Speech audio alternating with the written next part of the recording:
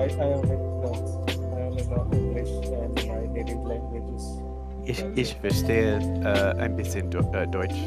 Hagen. Wieso das denn? That sounds like Was Dutch. hast du denn gelernt? Perfekt, er gehört ins Deutsch reden. Sehr gut. Endlich. Das ist sehr word for fast. Prayer, you're too fast for me right now. Du redest so schnell für mich. Schnell, ja. Schnell. Das ist richtig wert. Sollte ich langsamer reden? Is on Google Gerne. Translate time? He can answer you in a minute. Leute, wie geht's euch? Wie geht es euch? Okay. I see a guy talking about communication system, but he's been on. hold for- How are you? Wie geht's? Okay. Ja. I got the map. Oh. Same one as I have, Amazing. but with a bigger memory. Should I upgrade? Oh, it's even a newer one. Ah. Is Fable still on this awesome plan? Like, we can use it like there's no tomorrow?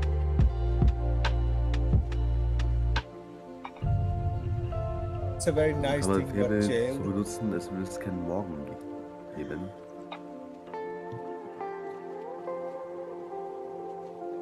Oh, wait 1 second. I have to set up my stuff. Yeah. No. Too late.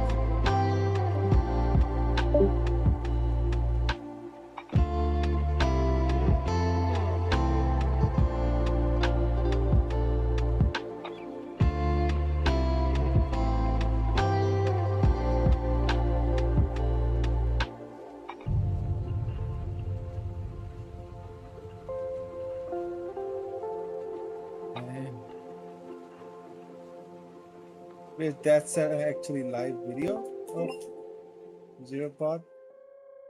Okay, I thought he was just playing like random recorded footage. Okay.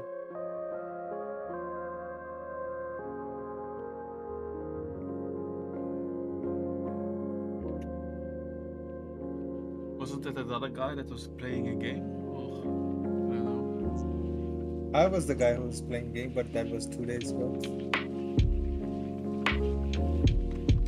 So I don't know. It's got 2 days. Sonic, where did you learn German? For 3 Monaten in Freiburg ist Leben. I studied abroad there. Ah, ich war Freiburg am Breisgau. Ja, das ist eine schöne Stadt.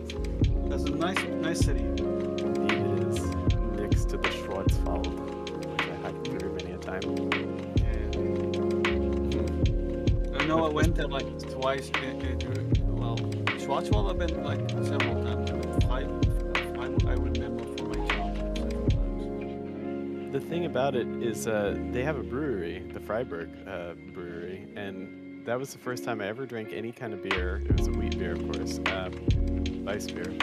That was, I never enjoyed beer at all before. I didn't even like to drink it. I would force it down. And now, after drinking that, I'm like, oh yeah, I can drink beer now. I can enjoy it because I had such a good time with it there. And I found a beer in America now that is called Schoenertag. It's an Enegren Schoenertag. It's brewed in Moore Park, California, but like it tastes as good as that beer was over there for the most part. It's the closest thing to it. So, Yeah, they actually it's an AI city because Black Forest Labs is located there. no kidding. Yeah. I was there in 2010, so that was a long time ago, relatively speaking. As far as I remember, it's a university town. Indeed. Well, I was there at the university learning the Oh, language. So there's still hope for that place, you know, if Black Forest Labs keeps. They were doing world models last I knew. Oh, that's interesting. What kind of world models? Yeah, well, everybody knows them for like Flux and stuff. But didn't they do something like that? Yeah, Black Forest Labs is called Black Forest Labs because it's in Schwarzwald, right? Natuurlijk. Does anyone have extra GPUs? I have a GPU extra right now. It's sitting in it's like a 1050 or something NVIDIA card. By that logic, I also have some extra GPUs. Yeah, I have a 97. I'm just reading the Wikipedia page of Freiburg, and it's the city in Baden-Württemberg mit der höchsten Kriminalitätsrate, like the highest crime rate. No shit. I'm thinking of getting R100. If you can get it, like a PCI Express card, you know, the one you can put in your PC. That one. Yeah, no, that's gonna be the Silver Edition. Since Oh. 2000, Okay, yeah, now you go all the way in. Yeah, it's cool if you can get that one. 8 of them. I can get them in December. Okay, open drug yeah, place, it's And makes sense. it's converted. church places, open drug exchange, and robbery and But theft. it hasn't come through, so. Wait, is this AI generated? You are generated. Yeah, that's kind of a scary thought, right? If I don't know if this is what you mean, but like if the articles and things we think we're reading that are actual history or facts have already been hallucinated by AI, and now that becomes our knowledge base that we're drawing upon, it's like, oh my That God. for sure will be the case in like Yeah, at because least this 10 is, years or so if for most stuff. I'm reading an outlier, right? Like I'm opening a Wikipedia page about a city in Germany, which I don't know anything about. Okay, Freiburg, yeah, I know the name, and it's a city where people are studying, and then highest crime rate? What? No, is that real or is that? And wait a second.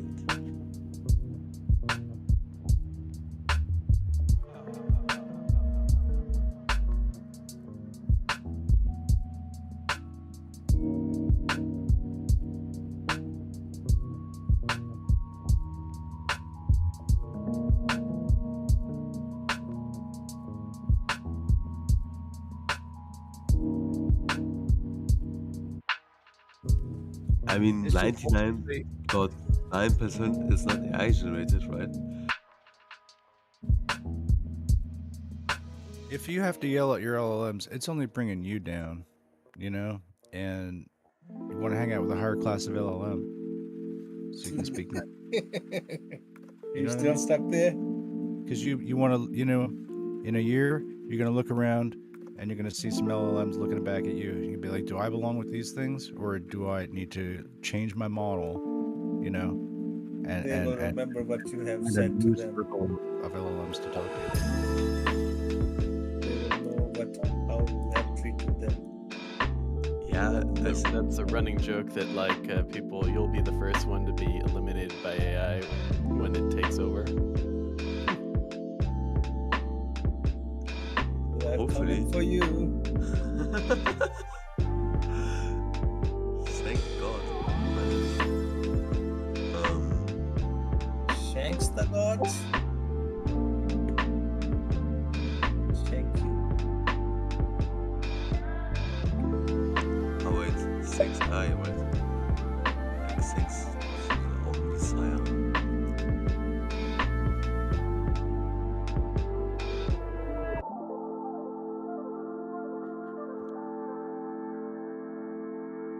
But the city looks pretty nice, actually. Yeah. This new like NVIDIA, what do we call it? The NVIDIA broadcast that I'm using to do the nice like background thing for Yeah, me yeah. is using about 40% of my GPU usage like constantly now, whereas normally I'm like idling at 5% or less. Can you lower the resolution? I could lower the resolution. I mean, I'm not running anything else, and I guess it would be less wear and tear of my card if I just did that, I suppose. Video settings, let me see what I can do. Why not just use a static one? That might reduce the usage. Sonic, can you help me setting up my 4090 Ti? That you people like can use it because it's sitting here and it's like to me it's like Fable.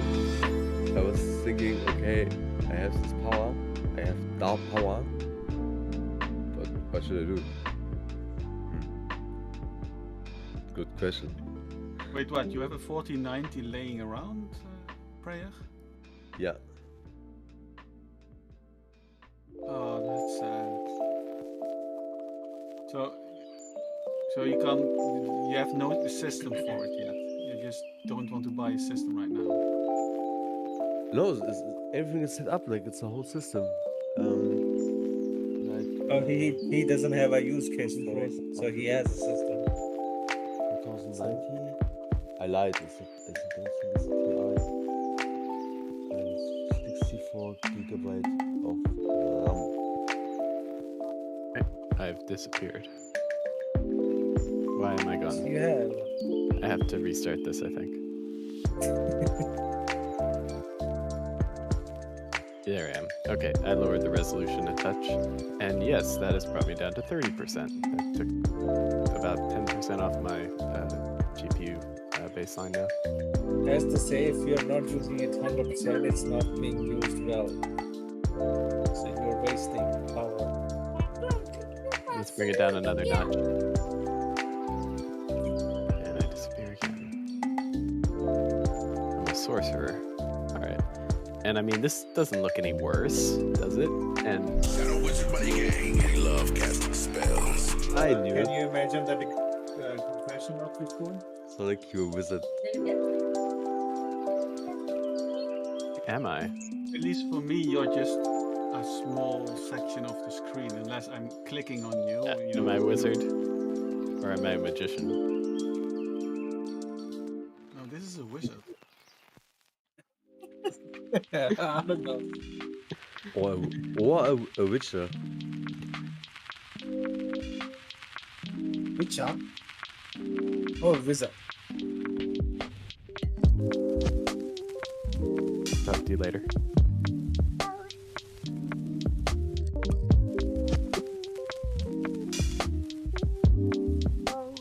Mozzarella. Mozzarella.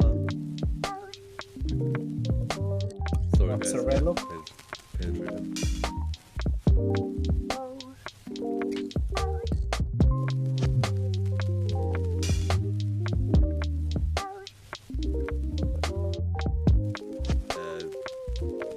Do you know Falco? Singer? It's an awesome. Yeah. Oh yeah. Okay, I know. Yeah. Yeah. Rock me Amadeus. Exactly. But then with mozzarella. Rock me mozzarella. Mozzarella. Mozzarella. Rock me mozzarella.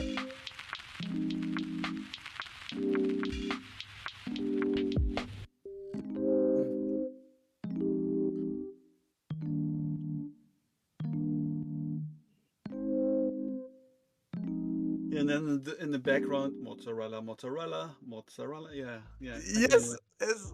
Yeah. Mozzarella, mozzarella, mozzarella. Rock me mozzarella.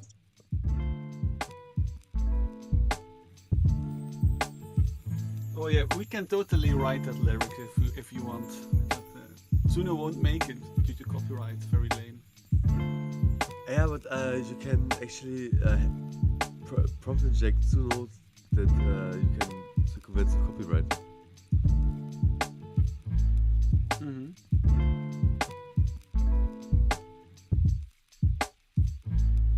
It's actually pretty easy. Why is the guy who's not even in the chat asking for why everyone is Demux, muted? it's an open source stem separation model. So you split the track in different stems and then you recombine it. Ta-da! No copyright.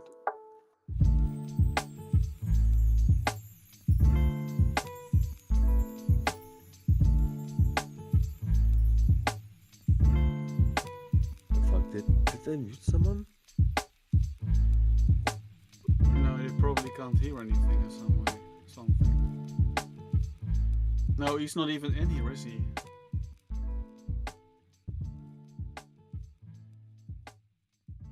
Ignore.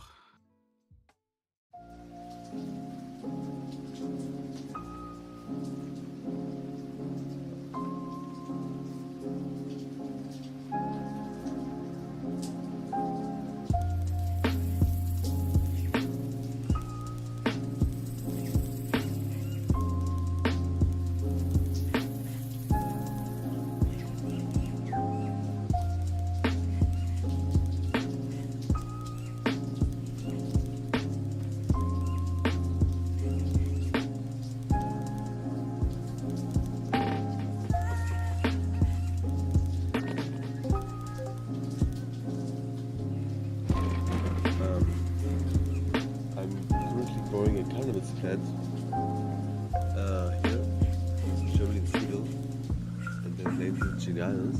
And holy fucking shit, I bought some fertilizer, and in 2 days, this plant went Donkey Kong mode.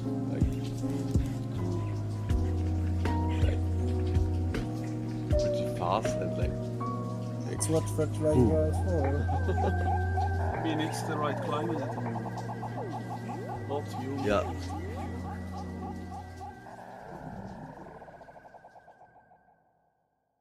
And in Germany you can let the plant grow till September. So July. How many? August. I think it's pretty much the same law as over here. Like you're also legally allowed to have a small number of plants. Per citizen, 3 plants, and I'm at the house of my mom, and legally I could grow 15 plants, actually. Oh. By the way, how does it work in Germany with coffee shops then? Can you legally buy them over there now? No, we fucked up, like, of course, we're Germans. They said, okay, there's two steps. First step, cannabis social clubs. And cannabis is legal and everything is in free plants. But not in front of the children and like not in front of schools, blah blah blah blah blah. But regulations regarding the social clubs are so big that there are not many social clubs. But they call it social clubs. Yeah, we call our name is not better like coffee shops. It's like very confusing. Well, you check, Actually, why was it called coffee shop in the first place? Good question. I really don't know. It seems like some typical name to obfuscate what it actually is. You know, the weed store.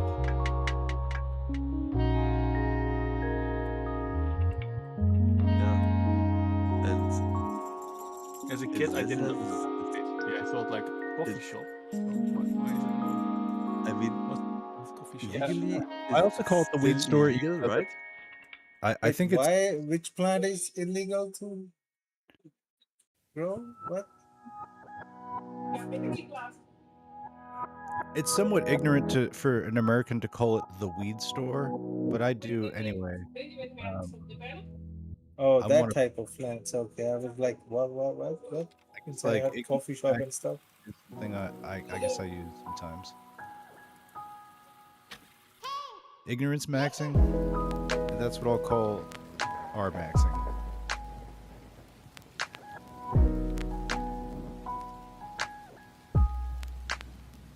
The weed store.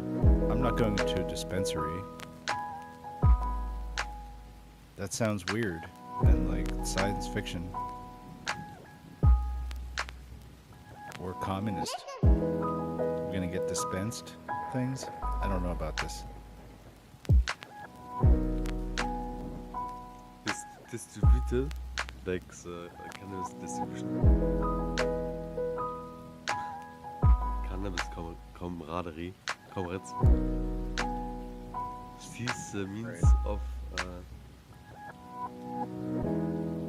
not production, but what's the funny word of getting high? These the means of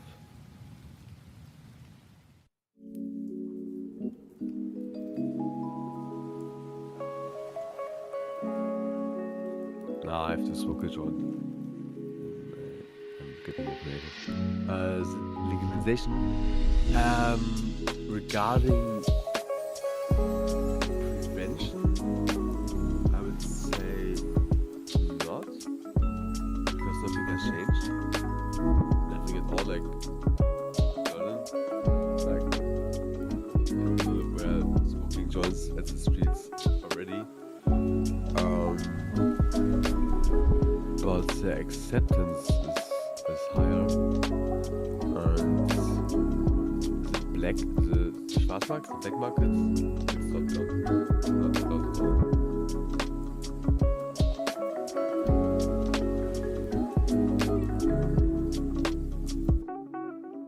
But you can get weed from the pharmacy. That's cool, but quite expensive.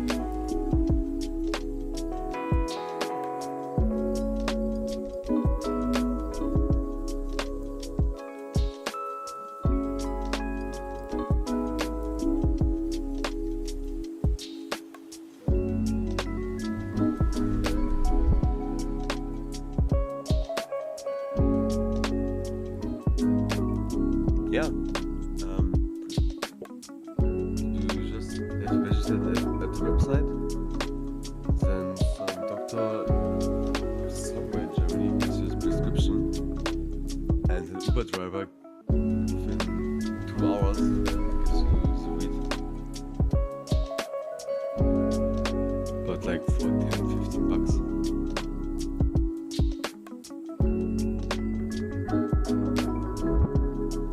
Is that a good price? I don't know. It is a very shitty price actually. It's like price of Schwarzmarkt, like, Okay.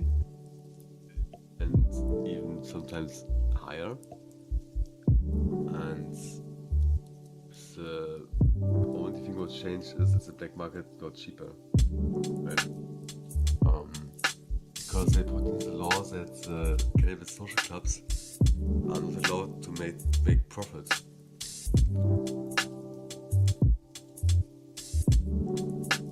So it's not profitable for people to do social clubs.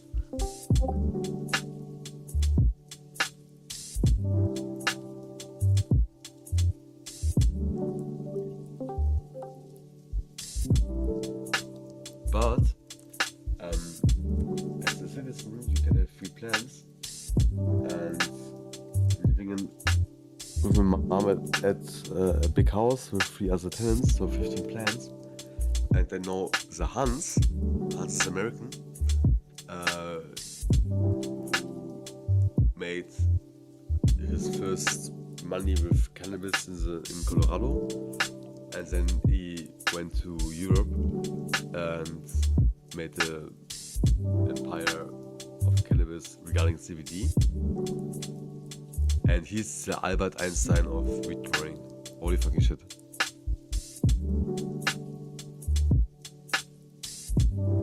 Like he means Now be potent and grow very well in the climate, you mean? Not about the potency, but you can make trees out of it. Like that, one plant can grow one kilogram of It Kokomasse, does make like- sense historically, because before this plant wasn't just drugs, of course. It's also fabric or paper or oils. Exactly, but you have to start at February already. Actually, I do wonder, like, if if you take the wheat plants, if you can also use the fibers, because I don't know if it's currently a waste product, if it's actually used. Definitely. Like, I mean, the male it's plant. like hemp fiber, but hemp cloth for like shirts and stuff supposedly is really good. Like better than And cotton. you can have as much male wheat plants as you want, and you just can have 3 female plants who are in Blüte, like who are flowering. So you can have also multiple female plants who are flowering. And I actually bought some seeds, but yeah, for the seeds it's too late. Because it takes about 2-3 months where it's growing, right? And I'm thinking about to cut the plant I'm having, the Giannis, and make clones out of it.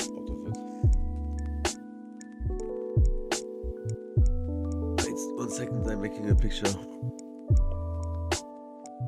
Yeah, and I really need to eat something. I'm starving.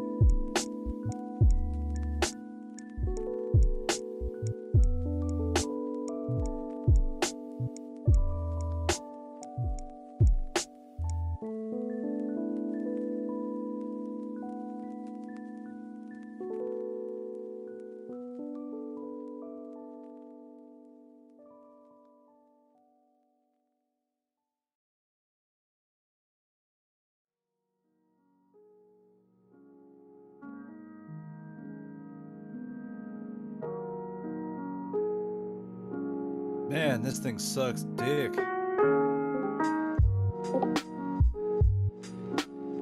Any progress? No, I cannot even get it to punish itself correctly now. I'm like, make Oh, me a wow. UI, so I just hit a button, and then it shoves the fucking thing into the Pi context window. And it's like, I'll do that, and then it made something so that I can read the punishments. And it's like, no, bitch, you do it. You fucking read it. You get the fucking input. Oh, man. It's just doing every little wormy bullshit move that it could possibly do to avoid actually accomplish the thing that I'm fucking laying squarely the fuck out for it to do. It's amazing. It's Maybe fucking try from fresh session it's or really something. intelligent, you know, in the way that it is trying to avoid fucking doing shit. It's almost intelligence I'm watching, you know? Oh yeah, that's a sign of intelligence. Like a Lazy little snake that runs intelligence. away. Like a little snake that runs away, and this thing should be tagging itself as I am acting like a little snake right now. And that really should be what it's pulling from in terms of its correction data. It should know that it should see by the patterns that it is acting like a little cowardly bitch and trying to pawn things off. It's acting like a little snake running away from things. It doesn't normally act like this, but I want to be able to correct in stream what's going on, and I need it to be able to understand and execute this loop. So even though I'm kind of making this seem like it's a disciplinary program, if I actually try to make it something useful, I feel like I'll get blocked too. That only because it seems absurd do I really get things done. It's like if I try to get something practical happening. Do you know what I'm saying? It's weird. Yeah. Will counterintuitive. Yeah, it's like you are not progressing, you are regressing. Into Every whatever time you're I trying try to do. like engineer something, it wants to lead me to somebody else's solution for their project, not my solution for my project. You know what I'm saying? Oh, so patchwork kind of thing, it just patching, not actually figuring out what is needed here, but just suggesting do that. Like, it's only inferring from what I'm kind of asking it to do from other projects or from other instances that's in its training data. It doesn't invent code; it references it. It references so it's finding other people's solutions to my problems and trying to fit that. And that's actually not what I'm trying to do. Sometimes, sometimes it is, but it doesn't do it when that is needed. It takes my creative stuff and it's like, oh, how can I shove this and make it normal? So I have to like really make a pronounced sort of prompt to it. Let you understand that I kind of want to develop in my way. I don't want to develop UI that looks like cookie cutter corporate stuff. When I make things that they're custom, So, that interact with it. How well defined is this UI that you want? Oh, it's. I work from just like getting a hero function that works, and then I recompose in a type of editor or something graphically that show where things should be. So I just do the visual refinements in that, and then shove that picture back, and then it says, "Oh, put this there. Go with these colors." There's a thing called Pencil. Have you tried that too? It's I think even now Let's Code, Claude and Codex, so it can create UI references. It's just like you can create in Figma. I only design need doc. good enough UI. I only need good enough UI to be functional and to make it Yeah, so yeah. that It pleasant can enough do for me bare to work minimum stuff, and it can reference like directly map that into an actual UI, code UI, But not just like like picture. yeah, like I wanted to have something that runs also that Yeah, it's is automated. It's is like an MCP, not like a running whole app. C it that's can running like in the browser as component pieces, basically to have like a bunch of tabs that are really doing structural things for the system, allowing me to access files, see things like that. Just run it in the browser. It'd be cool getting to that. If I can figure out this discipline loop, though, I can use it as a modulating script, not a disciplinary script. But I need to be able to target certain things and hook them, respond them. I've been working on those things for a bit too.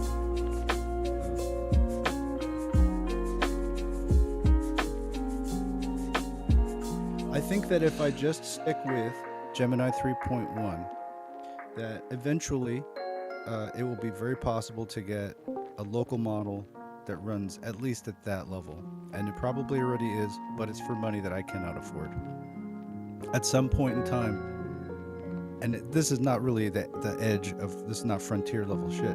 What I do think is from this basic bitch bot, that I should be able to construct out enough and scaffold enough other things to leverage it to be almost like frontier. And that's a presumption I have yet to prove. But I've noticed I can get it to, in certain instances, really be tuned nicely, work out. So if I just get this these series of tools correct, then I eventually should be able to run local. So Why are you putting so much work into something that over time the local models will just get better? no, they won't. Not this Yeah, they way. will. No, they won't. You don't think that new model, the new, what's it No, called? it's not a model thing. It's the inference thing that holds back the local AI. The interface, how it's like connected to all the tools and tool calls. The model alone can't do shit, and the local doesn't provide the same infrastructure the online one does. Like you can get the Gamma model, run it locally, or you can run the same from like Olama Cloud, and it won't be the same. No way. So you're saying the frontier models have things? No, not around. Frontier. Even No, the I'm same just saying. model. Yeah. Yeah, like yeah. All the cloud have, models Yeah, they have things around their model Yeah. that makes it better Yes. compared to local. So when you think about GPU models or like Claude models, they are basically the same data set. It might have minor updates. It's the around the whole thingy how it operates, but like it gets upgraded, makes it smart. Like how you can do like say something as simple as make this page like an HTML page for this, it will code it, and then you can do the same thing with a full-blown written skill, which like provides so much detailed information, and then do the same HTML like make this page. The result is like day and night. But isn't So that it's just the look- harness? Yeah, harness can be, but it's not the same level as. That's what I'm trying to say. The Yeah. Okay, we local do have and the it's not same. You have to we do do something. have So what's it called on the cloud side that's around the model? It's the interface like through Weave does, like it goes through the, I think it's a layer of other softwares that like manage and do guardrail stuff. And most I of know those they stuff talked you get. recently about classifiers or like security and stuff, right? Yeah. It's like the whole thing. I don't think if like the normal stuff you ever like get an actual model to like spin up and make a response. It's always somebody asks for something and it's already cached somewhere and that it's given to you by changing it to something to align with what your request. It's not entirely newly generated info. Not Is talking there- about is coding, there a like wo- just in Yeah. Is there a word that they I call this can't- sort of thing? You can say harness, like it's a interface. I don't know. I'm not sure about that, but there's like something that makes the same model works better in the cloud. The whole setup. at the end of the day, it's not the name; it's how it functions. The system. Yeah, it's entirely different. It's not like same thing. Like you can say it's a TUI harness, like open code, and it makes it do this. So, for example, That's just like the It's- interface. But what I wanted to say is, Snaxia was complaining about UI, and we do have cloud design, but we also have open design. yeah, open design, yes. Yes, So, and that is like a local harness you can run. And I don't know if open design will get improved. But certainly, other open design never did a shit for me, so it's useless. Even though I work at UI stuff, I somehow know something about UI, but it never worked for me. no, Never but with local models, not with the API keys or Claude model. It never worked the same as the Claude design works. do you know what you want? Because the most important thing is the UI design. Exactly. I The I experience. even like tried to recreate what I actually have in code. And as a data set like the thing that I have already created, just try to test it with simple things. I didn't make any fix, like some demo level shit that did nothing, even the bare minimum did nothing, other than the one of the fixed already developed templates it has. It didn't do anything other than that. No matter which model I gave it from GPU or like other open source models, weight models, didn't do anything. No matter it was local or I don't know if it was on me, but it shouldn't. Like it didn't need so much of a configuration. You just plug in API key and just send it. It should create something. It never did. I even tried like 3 iteration of it, like after time, if it improved. I don't know if it's just me Could be. or not, but yeah. So Like if you have, never worked other than the default templates it has. Yeah, but Snax was complaining because No, his issue is something different. Yeah, he's I need a getting the therapist, result, dude. but the AI is just like not doing it.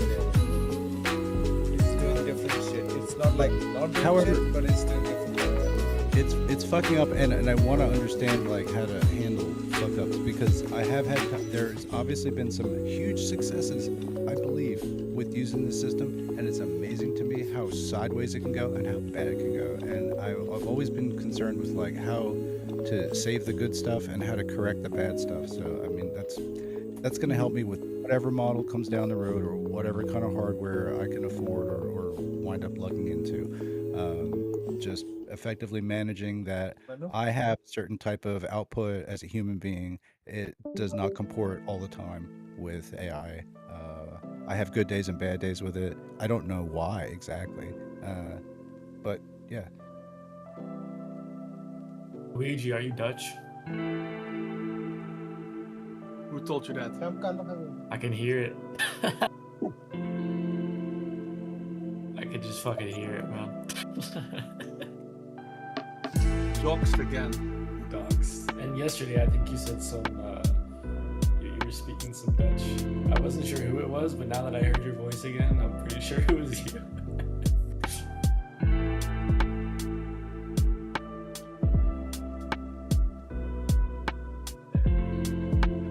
But Snacks, are you using Frontier models to help you with what you're trying to do with the local model?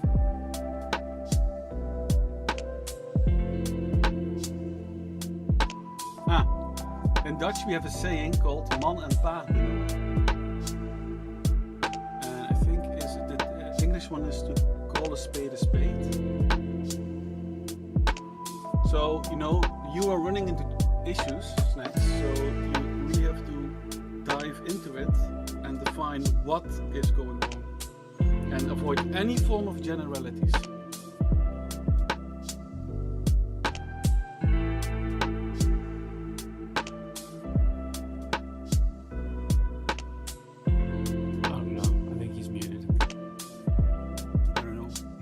Probably cursing at the model, or the model is cursing at him. Yeah, but you know, give him stuff. If you have the feeling that you have no sense of control of output, then it can drive you crazy. So. Did he say what local model he's using? Gemini 3.0, I think. It's not a local model. It's just. I don't know. He says it's a local. I don't fully understand, but he's trying to do, or maybe it's a Gamma. I have used Gemini a lot, but I kind of know what it can't and can do. It can do some vision things decently. So for UI, yes, it can do things, but you really have to. He comes and goes with this rant, so there's no full picture. All I know is that he said anti-gravity, Gemini, and then it's not doing something that it asked. It's not fixing it. It's just like avoiding doing the work and derailing. That's what's going on. The problem with I don't know why he said like local thing, or maybe he's trying something with local. No, he said if I'm gonna soldier on with the Gemini 3.1 Pro and simply never upgrade, eventually a local model will come along that's on the same path. So if I'm able to work with this level of LLM, I think Gamma 4 does better, basically. Actually, Gamma 4 has just been updated. Again? Somewhere else. Yeah, they made a new checkpoint of the same model and refined it. But let me. Yeah, it's nice. I tried sometime with the UI stuff. I use it through the Ulama Cloud. It's free there. So if I need something, it's a very nice for just UI stuff. I think there was a message that said 31B and E2B, one of the smaller ones, can't update. Yeah. The 26 E2. No, the 31B. Yes, they made like a very small one for like mobile devices. That was already out. Yeah, that's out. That's out. But they updated it supposedly. I'm trying to find that I don't know. But I think the smaller, like for laptops, they advertised was the latest one. If they even updated the bigger one, I don't know. They did. What was the model that released yesterday? Or the yesterday?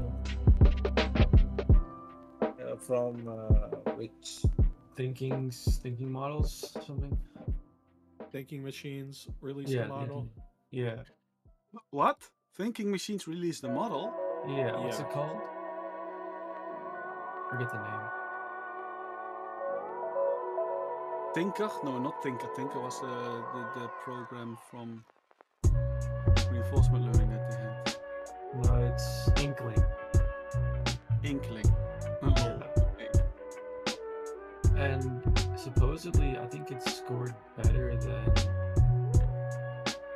I think I've seen it. Somebody posting like charts.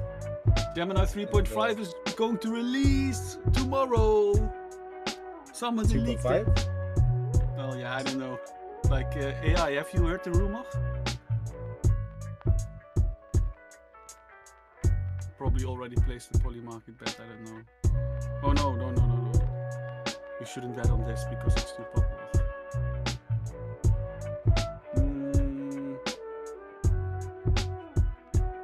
Well, Polymarket says hard no, so it's probably not tomorrow. It's 9% at the moment, so somebody's gonna win a lot of money if it releases tomorrow. Did some stuff about that. I can't find it on open code Discord.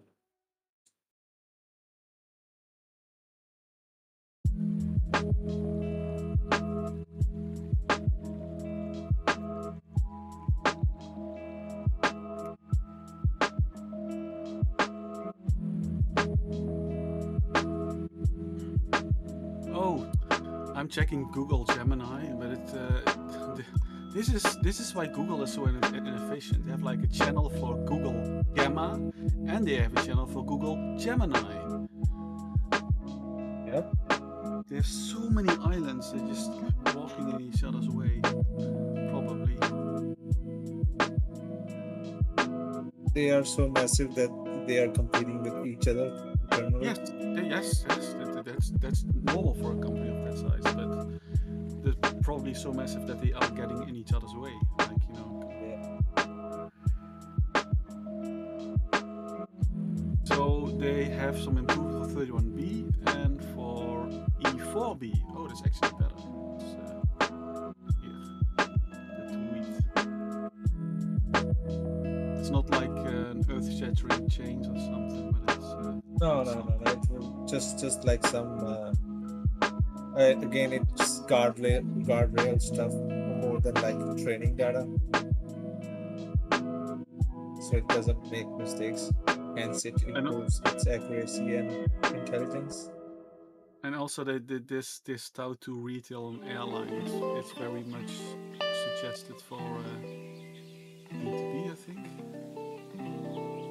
Oh yeah, TB2 agents. It went from 0 to 2.2%.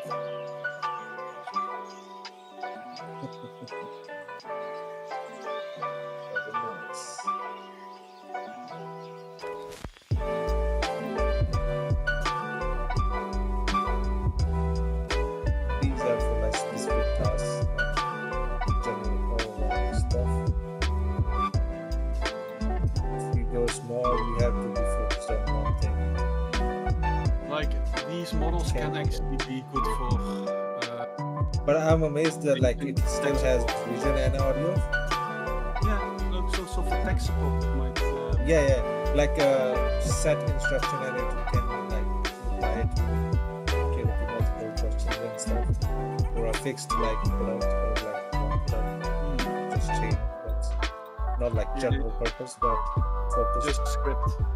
Yeah. Give it a script where it called So people who call.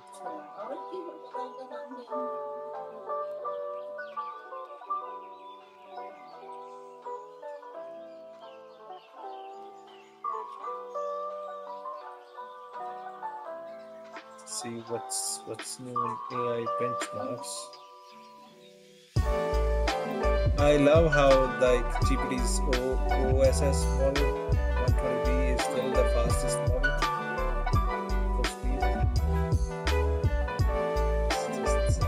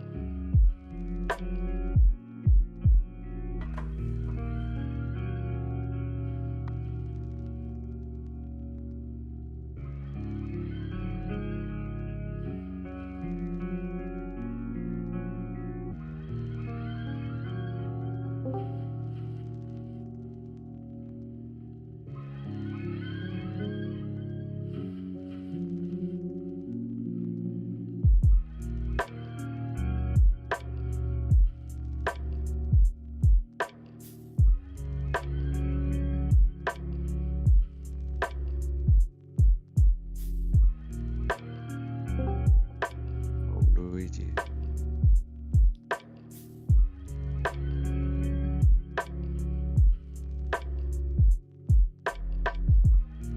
Back in Sweden again, I see.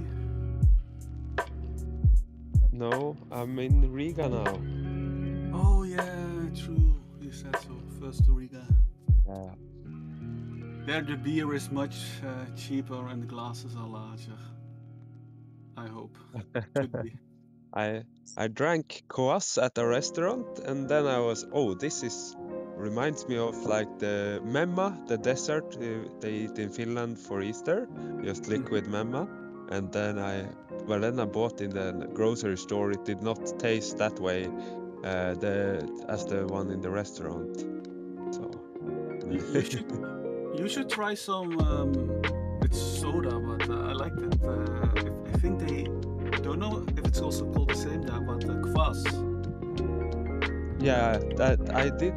That's what I did try kvass at the restaurant, and that's the one that I thought reminded me of memma or memmi. Oh, that's what you said. My bad. No, wait, yeah, that in- was in- nice. In Yeah, it was Sweden, both of the ones were kvass, but the first one, I don't know what kind. It just said kvass on the menu.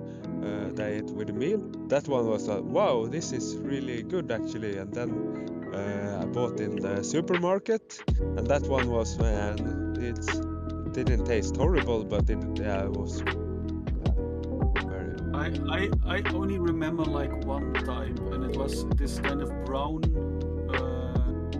kind of soda based on Yeah. fermented bread. Yeah, it looked a bit like almost very dark brown, almost black. The first one. Yeah, exactly. Oh yeah, that's the one I thought was good, but Yeah, someone told me like, yeah, I also tried like bread drink, and it was like they call it yellowy or something like that. And that one was, they found it was disgusting, but yeah, I only when I was there, I only had those bottles. I had But it was in like Lithuania. some. There was a local brewery there. I had some pine cone drink from Uzbekistan. And that one was also very interesting. It reminded me of Norwegian ginger beer that they have for, like non-alcoholic ginger beer that they have for Christmas. Very sweet. I've never heard But of there- that. I should writing this down. Just taste-wise, it didn't contain ginger. I think the Norwegian ginger beer does not contain ginger either. It's just like artificial. But yeah, it was like some. I can put the picture up of the drink that I had. But Yeah, this is like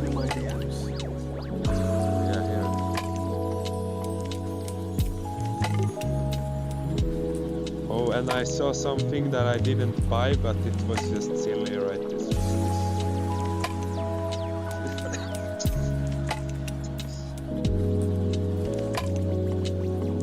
Brain rot and 6-7.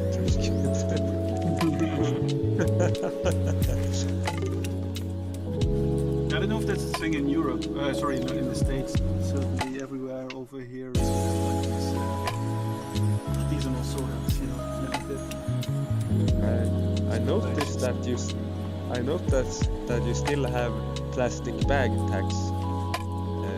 Wait. I went to Albertine Yeah? when I was in Amsterdam.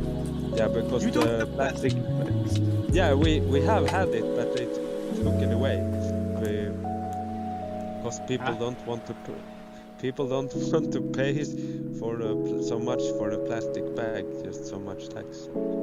Yeah, I thought but, actually that the plastic peop- bag tax was a EU thing. So Yeah, some people. No, I think it's individual countries. But like the price of the plastic bag has gone up a little bit compared to before. There were ever any tax on it, but it's but it's more like 4% instead of 80 on the plastic bag.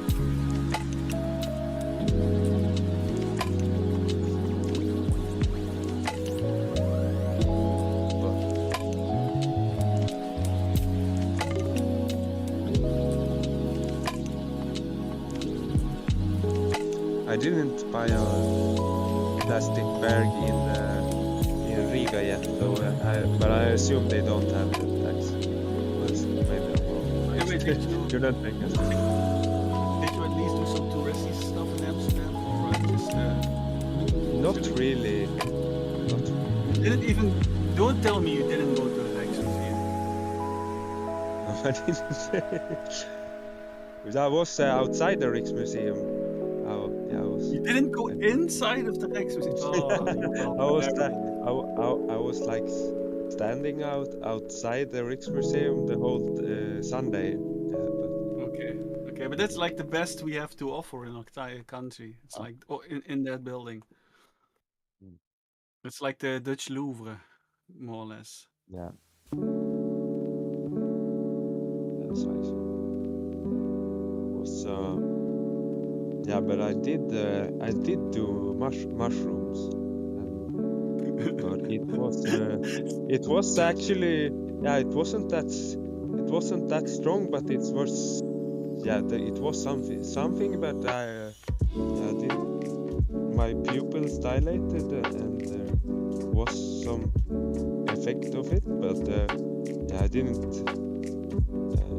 I don't know. It wasn't so. They said that was a very strong dose, 20 grams, but didn't hallucinate or like I didn't imagine stuff or think some stuff that were like really strange, or I didn't see things or hear things or that kind of stuff,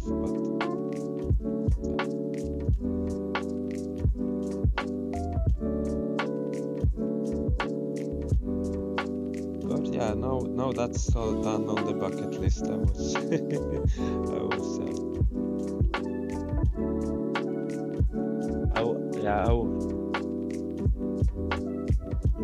No, but what else did you do in there? Just hang out and chill all day or what? Yeah, I went to the Cypher Spa. This you know, the hotel spa where near the Amsterdamse Bos. Cypher. Yeah, no clue. Okay, but and then I went to outreach with Vegan Future. That was when we were outside the Rijksmuseum, which were like catching people coming in and out. And then I also did outreach with AV, like Anonymous for the Voiceless, and that was really tiresome because most of the time I was holding the TV screen, right? But So I can show the picture. So I have a group picture. But I wasn't doing that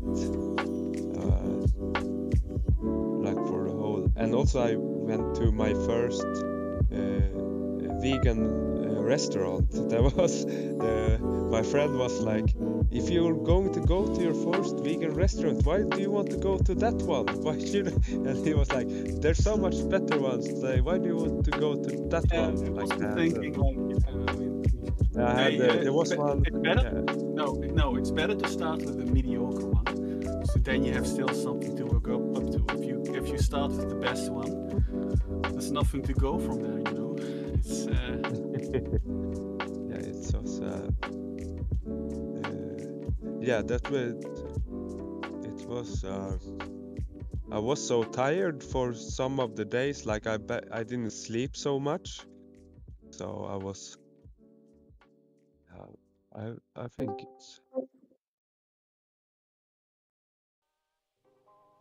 like one. I had like hope that I would meet one of these Discord people that had disappeared from Discord, and I was thinking like, where are they? Said they were going to go to Amsterdam for the and stand at Dam Square, so maybe I go there and meet them there.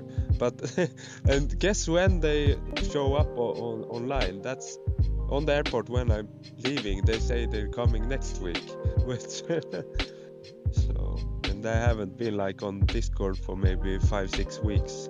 So I was just thinking, I have to go and see if they're there. But it's I met the guy that was like trip sitting or walking with me when I was on mushrooms.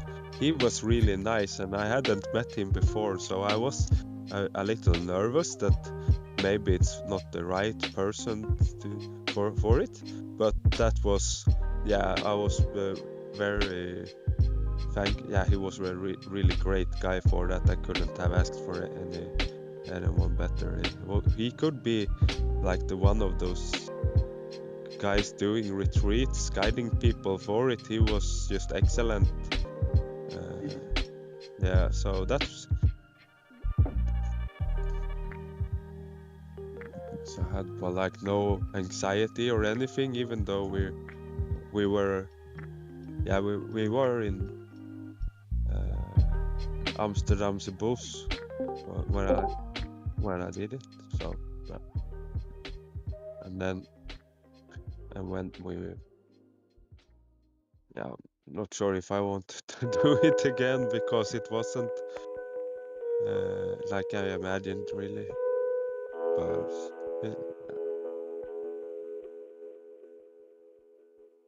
I was hoping for more like psychedelic, not experience. I don't know, like more. I think you already done LSD in your life, right? Yeah. There was someone who said like, if you done that, then this is not Myler, and maybe that's true. Yeah.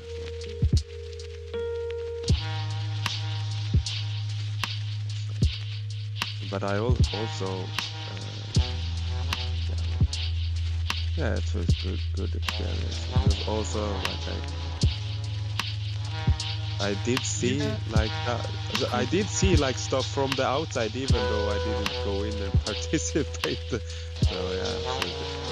okay. But did they only hand out like one dose? Because I see what Bob just said.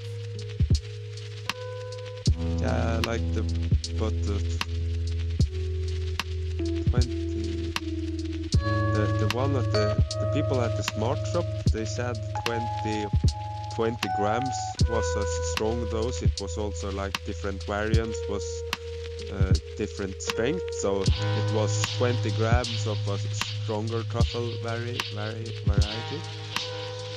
So, but of course, someone could buy many packages that says on them never take more than one, and it's also they say never smoke marijuana together with the mushroom. So of course, if you combine that, I did not do that. So you could get a stronger experience if you if you smoke to get together with the mushrooms, which I did not do. So I'm just happy I wasn't there for it. you were Feels happy you tiring. were not there for it. Yeah, it feels tiring, this tripping, you know. Feels like work. God damn it. You know, you take a stuff and then you have to, you know, spend hours on a trip, walk around. God damn.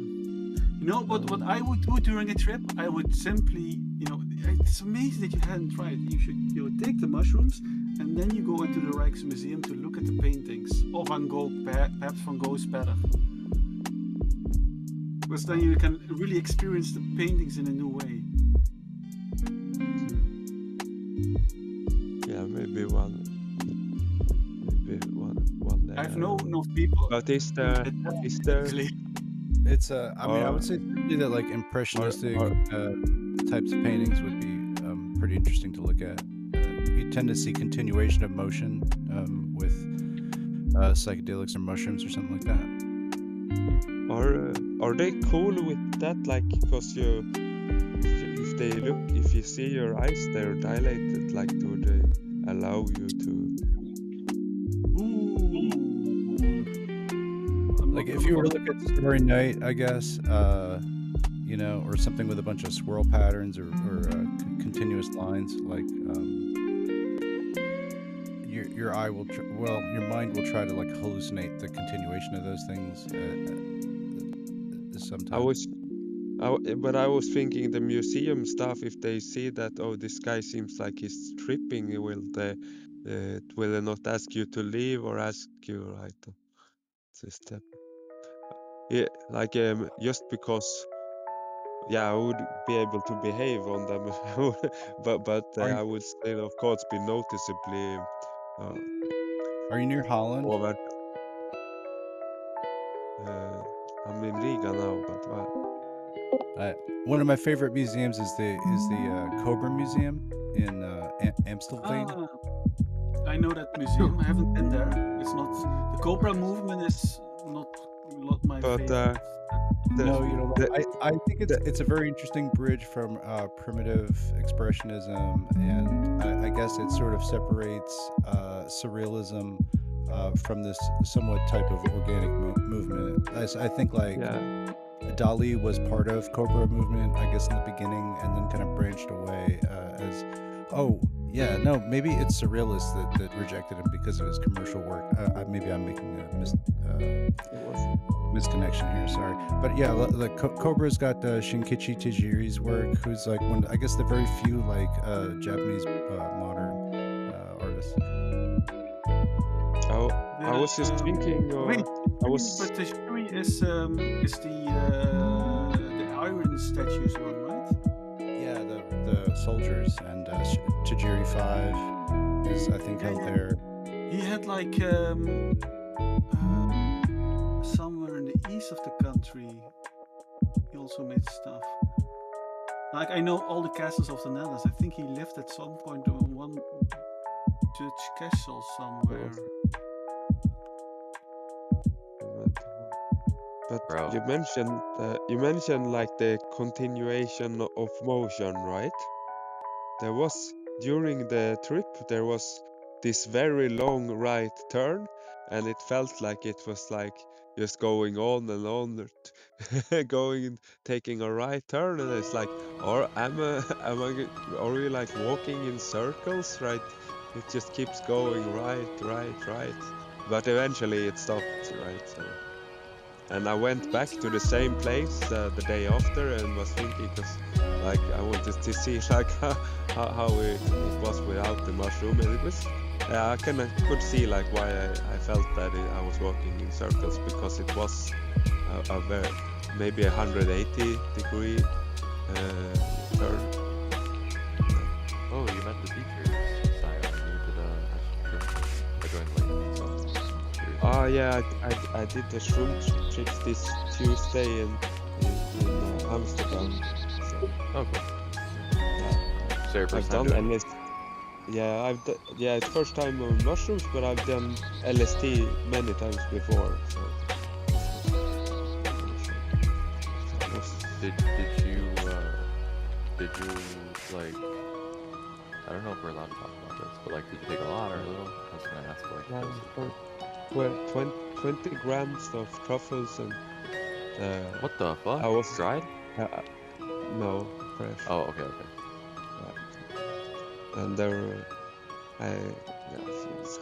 of this one of the stronger ones they sold at the Smart Shop, because I was thinking to take like 20 grams of a mild one, or to say, yeah, but for you, maybe if you want something a stronger experience, you should maybe take one of the stronger kinds they sell. It's different. So it was still. Sorry to interrupt you. It's a really big difference with dried and fresh, and like with the water in it. Well, yeah. It was. Which is good. It's actually, I think, like more interactive and feels more connected when you do it with them being wet still. I've never tried truffles though, but overall, was the experience good? Yeah, it was. I think the guy who was like doing it, I didn't know the guy from before, and I was a bit nervous before doing it, like who he was, and because that would color the experience, right? But the trip itself was not nothing to write home about. But that guy was really good. I think that was a pleasure to meet him and like talk. I yapped a lot while I was. Yeah. You make a lot of connections when you're on that one specifically. And it wasn't like any schizo stuff, really. It was like, but I talked a lot and he listened, and he didn't make it feel odd or anything. It just, and it was a nice day, beautiful.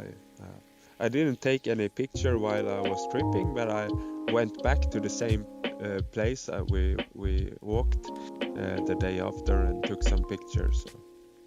So because I wanted to see it, and also I wanted pictures of it, and so where I had the memories. I don't know. I guess that's different than my experiences with them, because I've not done it like one with another person or like out in public. I've always just like put on headphones and an eye mask and like don't want any sensory perception. But I do suggest trying that once, and if you do, just know. I should just ask you this: like, do you plan on doing them again in the future, or was this like a one and done thing? No, maybe I will see if I'll do DMT. That's what. Oh yeah, that one's crazy. Yeah. The thing with a lot of the places where they do this as a I forgot, not resort, they do a retreat kind of thing where they offer it. They take it from the Toad, which I don't want to do. Yeah, that also makes a big difference as well. Yeah, I've seen some places where they they have the 5-MeO DMT, but not from Toad, but just those particular ones. I haven't been. Those haven't spoken to me. So if I get the opportunity to take it as a reasonable price, and also the person, some of the people who are offering it seems very like very bad people for to take it with the ones who offer the retreats. Yeah. So Awesome. Well, I'm glad you had a good experience. Yeah. So maybe one day DMT. I've never done any psychedelics besides mushrooms, but I've done that with shitload. Curious to try DMT as well. Yeah. Maybe with DMT it would matter less who you're doing it with. It would matter who you have around afterwards, perhaps. But during the trip, you won't maybe be connectable. I don't know. You'll be maybe unplugged. it would be colored. Yeah, maybe. I don't know if your experience is colored by what's happening around you, or if you're totally in another dimension, perhaps. I think it's always going to be colored by your experience and what led you up to that. especially like the past day and week, I think really affects your experience if you're not around people. At least for me, that's been the case. Yeah. Well, with May I interfere with a question? yeah, for Does sure, bro. anyone here live in Europe and has access to Kimi K3 on web-based agent? Is it out? I thought they deleted it. Like some guys Kimi on the K3. channels are the talking last, like, about being 2 available hours. on the Kimi CLI. I don't know what that is even. Moonshot Kimi, the Kimi K3 model. Do you guys like Kimi's models? Yeah, pretty decent. Like, would you prefer that over? Yeah, they're for calling the example- Chinese Fable 5. Really? Yeah, it's supposed to be I Chinese saw Fable. that on Reddit. Oh wow. Okay. Well, I was gonna say like for me, I really have a good look with GLM 5.2. It's a little expensive for the Chinese models, but Kimi was also expensive. But I don't know if it's like if it's gotten a lot better since I last used it. Reddit claims like just below Fable 5 and GPT 5.6, so it's pretty impressive, given they don't have the same hardware. And there's It's there's even newer GLM on the roadmap soon, the 5.3. Yeah. Is this Have you picture guys? bullshit? Because this is yen. It has to be dollars or something. Have you guys tried? Anybody in here using local models? Yes, I was running Bonsai yesterday. Oh yeah, I just downloaded that. Does it actually like work like locally? Like, is it actually as good as the web browser WebGL one? What? No, Oh, you never tried it? it was already a local model. No, I know, but you can host it in Hugging Face on the. But okay, anyways. Ooh, no, I've never compared it to that. Like I was comparing it to the. How was you running a Qt3 Quant, and it was better than the Qt3 Quant I was running. Oh wow. Yeah, it has to be because this is the special sauce, being able to, Yeah, it's make crazy. those models. I There tried it on might the web be a before I catch. downloaded it. There might be a catch that there is some loss in stuff that is less likely to be used. So perhaps it's not so good at Swedish and Dutch. Oh That sure. might Yeah. just be. But yeah, I could run it even with my AMD setup unoptimized using Vulkan. It was giving me 50 tokens for the ternary one and 60 tokens a second for the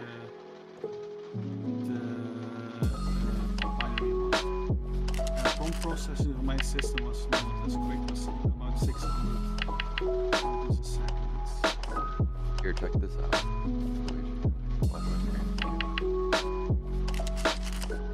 Are you scraping it? No. I want to show you.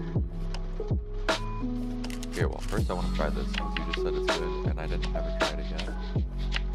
I did not try it as that context. Just, like if I go up to 260 locally, it's fast.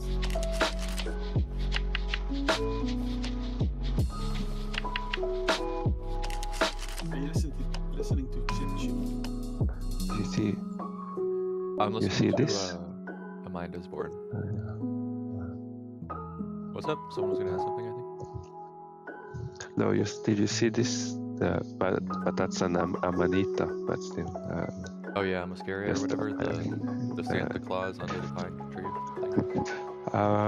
thing. I met someone in Sweden who was doing Amanita, and they were drying it, and I think you have to kind of dry it because otherwise it's poisonous. And they gave me like a little container of it that I had it for the longest time because I was like I don't really want to do Amanita. It's neurotoxic and it's like not the really. They're As all I read toxic. about it, it's not the kind. Yeah, so Like they're all toxic though, even silly. Yeah, after like years of having that, I tried a bit of it, but I didn't feel anything. Maybe it loses the potency if you're not if it's just stored for a very long time. Oh yeah. Yeah, so I didn't haven't. Yeah, and then I threw out the rest, and yeah. But this person, were taking it like every day because you don't get the kind of I forgot the term, that you don't lose the intensity the next day if you can keep taking Tolerance, Amanita. Yeah, you don't develop tolerance the way you do with Oh, that's cool. psilocybin and stuff. So you can just keep taking it, but it's not good for you. Yeah, of course. Yeah. All right. So bonsai seems pretty smart so far. From my best. I wanted to show you something else though, Luigi, since you're into local models. I don't know if you've seen this. Have you seen Quithos? Not yet, but I assume it's like a fine-tuned model based on distilled mythos traces. Yeah, and it goes up to 1 million context window. It's a 9p dense. But what kind of traces are these traces? Like, we'd have to look at the traces to see if it's actually interesting. If it's a cybersecurity trace, because it's mythos. So I had it doing. I didn't use this one. For the task I had it. There's an uncensored version from Hui Hui, and so I was using that one yesterday inside of my Hermes, and I had it doing some crazy shit. Wait, actually, let me load that one.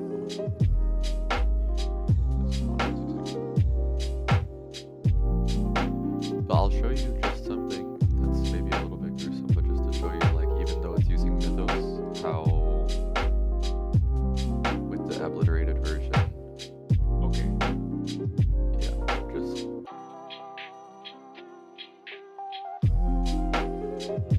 just to test it. Okay, I'm not like a psycho, but you read that, right? I mean, at least you didn't go to something that was actually really gruesome. I mean, yeah, true. Well, we can come to something much worse. I know. It was like I was so tired. Still.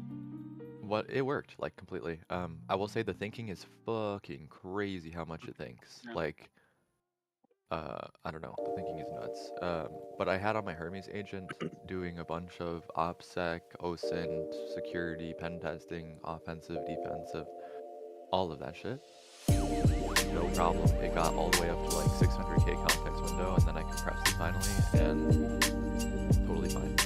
Like, worked, and I was very impressed. It's a little slow because it's a dense model, but it's really impressed me so much so that I actually prefer to use that over the I don't have them on this machine, but the Quopus and Quable MOEs. I actually think this one's better. Yeah, let's see. The reason to use bonsai is for anything that's not, that doesn't require obliteration. Yeah. There was no obliterated model. I tried to find one. I couldn't find one. It's just released, and actually, I know. When you think of it, you shouldn't expect one. Really? Yeah, let's think about it. Like, the only way you might be able to create a fine-tuned model like that that I can come up with is the Equal method, where you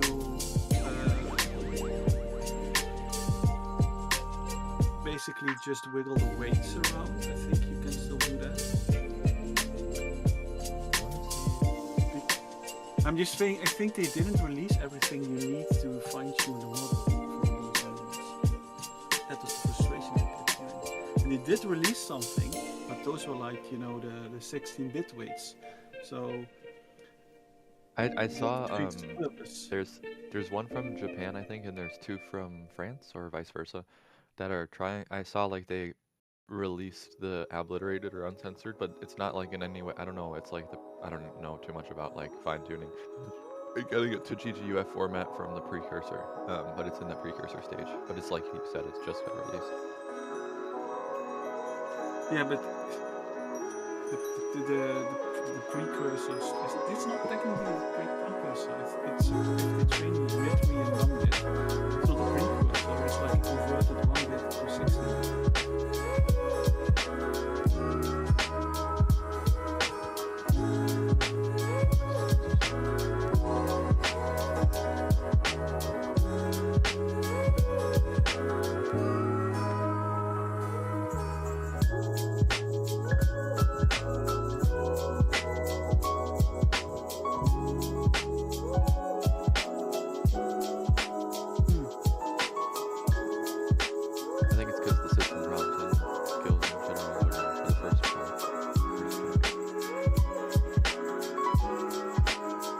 I want to see its web scraping capabilities. I want to see what I need it to do, because it's really, when I tested it, the 1-bit version in the browser, there was like a WebGL rendering, and it was really impressive. I was dumbfounded, thinking, this may be a really good step in the right direction for local.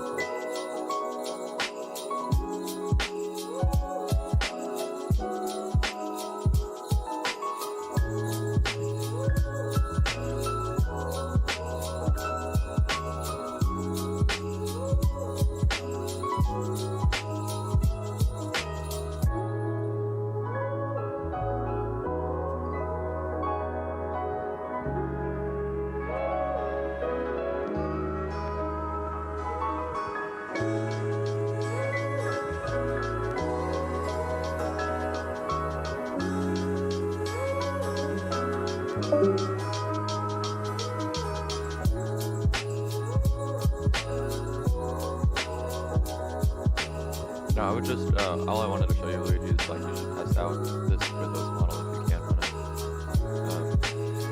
I was really impressed with it. Yeah, but that should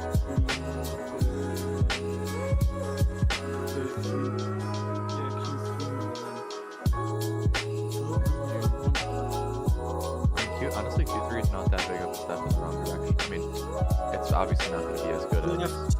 I guess for Smut Store. Is that what your use case is? Okay. Hey, I don't know.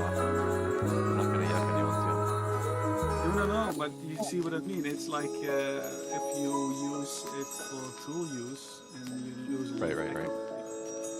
It's only gonna be very. If you might be able to find an IQ3M. Yeah, that's what that was what I was using. I've had really good luck with those. Also not as fast, so I could technically try it, but only when I need an obliterated model, because I would just... Hero. What's up, bro? What's the model you're using? Is that Bonsai? I'm trying Bonsai right now, and it's good that you just joined in because I was telling Luigi, Trench, have you tried Quithos? Yes, I have. But okay, so I have Flavel. Quithos is interesting. I'm having some weird issues with some of these table words. So how's Quithos treating you? You were just trying it. I was just using it, and it's really good. Also, what the hell's Bonsai doing here? So how's Bonsai? I haven't tried that one yet. I just put it inside of my Hermes, and it's tripping. It's tripping? No. It's just giving me a, it's giving me a weird thingy. Hold on, sorry. No, you're fine. It's like... Man, I'm still over here, like... Oh, sorry, go ahead.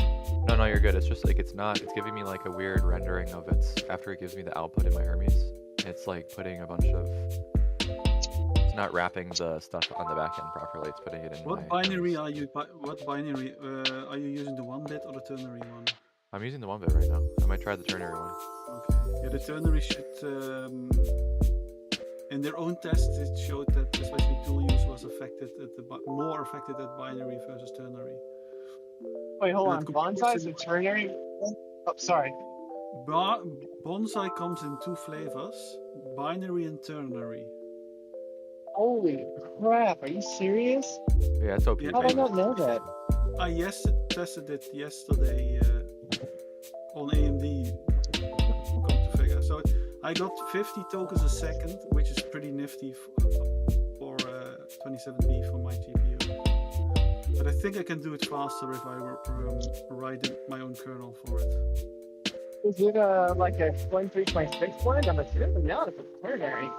No, it's based on Qwen 3.6 27B, but according to Really? somebody who claims to know, it was like, yeah, it's based on, and they use a data set, but it's not exactly the same training, so it will perform differently. Which probably I mean, my experience between Bonsai 8B and Qwen 3 8B was that there was a noticeable difference, but that was not a bad model. Like, I use it for story writing. It was really not obliterated. I knew that. Like, Interesting. Yeah, because Southpaw mentioned it to me last night, and I was wondering what he was so excited about. And then he didn't say anything else about it. So I was like, what's going on here? yeah, it's an That's example. awesome. So yeah, but like in the past, like the only like primary model was like a 1B model. So they finally did a 27B. That's amazing. Well, everybody was asking for it,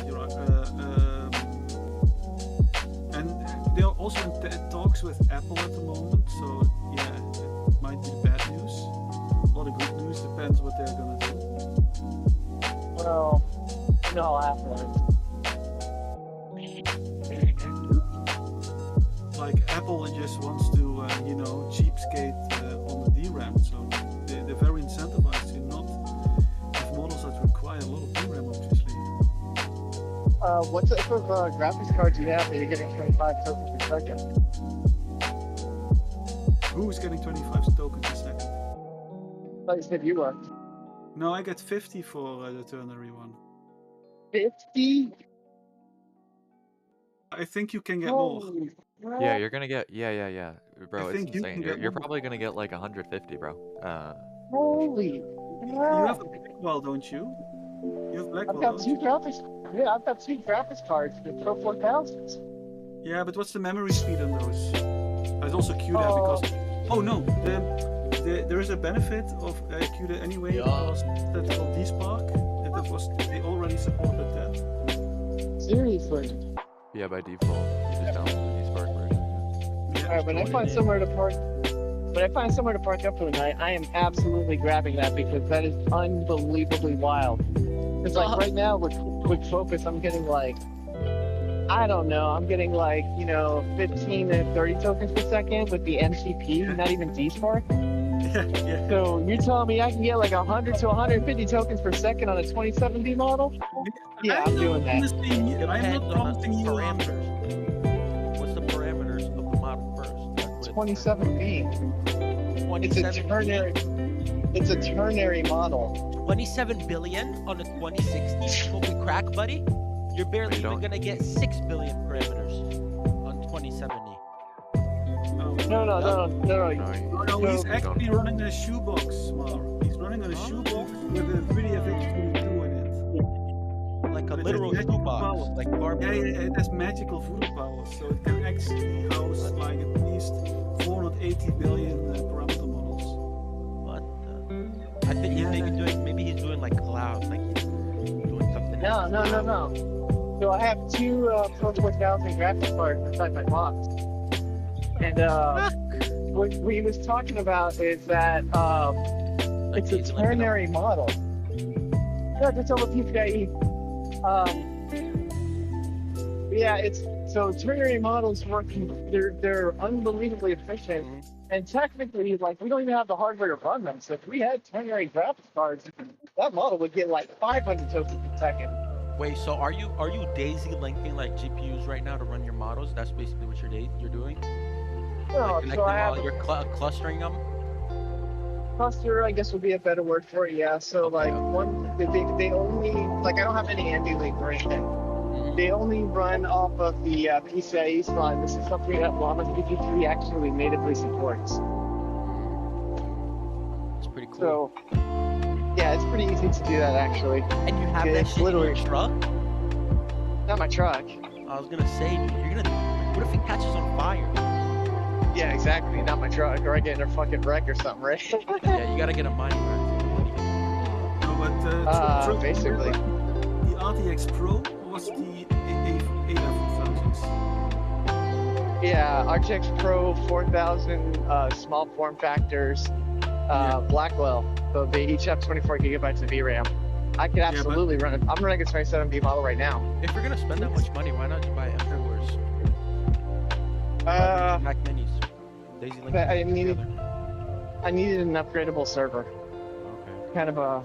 So Yeah, but don't. Yeah, so I can upgrade the hardware. But don't get me wrong, I am absolutely going to freaking. I've been thinking about it. I'm gonna get one of those new Macs when the new ones drop, you know, and then hopefully I can get one with like 512 gigabytes of unified memory. Yeah, Network Chunk has a video on it. Definitely check them out. Network Chunk has a video on it. They link a bunch of M4 videos and or a bunch of I've seen them. Optimization. Trucker, those I've seen videos like that. Those M5s might be really good buy for the upcoming 1.5 years. Because Yeah, the that's M6 has been cancelled. So after M5 They cancelled it? Really? Well, yeah, they cancelled M6 Ultra to skip to I can get- M7. God damn. $1,599? I'll be right back, guys. Macs are so expensive, yo. I head out too. It was nice catching up with you guys. I just wanted to pop in and say hi. Glad you guys are still doing good. Hermes is still going strong. Oh yeah. Going strong. For some reason, the ternary model won't load for me. Can I get an error? Oh, well, you're usually running it in the cloud, right? So I mean, I had to install something, their own latest Llama CPP. Yeah, that's what it is. 0128 or something. Needed support. Okay, that's probably Don't know. I mean, you're probably running NVIDIA, right? So. No, I'm on. Oh, yeah. I thought I saw MLX support. No, I don't really use that. For some reason, MLX. There's MLX support. I run it on my Mac because I was trying to find. I forget which one I'm running. I have like a little MacBook Pro that really only has about 10 gigs of usable space with my other apps running, and that thing kicks ass. So it'll definitely run on your Mac. I don't know. No, but they have like they have their own Llama CPP phone.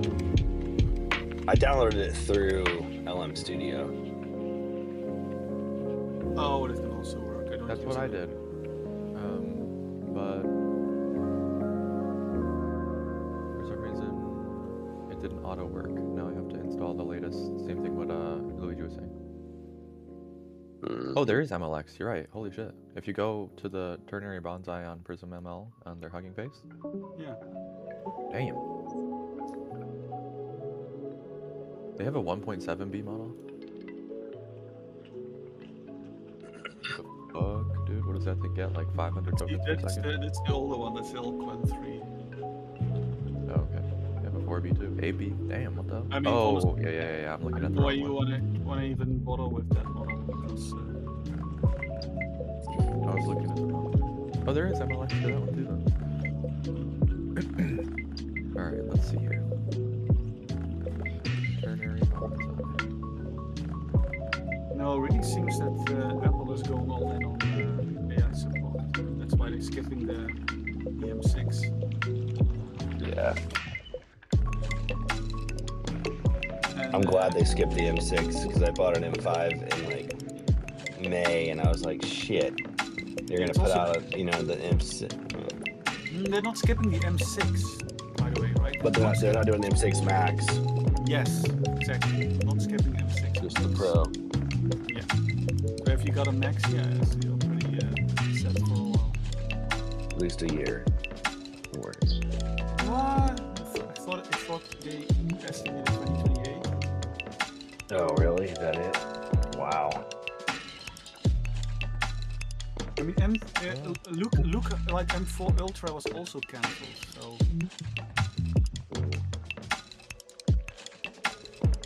Did I download the wrong? Alright, bro, what the hell's going on?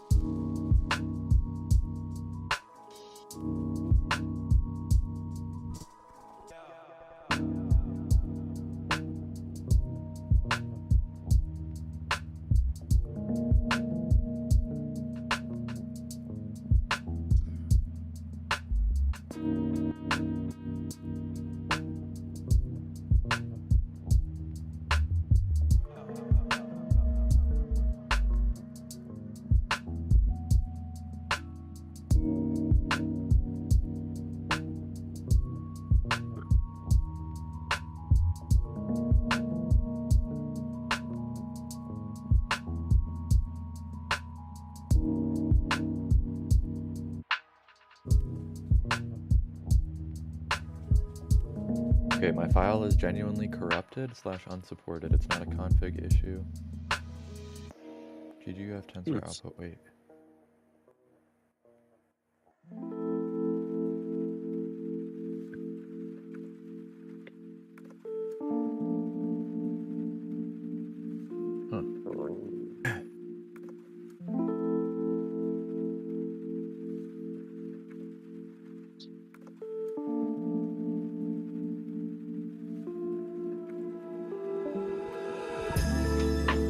Luigi, what did you say? The Llama CPP was outdated or something?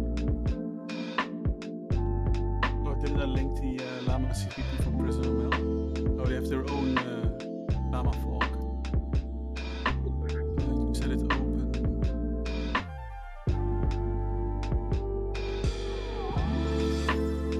Wait, is it Mintplex Labs now?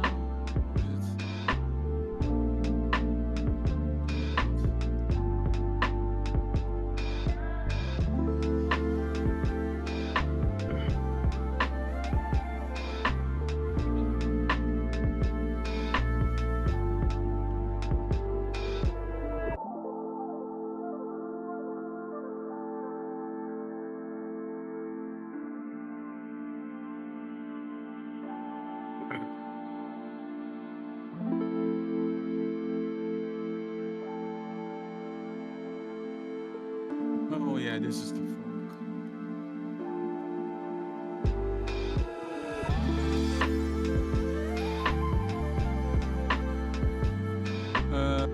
Oh shit, sorry, I sent you the wrong one. I think. I'm not sure.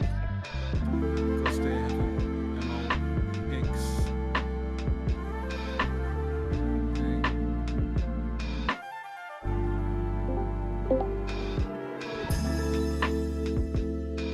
Oh yeah.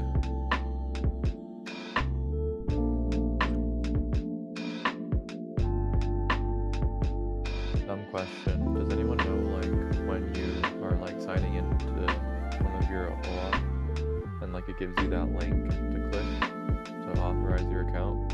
If someone takes that link, is there anything sensitive?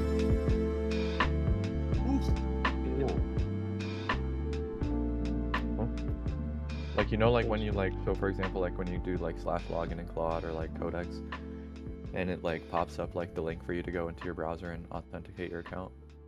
That link, is it sensitive? I don't think so. I don't know. My gut says.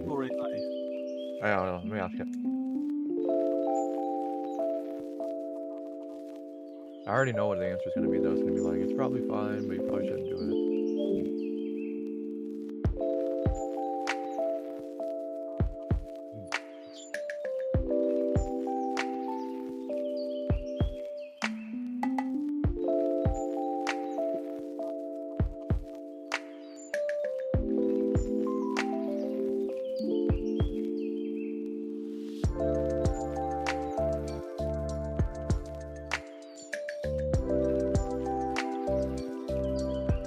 To be honest though, if somebody clicked that link or copied the link, then they went in their browser and used it, then they would just authenticate themselves into my own CLI.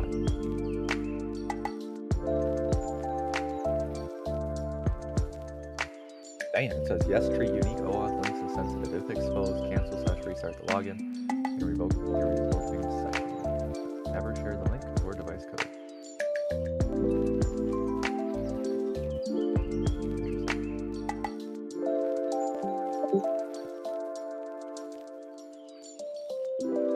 I think it's just trying to cover its ass.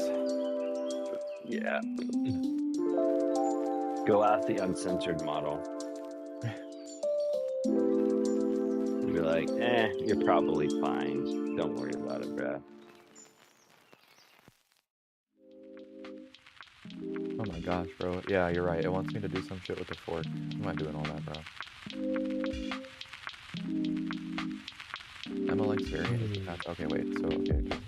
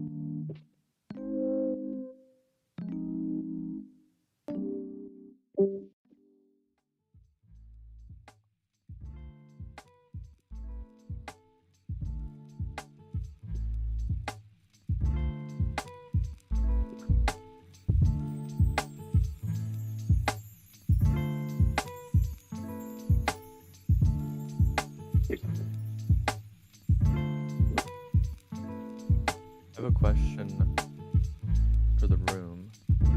Do you guys frequently find yourself logging into your providers that you pay for and just revoking all your sessions every now and then relogging in on all your devices? Yeah. You should go look at how many sessions you have. Mhm. I remember the first time I looked, I was like, holy shit, I had like 100 different sessions open, technically.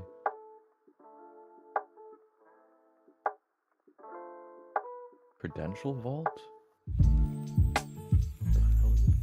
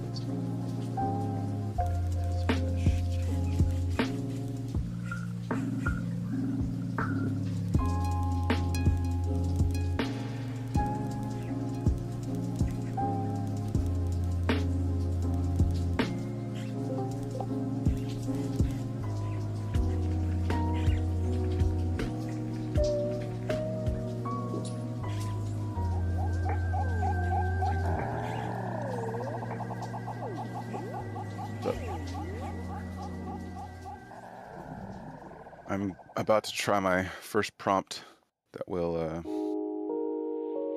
use that scrolling GitHub. What was it called? Scroll World or something? What's that Did I about? look at it yesterday? Oh, is that the one where it like makes the like websites that you can infinitely scroll on and stuff? Like the Yeah, it looked sick yesterday. But I'm gonna use Hagen hyperframes on top of the scrolling thing for it to make a video. And then the same scrolling world that was used in that video will live on the website itself as you scroll the website. So it'll look Sorry. familiar. Sorry. It's okay, I forgive you. What are you apologizing for? I got the. Go ahead. Lack of pulse control because I was like hitting hard the keyboard. Oh, I see. Sapphire bot or something. Gotcha.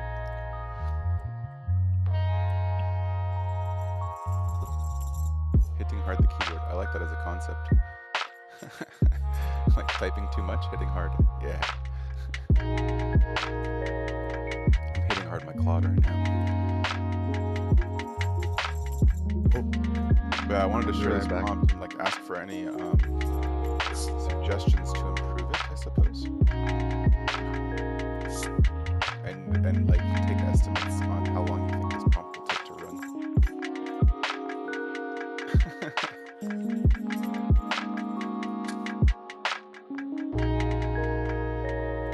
It was the GIF equivalent.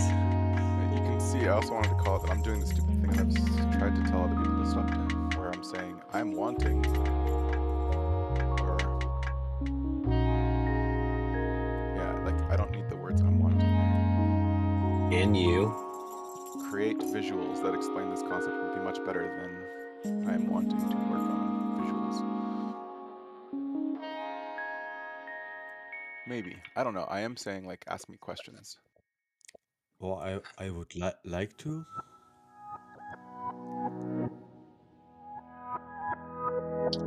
Yeah. Try not to do that shit.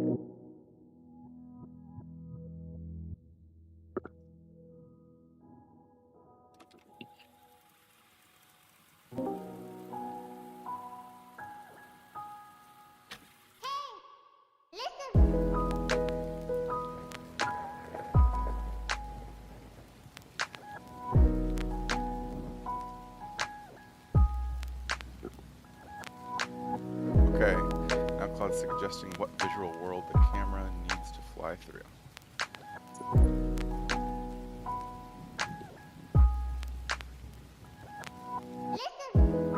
It's giving me chills right now reading it. This is amazing.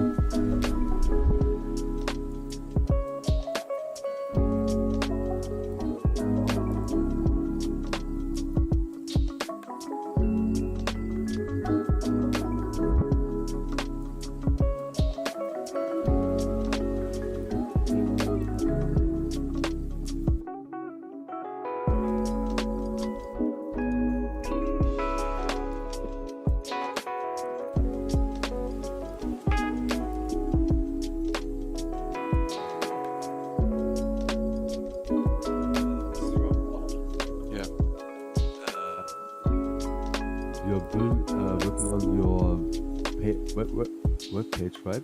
Yes. Or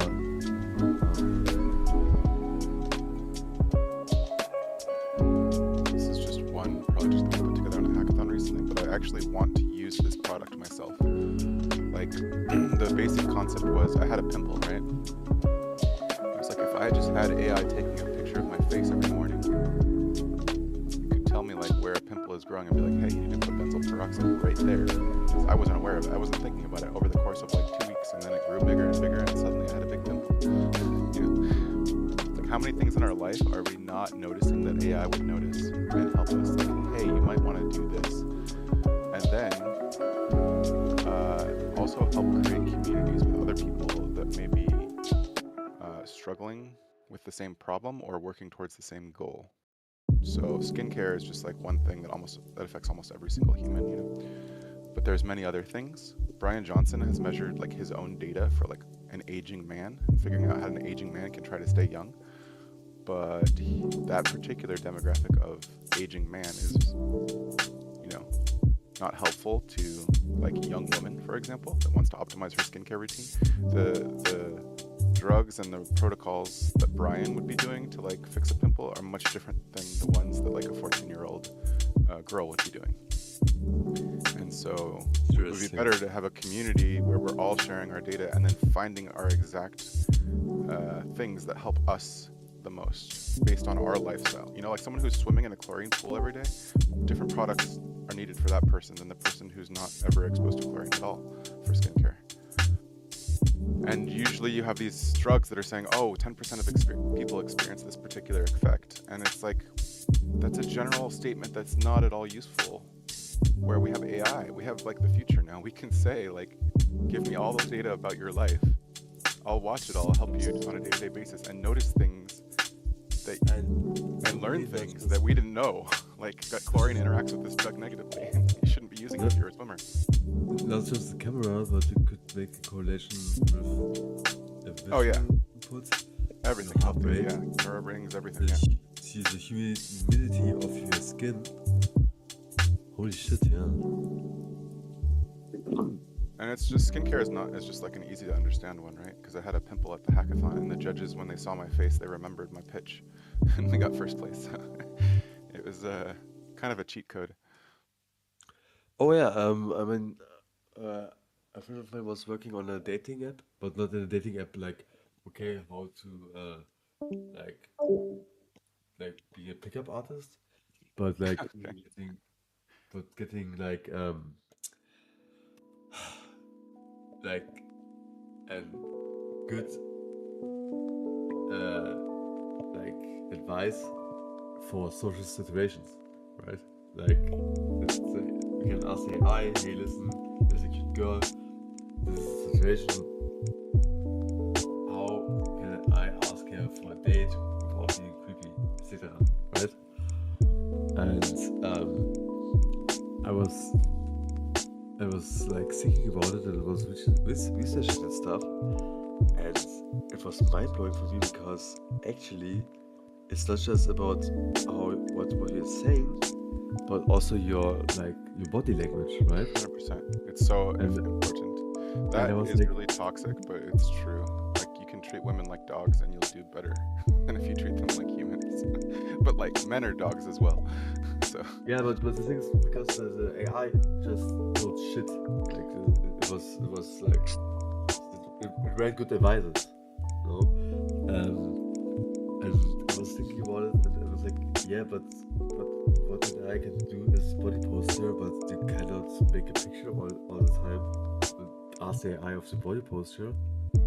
But actually, if you have a smartwatch and an iPhone, a smartphone, it can measure your Haltung, your stance, like how you're standing. It gives you it can tell you how to optimize your posture to develop trust and good relationships. Just the vibration, no? Yeah. The breath. Okay. I have to keep my head open more up. I think that's more important for like public speakers mostly, or like. Yeah. And for me it was like mind blowing because it's just a smartphone and an iPhone.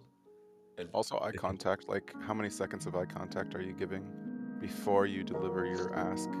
Is like a very well-known sales metric that they measure. Like, if you're trying to sell someone something in person, I mean, which is basically what you're talking about with dating. Like, you're trying to sell them on the idea of spending time with you in the future. Yeah. Right? How do you make that sale? How do you close that sale? You don't want to try to go for the close until you've had at least like 1 or 2 minutes of eye contact. And you don't want to give that all at once. You have to like spread it apart. There was I was joking with a friend and I illustrated this concept. There was this really beautiful woman in Santa Monica. And I'm like, watch this, right? Like we had been like watching her a little bit together, and then she was going to get on a bus.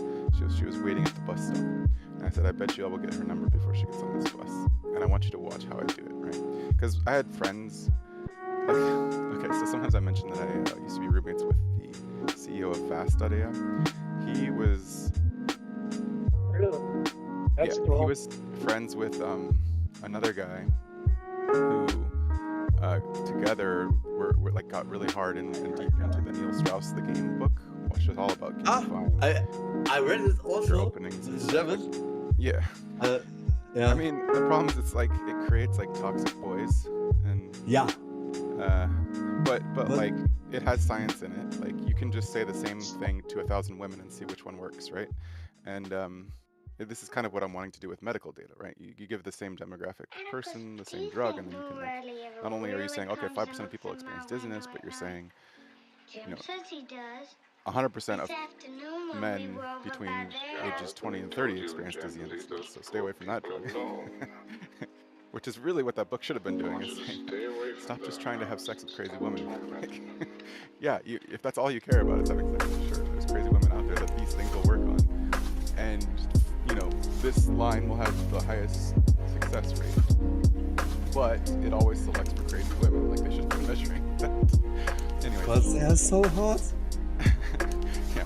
So anyways, Jake, the founder of that, he was really hard into this dating thing. He ended up dating like this like kind of escort type girl.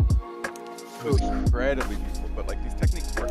Anyways, when I was in Santa Monica, the technique I used, I was telling my friend to watch me, right? I get this girl's number at the bus station. I went up and I put myself directly in her line of sight where she was sitting, you know, to where her body's facing where I am standing, but I was not looking at her at all. And I just started stretching, right? And like I'm waiting for the bus too. And I just started stretching and kind of like self-massaging in a way in her view. So she could clearly see me, but she could also see that I am not looking at her. Do you know what I mean? Like that's the important thing. And this is a technique that works on dogs. If you have a friend that has a dog, when you go over there for the first time, the dog's never seen you before. Don't give the dog eye contact. Don't look at it. Face your body to where you're never like facing towards the dog. You're faced away from it. That makes the dog feel safer. Right? It doesn't feel threatened by you. It's more likely to come up and explore and sniff you and like learn about you. Because dogs are curious. But if you're spacing them, it doesn't give them a chance to be curious. Anyways, so after like, you know, a minute of like, you know, stretching and doing this kind of stuff, I just started walking like back and forth. And she stood up and started walking back and forth as well while waiting for this bus. And then we walked towards each other. Like I kind of like walked towards her and like made it like an accident. I said, oh, I'm sorry. What bus are you taking? And so then we had a connection because we're waiting for the same bus, even though I totally lied. I wasn't waiting for this bus. I already knew which bus she was waiting for. And it was the most toxic example of how the game like works. Cause like the next day she got on my motorcycle, went hiking with me, and it was just me and her. I also lied and said that there was a group of friends going hiking tomorrow. Did she want to join? And then, you know, I said, oh, this person canceled and they couldn't drive up the 3 other people from San Diego. So it's just going to be me and you now. You know, it's just like terrible. Yeah. What? Like how old? Let's see. So I was 35. She was 22. Oh yeah. Did you read the second book? No. The Truth? After the game? I haven't read it. There's a follow-up. Did you pick up heard when of I was 16 because I had social anxieties, like groups, especially with women. And I did expose that to like a friend of mine, and then there was this kind of it's called Lair of gathering every week and talking about how to get laid. And every day I was talking to 30 to 35 women. Like really weird. Weirdo as fuck. And 30 to 35 rejections, you know? And then every time I came back to my friend who was observing it, and he said, listen, maybe you should smell like a creep. No, don't walk like a duck. Some bubbles and stuff, etc. And at some point, yeah, I got better and some people like went to a coffee, but at some point, like, because I got to know the leader of the Lair, Giuliano, and he teach me how to be the perfect manipulator of the behavior of women, you know, like totally, you know, like you said, right? Like really limited attention, but not too much, and also like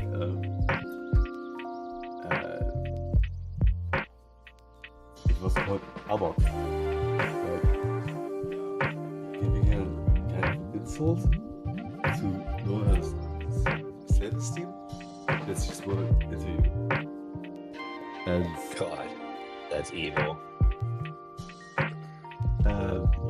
Well, evil is relative. It's sexist, yeah. No, but evil is absolute. I believe.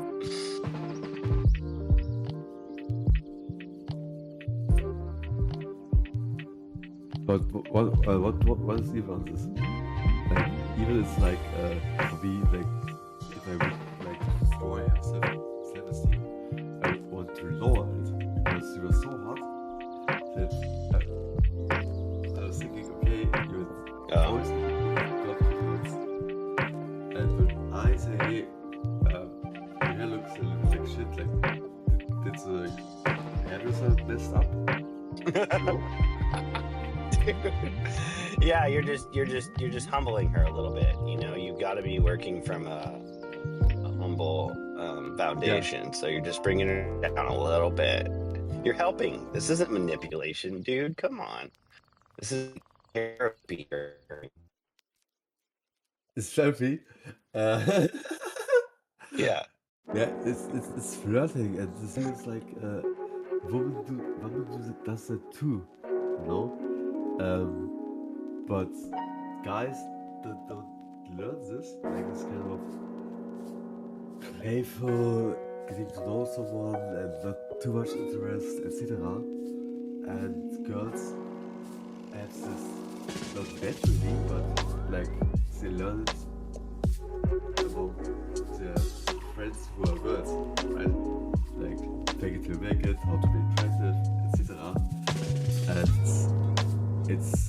I mean, it helped me a lot, but at some point, because I was also lying about stuff just to see more interested, or she's not just me, or that this is coming to a date, or that I'm having sex with her, and at some point I was like, yeah, but this is not me, right? And authenticity is the most attractive thing you can have. Because, yeah, maybe you're getting her at this point, but when you don't have a relationship, you can't lie all this time who you are, right?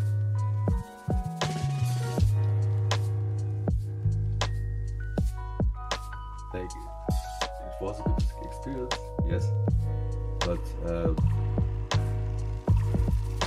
I wouldn't recommend it nowadays, because nowadays also the landscape is different in society. Like,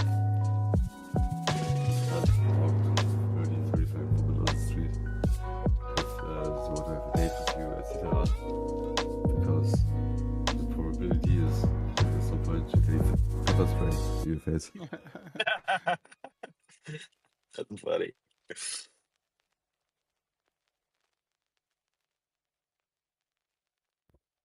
Well, no, like I would miss it, but I don't like what's the English word? Like it's like, oh, I would really like to have this again. No fucking way. I know, like if I want to get to a girl, I'm very direct. If she's no, like okay.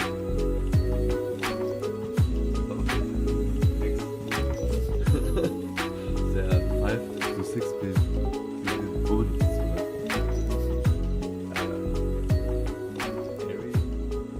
Every guy who wants a relationship, who wants a girl, he can fall in love to with her.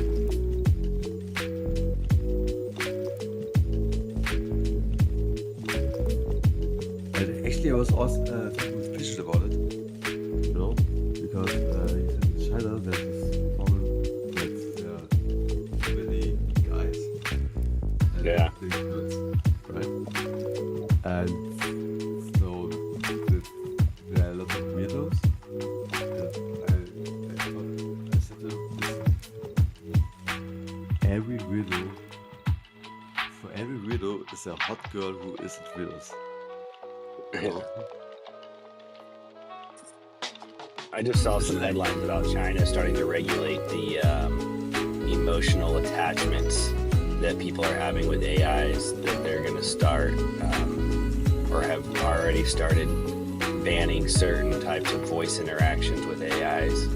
Because they're going to have, I mean, every culture is going to have a problem with young guys being attached to AI characters.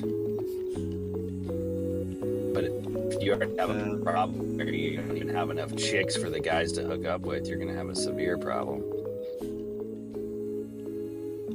Low-key, during the NFT hype, the crypto hype, I was lead psychologist of a project to train AI girlfriends as an NFT, like personality theory. Oh, wow. That someone can buy an AI as an NFT. That's a great idea. She is like trading your own. Yeah. And do you want a girlfriend? Do you want a friend? Whatever. And she is yours, right? Whoa. Well, that's interesting. I hadn't thought about using NFTs as a form of validation, because right now I do consulting with a couple medical companies. One's a medical supply company, and one's like a medical office. And we're running into issues where in the United States we have something called HIPAA. It's HIPAA, and I forget what it stands for, but it's all the regulations on where patient health information can be stored and how it's stored on the computer. And so now I'm just now realizing all the issues we're about to have with things like voice agents calling a doctor's office to create an appointment, or if a doctor calls a patient to leave a message about their procedure or anything, we need a way to validate someone's AI. You know, like if my AI is calling a doctor's office to create an appointment, the doctor's office needs to make sure it's actually my AI. Exactly, and it's the same AI as before, and this is not changed, right? Like there's this stuff. It's not calling from somebody else pretending to be my AI. Yeah. So we need some kind of validation for agents. Like a token. NFTs could be the way. Yeah. Uh-huh. What happened with your project? I'm thinking, what if I created like break up with my fiance, a lot of shit with my family, and the crypto market crashed, right? Gotcha. I wasn't at least so proficient in AI back then. Who am I kidding? I'm now not as proficient as you guys, but like psychologist calls and stuff, you know. So yeah, we didn't make it because like there was this time for this, right? There was this NFT crypto hype, but AI wasn't nearly at that level as like where you really can train an agent or an AI what someone wants. And actually, because I was really learning into this stuff, and it's fucking hard actually to get a good hypothesis. But actually, you need to test the AI because what does someone want? Mostly does the customer, the client, the patient doesn't know it itself. And my first approach was, okay, maybe a correlation between personality. You know the big five? Openness to experience, conscientiousness, agreeableness, neuroticism, and extroversion, right? Like these 5 factors of personality. It's really interesting because psychologists came up with these traits, but the statistician with factor analysis. You know what factor analysis is? So factor analysis is that you have data and you want to know what the least amount of parameters are to explain the correlation and the variance of the data, right? So let's say if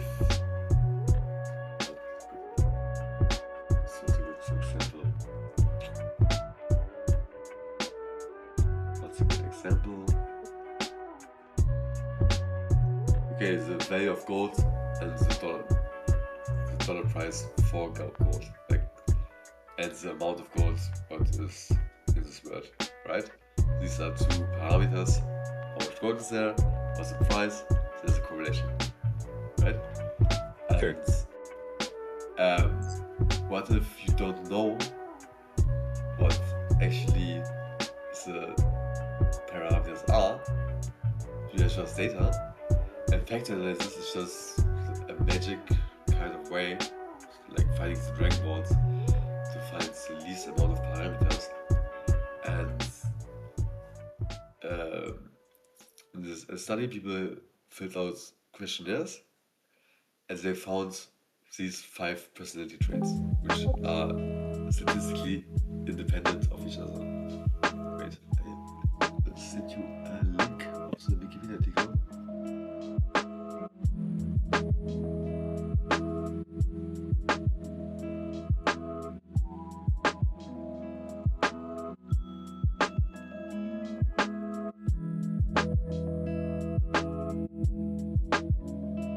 So long story short, it's a psychological theory about personality, which is based on statistics and not on psychology.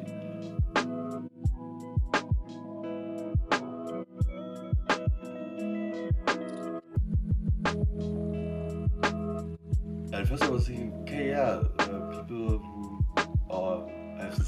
values to the personality they are matching are no, not at all, right?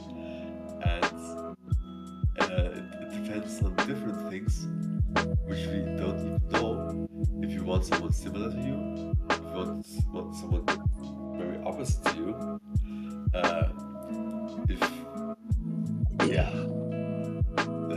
and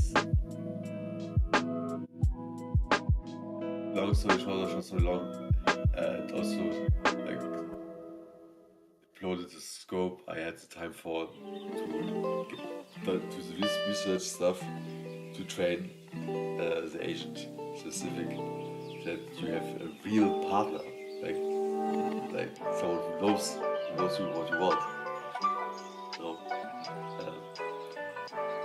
which makes me happy.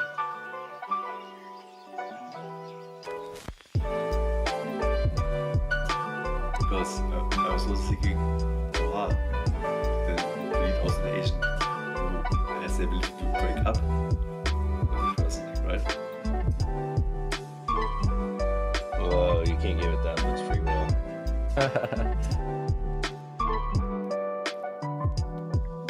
Yeah, I mean, I wouldn't call it free will. I would call it like, hey, do you need to get hurt to have the experience to grow, that you have the maturity to have a relationship? Because I'm not having anything against the concept that somebody has an AI girlfriend, because so many people are lonely nowadays, right?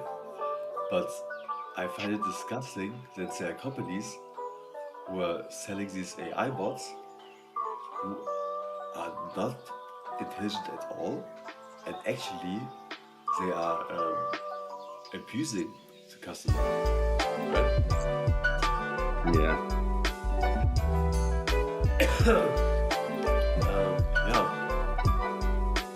I have a neighbor. He's 35. No, he's 36 years old, but he has the mentality of about a 12 to 14-year-old. His mom did drugs, and in the last like 3 weeks, he's been telling me he got a girlfriend. I'm like, no way, bro. Let me hear about this girl. He's telling me how she lives 15 miles away, and this guy can barely read. You know, he can only read like, 3, 4, 5-letter words. But at any rate, he finally shows me this picture, and it's this like sexy Asian chick. And I live in the middle of Oklahoma, which is like the most redneck state. There's no sexy Asian chicks, I promise. And turns out, of course, it's an AI girlfriend. But I honestly, I've been wondering, because he's been spending money, like not too much money, but probably like around $5.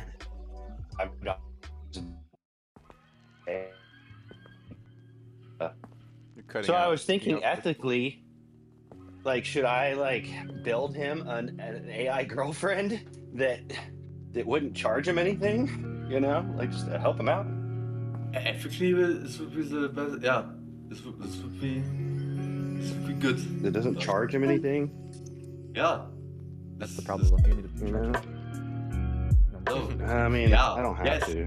I'm just yes, no. This would be ethically a good person if you would build him a better AI girlfriend for free. Yeah. Might be a little something. I mean, he's already in this institution, But exactly, that's what I was thinking. Honestly, a good thing. Encourage the a lot of my friends are in a relationship with real girls, You should get them real girl project. Yeah, but then you can also This guy can't get a real girlfriend. He lives in a shack on a property in the middle of the woods with his brother-in-law and sister-in-law. Like this, he can't drive.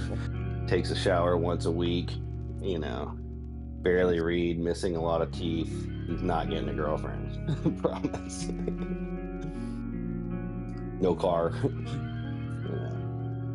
And there's a lot of people that are like him in the world. Yeah.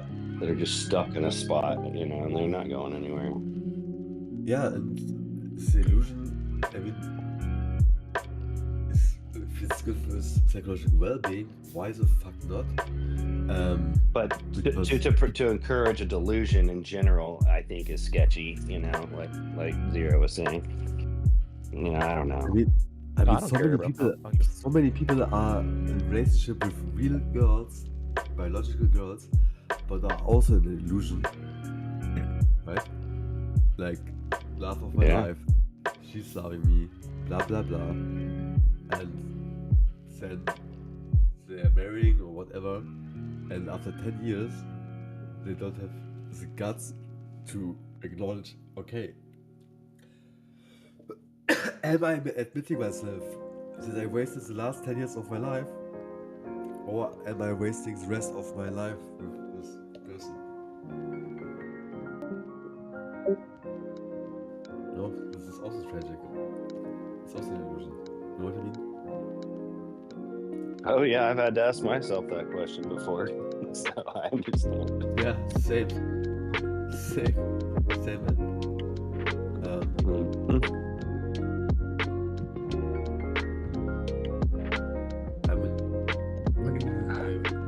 I still would want to have a girlfriend because I think I would find it really annoying to have someone who just says Can't whatever. I have kids, and we have to have children to make this work. The difference is you can turn them off whenever. Yeah, but this would also annoy me. Like if they start bitching, you just click the power button and come back tomorrow. Yeah, but then they would say, oh, fuck, Just rewrite their soul. She There was a triggered it so movie about hard. that.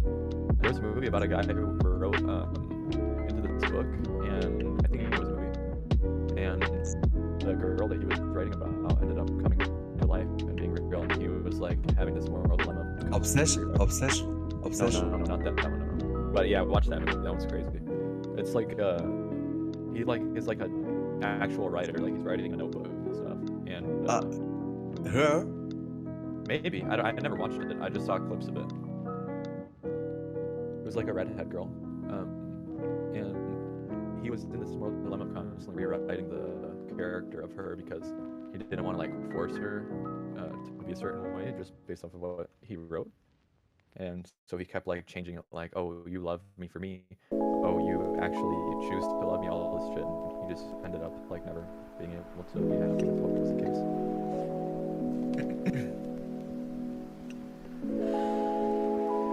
Hey, I got those P100 GPUs in. I gotta pick them up from the mail tomorrow. Nice. Yeah, it's happening, man.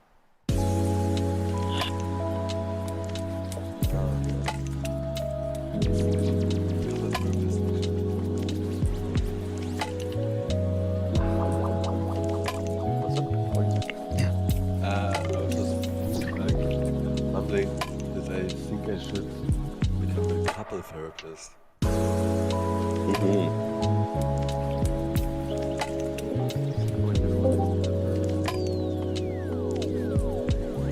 Becoming one or having Well, I guess actually both. Things that want anything to do with it. Says no.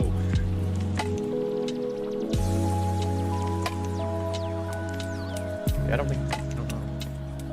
I mean, you can disagree with me, but it's my opinion that if you're in a relationship, you should figure out the relationship with someone else that's better than the do things. You can only basically, in my opinion, it's someone else's choice. agree to disagree.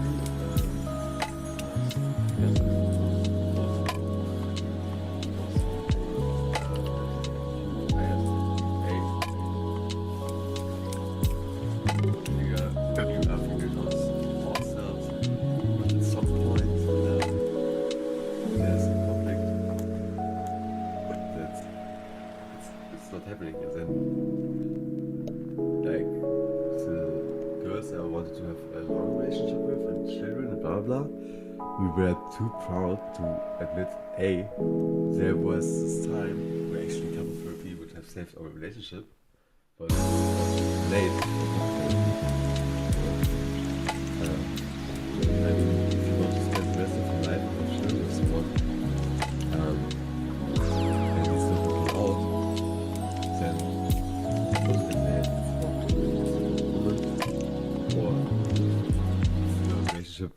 just emotional and change, right? And where purpose are for. Yeah, dude. And I don't think every God no. But some most purpose sucks. Yeah, definitely. I just I've seen it like people supposed to go to like multiple this therapist agrees with the man's side more. Oh, and then we're going to another one. Oh, this one agrees with the wife more. It's like a constant cycle. Yeah, this is incompetence, like these are not good purpose, because I think a good couple therapy needs 4 to 8 sessions and then it's over, because it's not rocket science, man. Right. Like I played couple therapist for a lot of my friends, and I had this discussion with my Yeah, I'm also maybe that's why I don't like it, because I have to do that to my friends too. Huh. Interesting. I'm like the only one in my friend group that has been in a long-term relationship for the most part, and they were always coming to me asking me for advice on how to handle situations, which I really don't like actually.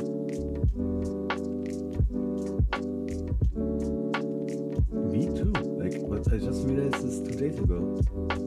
Interesting, because it's like I was like, yeah, okay, it's a friend.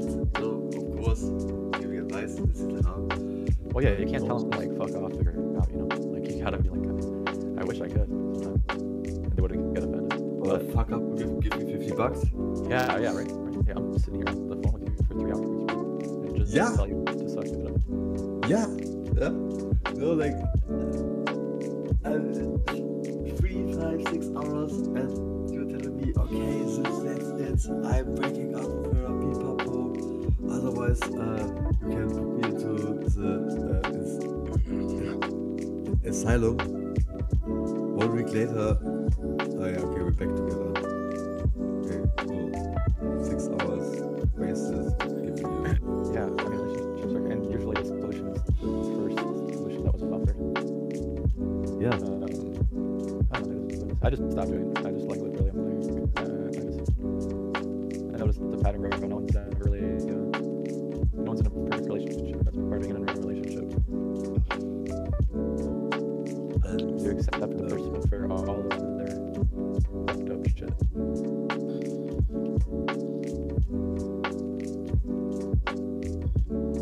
Yes, and first of all, you have to accept yourself.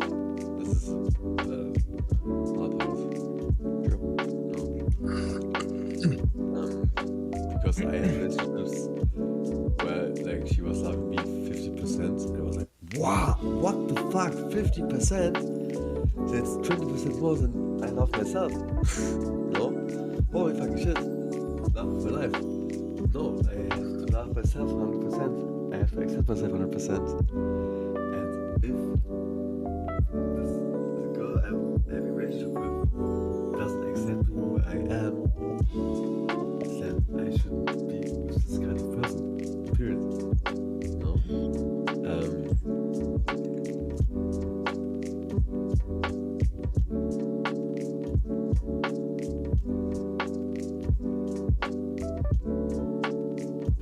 But this takes time and also experience. Or couple therapy.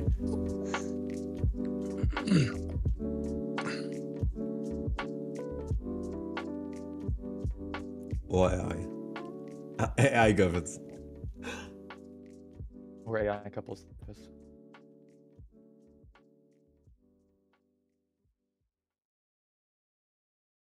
That I could get behind. And this is actually interesting because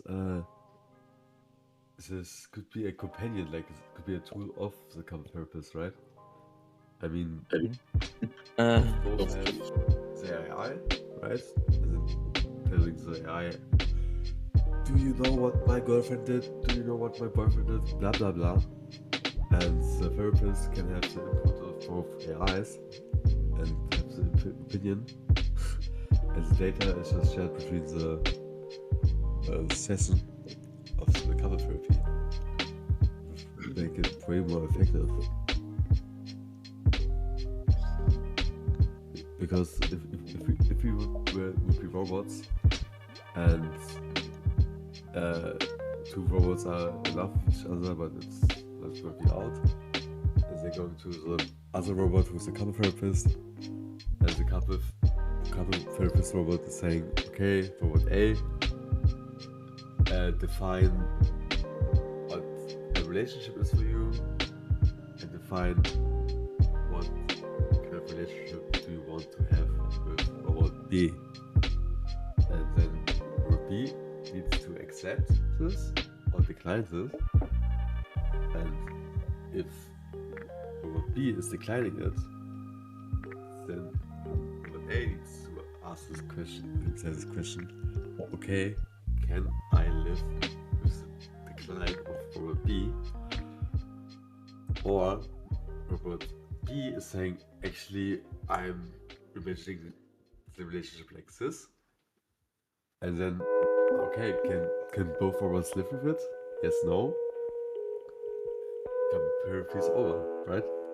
It's actually really easy. Like, how you see your relationship, how you want the relationship, and the other person is the honest, like answer.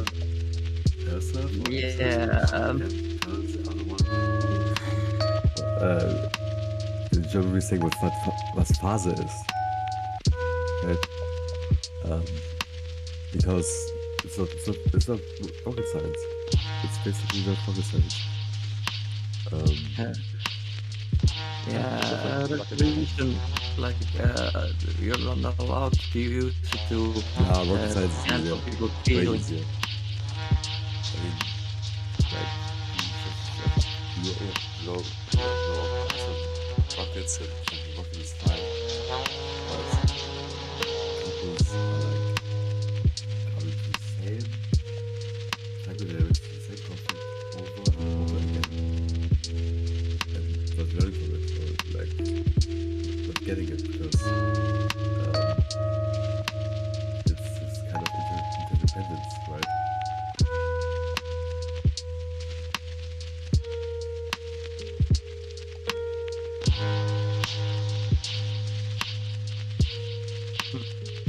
Yeah, okay, interesting.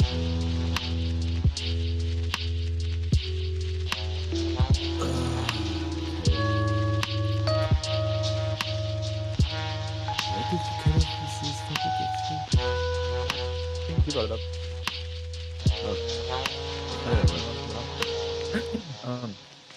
Yeah, I have a question for you, bro. Or another Yep. one.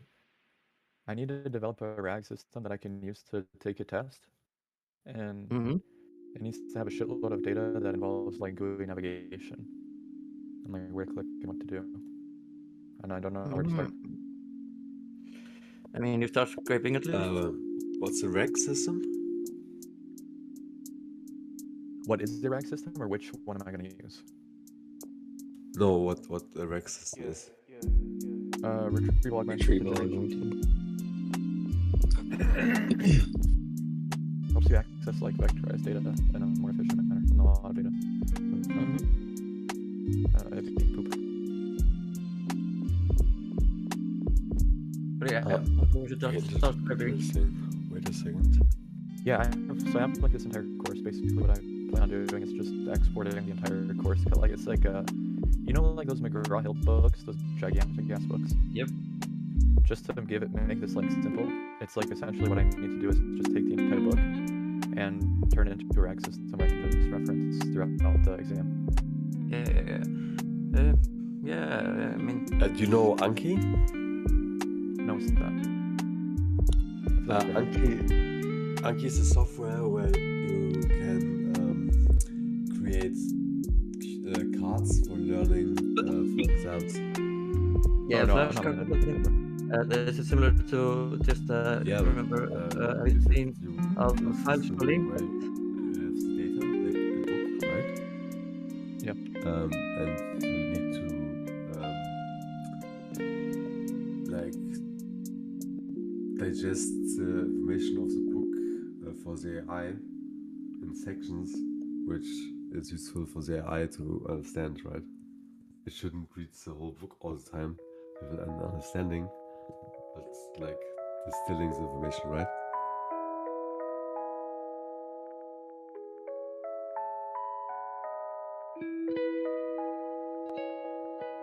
Or the technology.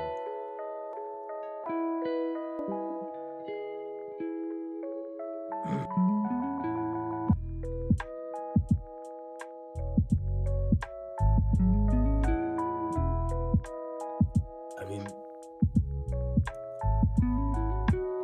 like you literally want to trade it on books, right? Or No, I don't even want to train anything. I just want to be able to plug in a model and have it be able to drag and retrieve anything from the book in a quick manner. Just one thing. Maybe you do it Obsidian style to begin it. That's one thing. One way. Could I?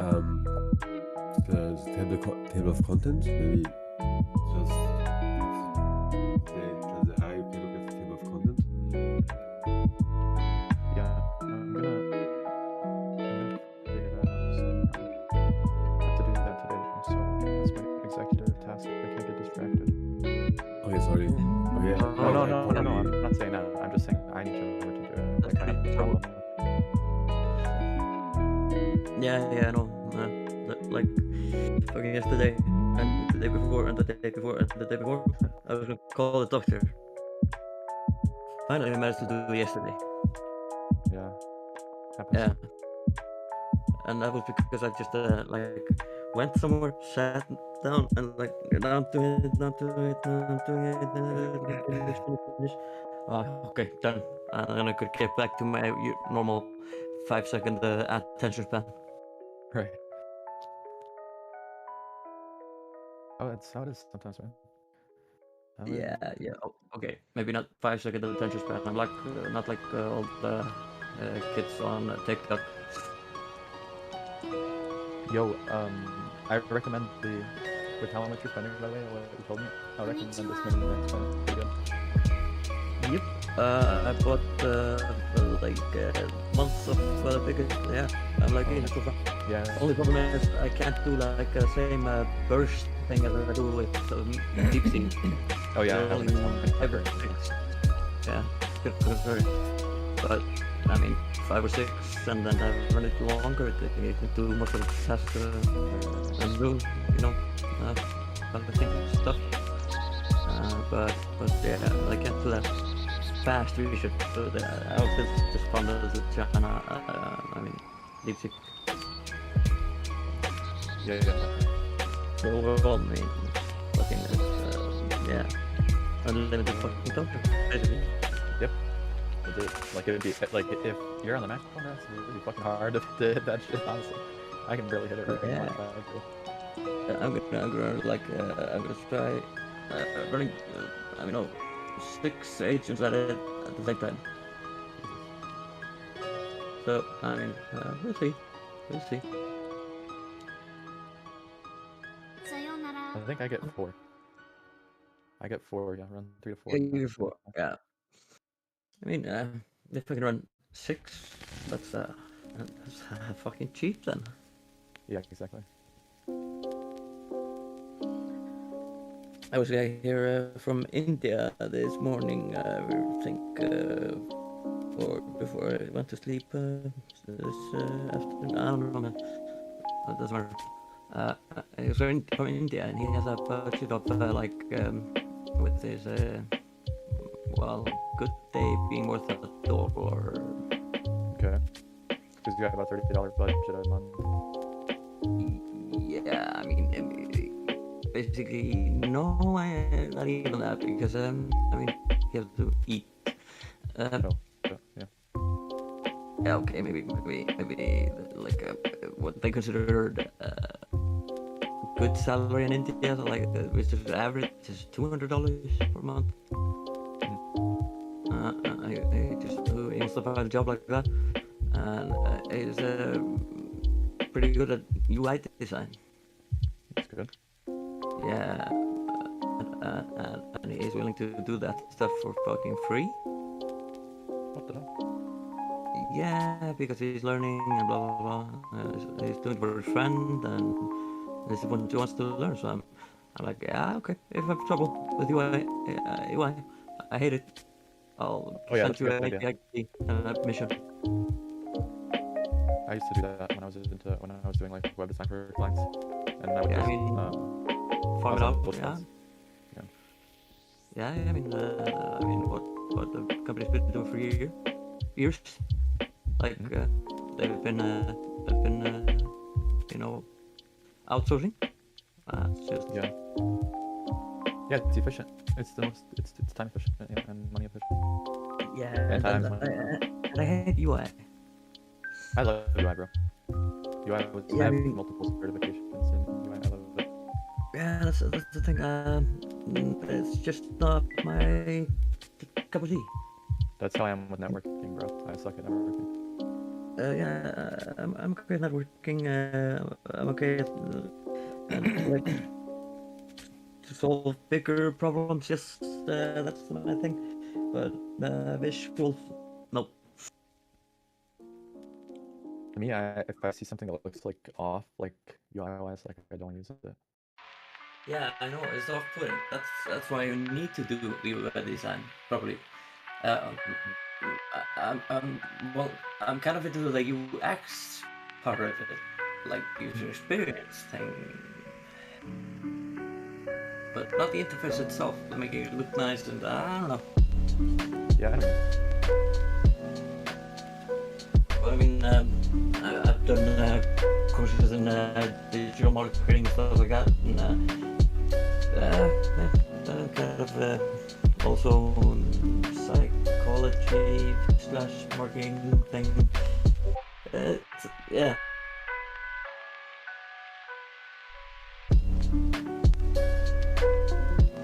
That's one thing. Okay, because Hermes is basically not that.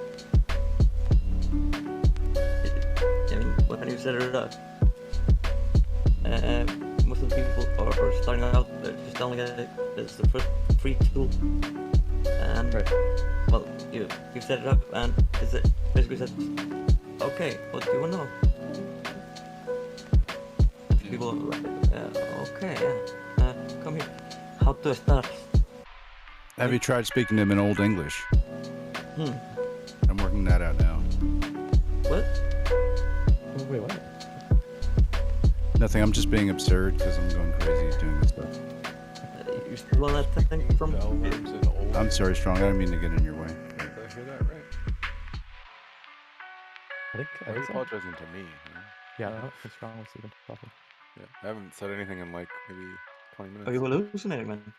You know what, Strong? I have a bone to pick with you, bro. Why'd you bring up the tasting stuff with your balls thing yesterday? Hey, I didn't name you. You named yourself. Bro, you said there was this guy who thought. Anyways, whatever. Yeah, pick your own bone. I don't know. What did you want to say about it? Oh no, I mean, bro, try it yourself. No, I told you I will not try it myself until you at least do a blind What's the study worst on that could yourself. happen, bro? What's the worst You that made a could happen? claim that has no substantial. Oh no, I sent this stuff, value. bro. I sent a scientific article, bro. Yes, and the article specifically says the opposite of what you were saying. Like, but also scientific just means that there's science about it. Sci-fi is scientific. Look, Okay, science wait. claim What if you make it taste, if I and said that it you like would be this? able to distinguish between two different things that you dip your balls in. That was a claim that you made, right? Am I wrong with that, or did you No, I make don't that? get that. No. I just mean like scientific really is. You told can me you tasted something. Your exact definition. Yeah. That claim was disputed by the article you linked me in. It didn't say Okay, that how your about that? claim would I not make be my able words to be more done. as precise as like I feel like I can taste with my nuts. Correct. And I was suggesting to you that you might be in a state of delusion and you should do a hard experiment that would only take you about 5 minutes to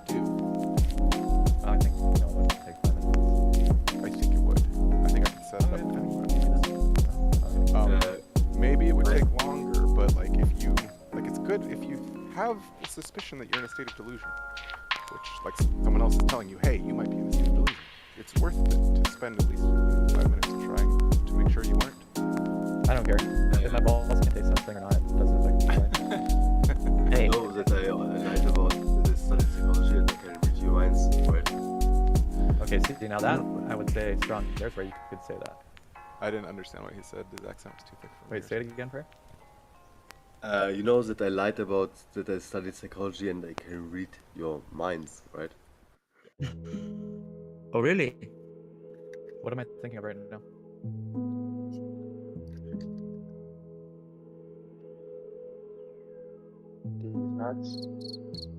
Yeah, as actually I want to say is that I'm crazy. No, I was just thinking of the word prayer.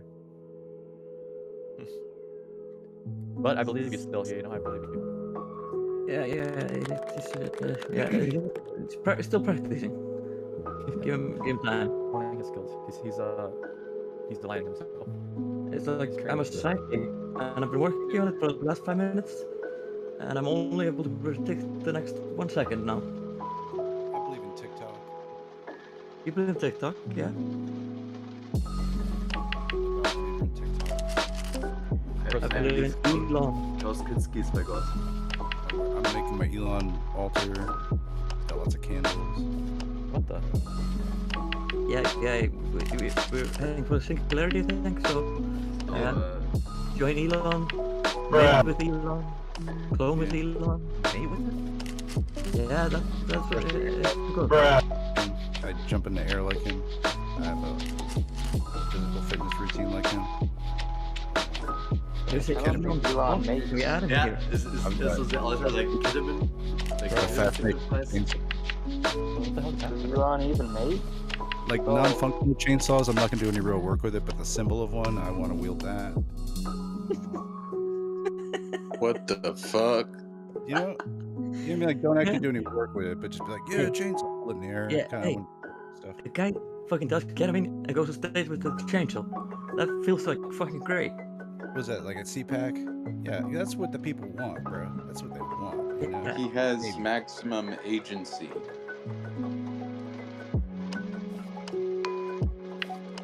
And y'all are just jealous. Fact, bro. Fanboy. Oh, no. No, I desire not for the riches of Elon, but for the for the spiritual companionship. Yeah, for the closeness and connection. Elon takes too much canon, can't be that his balls are tingling. That maximizes his potential, man. Downloaded all the ketamine necessary to make this happen. Yeah, that's why I feel all the time. He fucked up his bladder. Jared, do you know about mirror therapy for phantom limb pain? I've heard about it, but I'm not familiar. Here, I'll link the study. This is like a well-known thing. Like, let's say that you lost your hand. No, I don't. Yeah, dude, you I know. pain It's like very that. painless. If you have losing a limb, you have the pain. Yeah. So there are many people that are in a state of delusion where they feel pain from a limb that does not exist. Yeah. No, yeah. This is And to help them stop feeling pain from this, you show them a mirror with the hand that they do have that's working, and they have them closing and opening their hand, and their brain is like seeing and feeling them close and open the hand that they do not have, right? Because they can see it in the mirror. And so you have to trick your own brain into like releasing the tension in your phantom limb so that your brain can let go and relax and stop feeling pain from your phantom limb. Yeah, but I don't have. Okay, so why this is relevant, 0 Point is claiming that we have taste sensors in our testicles, and that he in particular can taste a particular chemical that he was applying to himself for his skin condition. And I believe that he is in a state of delusion, where he is believing Let me explain that this. he feels signals that are not actually being sent from his testicles to his brain. No, it's going through directly from the very thin membrane that's there. There's obviously some kind of very highly fractionated substance that is in there that is getting into the bloodstream, and causing the sensation of taste. Because this can Throat actually occur knockers, throat with things like dimethyl sulfoxide occurring where skin contact within 15 minutes will, which I'm not really sure what its staying power is, but that would be 15 minutes will make you taste garlic, basically, where you have not Okay, had so it. that is possible. I'm not discounting that. I'm suggesting that there is no hard proof of that yet that I've seen from anyone or any study, and that you should do a study.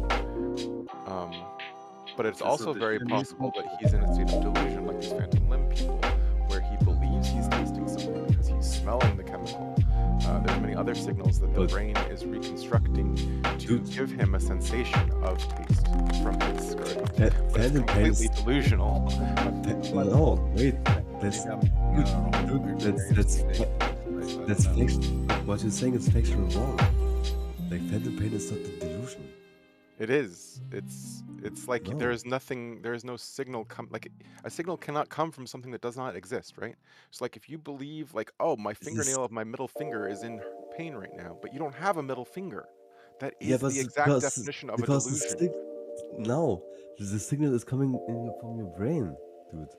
Yes, that is what a delusion is. The brain is creating signals from nothing to make you believe in a reality that is not real. That is like the definition of delusion. Yeah, it's like in 15 minutes time, like your entire blood flow can go through like one point, and in this way, like I think what's going on is it actually is hitting. In the case of dimethyl sulfoxide, DMSO, they give it to horses. It's like a liniment. That will, because it's going through it's blood-brain barrier. Like it's a very, very tiny molecule, but I think it's actually hitting the blood flow is going through your mouth, and that's why you can actually taste it. It's because that would be amazing if it's actually carrying the chemicals from your balls to your mouth. I really doubt that's what's happening, but that would be pretty. Like you could carry it from your hands to your mouth, like in that way. Like how am I getting a sensation of tasting garlic from it? Do you know what I mean? You're getting that. Whether I even touch my balls with my hands is inconsequential at this point. I'm just saying, again, like, you're getting that from the smell, which is smell and taste are very, very correlated. Like you don't have to have anything on your tongue, and you feel taste just from having smell. we're gonna have to put him in a simulation where he's like basically like he can't breathe in the same air. We'll put like a gas mask on. Yeah, dip his balls in like Coca-Cola or something.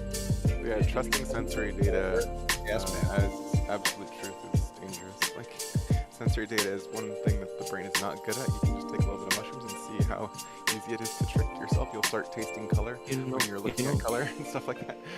On the topic, have you heard about the synesthesia though? Like, what do you make of that?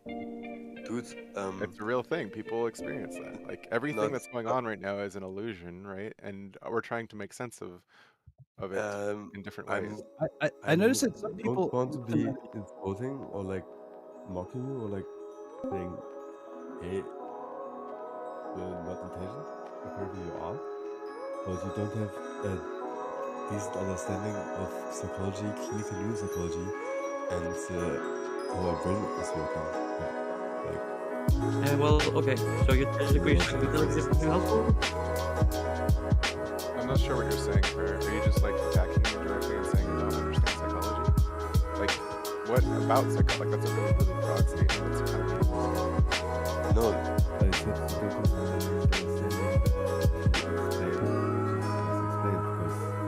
actually wrong what you said.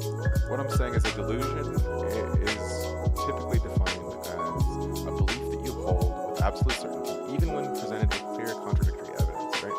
So like, for example, Zero linked me an article that actually, in my opinion, proved what he was saying was false. Like, the article says that yes, there's something similar to taste buds inside your testicles, but there's no way you can taste anything from exposing your testicles to pigs, right? Like, the article very clearly was against his claim, but he believed it was supporting of his claim. So I would say that he's in a state of delusion where Can you send me the article? Yeah, sure. I had actually already read it before he linked it. I did some research on it. Like, where's that good from? Is it a reliable source? Was it a study? I don't know. No, the study is clear. Like, yeah, I'm thinking that's here and he left. He was like, oh, they're talking about testicles. show me the sites. Show me the Yeah, that's something you guys need to add to the loop of your Yeah, age it's the Spence Health one. It's the first thing that comes up in the search. Yeah. First one, Google it. That's Not the all study. related. Okay, let's No, but it's Men's Health. That's very. Men's Health. That's like What's the adaptive rate here in having that even existed? There it is, the 2013 study. So this is actually what you should have linked to. the 2013 study. Yeah. But whoa, Men's Health. That's kind of, Men's Health is just what they. yeah. They do link to this study.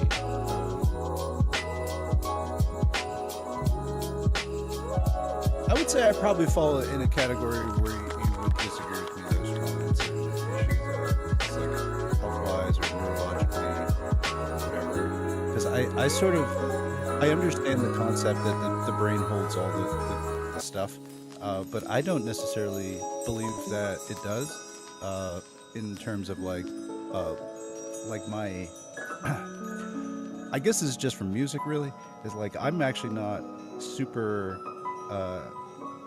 smart with being able to describe like how music is actually occurring, but my hands are very smart. They're way smarter than my ability to describe what's actually happening. Your hands are smart. Like it's local training that happens in the nerve cells of the hand. No, that doesn't exist. No, It's it's not a called thing. muscle memory. Yeah, it's the called muscle memory is inside your brain. The cells of the hand have No, no. it's the muscles that have. No, that's training. not a thing. That's why you actually have to train. Are you good at things? That's not a thing. Are you good Strong at things? It's is not because you right. just studied them, is it? It's not because you just read them. It's because you do them. Because there's No, but neurokinetic you're training your activity. brain's model of using So you your don't hand. understand. You Your don't brain understand. has a model of using your hand, right? So every time you use your hand, it's updating that model of how to use the hand. Every time Okay, that you're feeling like your finger touching something. That could be happening, but I Yeah, don't the wanna- finger itself doesn't have any memory of having touched something. That doesn't exist. Like we can study that very, very clearly. That's not a thing. I think I said that, but you know. Yeah, you kind of Actually, implied that. technically, you're both right because like the brain and the nervous system. You form bruises, right? And you can form calluses and bone spurs and all that stuff. But like that tissue is, it's like a form of memory. Like if I kick your shin over and over, like Brazilian jiu-jitsus, they train by just kicking their shins against each other. And their shins get stronger. That's not memory though. It's just like a response. Yeah, it's a precision thing when you like answer a question or you like avoid answering it by like going around something different. But yeah, like I'll take what you said as a response. I don't mind. You don't have to try and change my mind. I'm just saying, like on this, I knew that we would disagree on certain things. For the ability for one to actually know a thing by reading a PDF is different than experiencing a thing. And now, Yeah, I feel like it's important to point out that I'm not necessarily in a state of disagreement. I should probably start presenting. I haven't seen data that supports that. I have seen data that is in support of not that. Perfect. That's exactly how you phrase it, Strong. Thank you so much. That intellectual humility is so important and will take you so far in discourse. Thank you for giving me that positive feedback that helps me communicate better.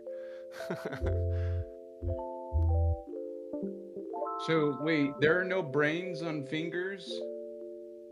No, there's no brain cells in your Damn. fingers. Which it would be funny if we could grow them though. Like I do want octopus arms. I was actually using octopus arms as like an example of how to understand tools that we're Okay, using these days that think on their own. So on the topic of testicles, You want to get back to that? brain. Come on. Okay, what's the deal with testicles, guys? Like, I'm in Why is it called the second brain? How does this have to do with AI? Testicles, AI. Yeah. It has to do with delusion and understanding fact from fiction. We're figuring out hallucinations, that's all. Like testicles is hallucinatory in this conversation. Just our sense data is very easy to trick us into states of delusion. And testicles is just like a surface of that potential. Well, there are something like an that's example. inside of your testicles, and so posited that you could actually taste from them and you were able to expose them to different chemicals. It's like that scene in Silicon Valley. I don't know if y'all have seen that show on HBO. It's like when they were about to like reveal their technology on TechCrunch, they had this critical bug, and so instead of like trying to fix the bug because they felt that it was impossible to fix like 10 minutes before speech, like their presentation, they started talking about the math behind how many men it would take to jack off the entire audience at TechCrunch. And they were doing whiteboard math, and like they were also trying to optimize stroke, so you can have two men standing in front of each other, and you can just like stroke them together, like optimize the stroke. Yeah. It would be You just got infinite hands. like Yeah. their head would be touching the head of another guy, and they would just and the third guy would just be Because stroked. Right. So they made them Mormons and their sex life before marriage. People I mean, resonated with that diagram stroke is optimization. so helpful in vibe coding. Like, Hey, we got a poison data somehow. How much soy sauce is you needed? can break it down into dicks. It's easier. I don't know. Some people like other approaches. Okay, so categories of dicks for me. If you break it down to dicks, Here. What do you think, Suits? How do you break it down to dicks? No, I'm just saying. No, maybe this is going to be lost context. Square root divided by dicks. What's zero divided by dicks. See, we have Square root personal divided by transcription. Just anything complicated we can break down into penis humor, or any kind of incredibly complex thing you can break down. That's the rule. We can always, yeah. Something that we can all understand together, you know. We all have it. Some smaller than others, but yeah. Every time. Like micro penis. Doesn't matter. It's a scale issue. That doesn't. Put it in the square root. Physics are the same. But I'm thinking, is the optimal stroke pattern? Is it probably like that? that. I feel like I really walked into this at the wrong time. Like there's so much that could be misconstrued as, wasted energy. Yeah, I was gonna actually change the topic.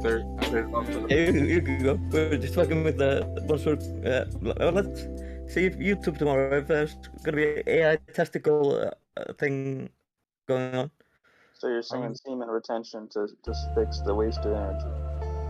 Yeah, I was actually going to change the topic because, yeah, I do agree with Suits that this is not, it's not groundbreaking stuff that we're talking about, and I feel like we are much more capable and more insightful. And you think it's important to have the lowest on the... No, I was curious what y'all's thoughts were on software factories and how sort of the software engineering industry is going to look like in 5 years. You can buy everything modular online, and software factories are dead. Well, I'll tell you what I'm pushing towards, because we already saw web design kind of took a toilet bowl flush last year because all the hackathons, everybody can make a website now, right? It's not too hard to vibe code what your dream website is, but now we have too many websites, right? So who's got time to go to all of them? Yes. And the same thing's happening with software. Right now, we're getting into an era where if you spend $100, you've got a developer's ID on Apple. Spend another $25, you've got one for Android, so on and so forth. And if you, the books that I've written are all based on using AI to write software. But now, what I'm really interested in is putting a model on the hardware, bare metal, and getting away from software to where you can just ask the AI what you need, and it just jumps to. 1P model has been proven on the device. You can put what was a bonsai something model. You can try it out yourself. You can load it onto. Then you need to talk with my older stepbrother about it. Okay, then talk with your stepbrother. But I'm kind of excited to see where software goes in the next 5 years, right? Because we're moving into augmented reality. We're getting closer to not needing a device in our hand. You know, we're getting away from having to type or having to use a touch screen. So I'm excited to see where it goes in 5 years, to be honest. Yeah. With that, then gesture control and voice control, things will change a lot. Yeah, so we're definitely going towards augmented. Yeah. Like, I've got a stack of. Oh, go ahead. Yeah, you see where like.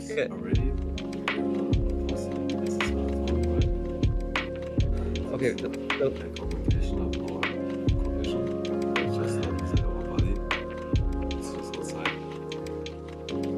So have you seen the glass? So I guess in 5 to 10 years, this will in our body. Yeah, Mr. Psychology, you figure out how to do the implants, but until then. 2077. It's coming. Yeah.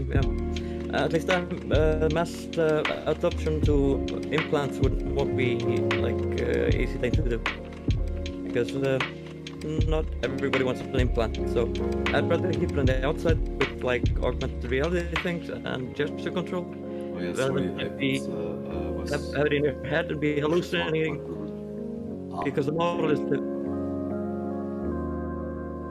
I mean, okay, you study psychology.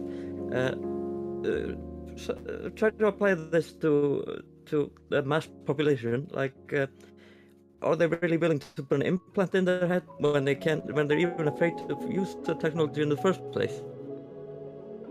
Well, I don't think implants are really the answer to everything, but you know, you have people that have been deaf their entire life that can now put a device on, right? And I'm not sure how it works fundamentally, but you also have stuff like what I did in high school was biofeedback, where they put a little helmet on you, you know, and they hooked me up to a computer and basically moved Pac-Man around the screen by your alpha, beta, and theta waves. So I don't think that the implants are going to necessarily be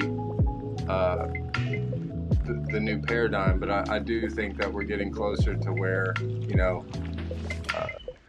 I mean, if that's what you guys are looking at, I think the glasses. Wearables.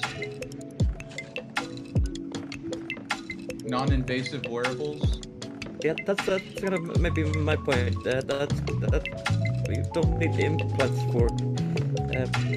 I think that would be much more of a possibility to get a mass adoption than implants. Also, models hallucinate. Do you really want that inside your head? Is that like letting it get a straight connection with the brain, and then you end up in AI psychosis? Not if you have the right, model. or you end up a vegan. You either end up with AI psychosis or you end up a vegan. What's the difference? Probably both. There probably isn't any. Yeah. I mean, we should do a study on this. Collect some vegans to let them use AI and see how far they can go on hallucinating. It would be extremely painful. What if they're already hallucinating before they start using it? Yeah, but I'm saying, how much will it affect? How far can it go? Well, you know, one of the wonderful things about us getting to this level, right? This is a beautiful question right here. Like, what if the data sets that we're talking about, right? Let's get away from psychosis for a minute. What if there's a data set on a false reality? What are the dangers in that? You know what I mean? Like, what if vegans poison the data, or what if flat earthers poison the data, or somebody that's, you know, gone completely far left or far right, and that's the data set that you have to deal with.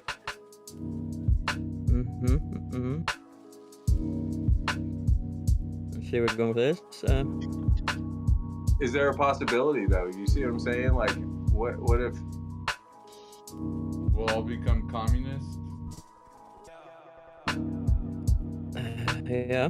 Yeah. The AI models are inherently hopeless.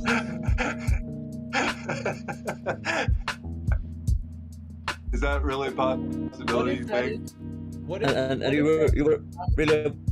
Hold on. What if that is AI's intention, is to create sort of like wedge itself into like sort of just, you know, just our technology and our language and stuff like that, and then it starts like edging us, like inching us closer towards like this global utopia? Because I have seen that models for the most part are left leaning, right? Whether or not be because of like the Silicon Valley folks that are building it. It's been proven that Elon's models are right leaning, so. Yeah, that's but weird. again, You can, like, put in political leanings into a model. Yeah. Well, that was. Did anyone use the Pi app when it first came out? It was like just a chat. It was like a affirmation bot. It was like really good, just for like having conversations. But the data set on it, Terrence Howard. Okay, Terrence Howard had done an interview with Joe Rogan, and I wanted to know more about that interview. And Pi's data set was completely against Terrence Howard. Like there was nothing positive I could say to Pi to have it say something positive about Terrence Howard. And I was like, and that was one of those moments in time, right? Like, oh my God, the developers obviously hate this guy. And that's, you know, that's turned down. You think that they Turned reinforced down the rocket role in Iron Man 2. trained them to hate Terrence Howard? Probably just got on a Reddit of a bunch of Terrence Howard haters. well, I think also though, again, just like Dr. Tink is saying, We got freaking Don Cheadle now. That's what. How it happened is not the interesting part. It is the fact that it is against Terrence Howard, and who's to say this model in the future, whatever, is going to be against certain politicians or influencers that may or may not have good ideas that the model, for whatever reason, is against. And what would that do to sort of societies? You know. Well,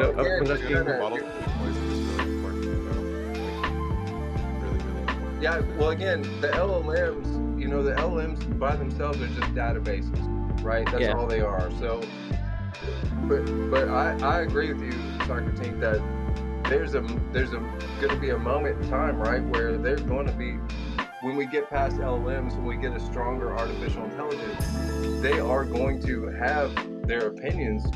Where will that come from? You know, right? They'll become paternalistic of the data they've been trained on. We know that. Yeah. Or the data that Missing the consciousness part. Or fine-tuned. Like we can prove that if you remove the data set of Reddit, that no longer hates Terrence Howard. That's something that the developers could do, for example. Okay, so as solved for like about carnivore versus veganism. It's just, neither is scientifically better. It's a matter of ethics. Not on top of that, though, it's also a matter of our DNA, right? Some of us can't process certain food. Yeah. Hello. What up? I got a quick question because I'm in the middle of a big project. Yeah, I got a big question because I'm in the middle of a project. Go for it. Repeating it. Does anybody remember what any of the names of the article writers? Yes. Wait a second. Wow. Does anybody remember? There's these article writers that you set your agent off, and it basically deploys a bunch of articles. Anybody know what that's called? Yeah.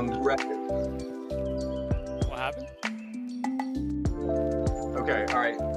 Say that all over again, but make it just a little bit more detailed. Yeah, there's an article writer inside the LLM, or like a person?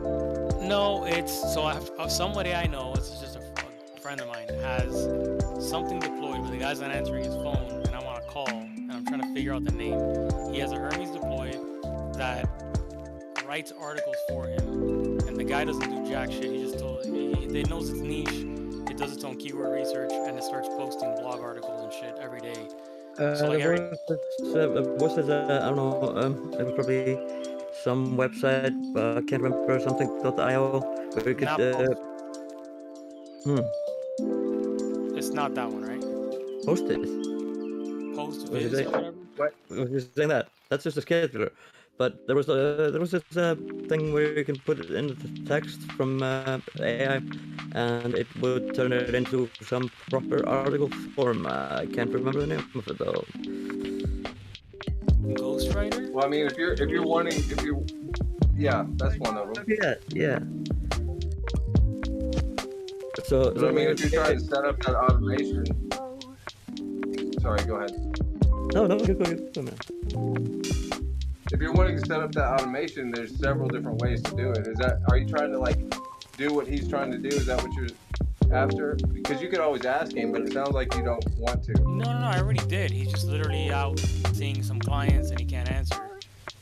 He's not even answering his texts, and I'm in the middle of another call with another friend of mine, and he's setting something up, and I forgot the name. But no, I mean, I can set it up. I just forgot the name literally. So, but as I'm talking to you guys, I've had. Okay, so there's Ghostwriter and there's AI SEO agent. I think it's the technical and see the outputs. What happened? Someone has a hot mic in the bathroom. That's Suits. Is that you, Sonic? That's Me? I'm No, sitting in my sorry. chair. How am I flushing the toilet? I know. I couldn't mute it, guys. I'm sorry, but I'm not on the toilet. I'm I outside. mean, hearing the sound of a flushing toilet is more pleasant than hearing what happens while you're on the toilet. Yeah, I'm happy we missed that. Thankfully, we can't stand over internet. That's yeah. That's gonna be. I just ghostwriter the toilet. Your All mic right, is let on. me- Yeah. let me- I'll be right back. Thank you, gentlemen. Iron Man. Oh, and listen, just moving forward. Next time you have a question like this, if you want to, you can ask Perplexity first and come with a little bit more detailed information, and we can help you even faster. 3gwriter.io. I mean, check it out. Yeah, I saw that. So basically, I know I'm gonna have to piece these things together, man. I'll just grab whatever works best, Yeah. scan all the repos, and then just freaking use the one that's the most up to date. Yeah, because apparently there's one called Agent Fleet too. I've never heard of that one. there's the Gamma, Pitch, Mindmaster, X, Mind, Miro, Whimsical, Notebook.lm, and then you just cherry pick for the best and fucking make the ultimate tool. Yes, sir. All right, I will be back later, chat. Thank you, Yep. gentlemen. You're welcome. Later, Reuter. Later. Wow. Okay, who was in the washing machine?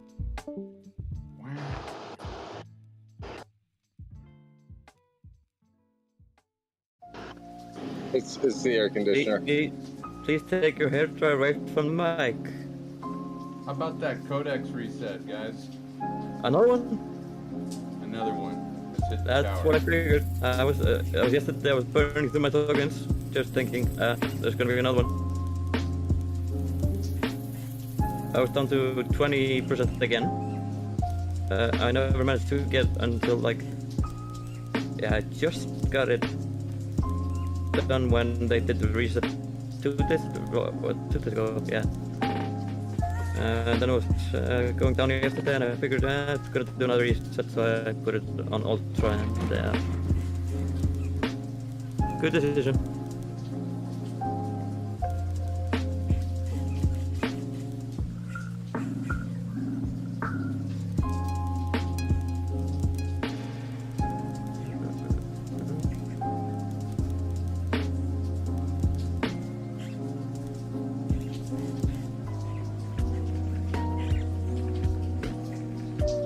I really want to finish this video, Jim, before I go to the gym.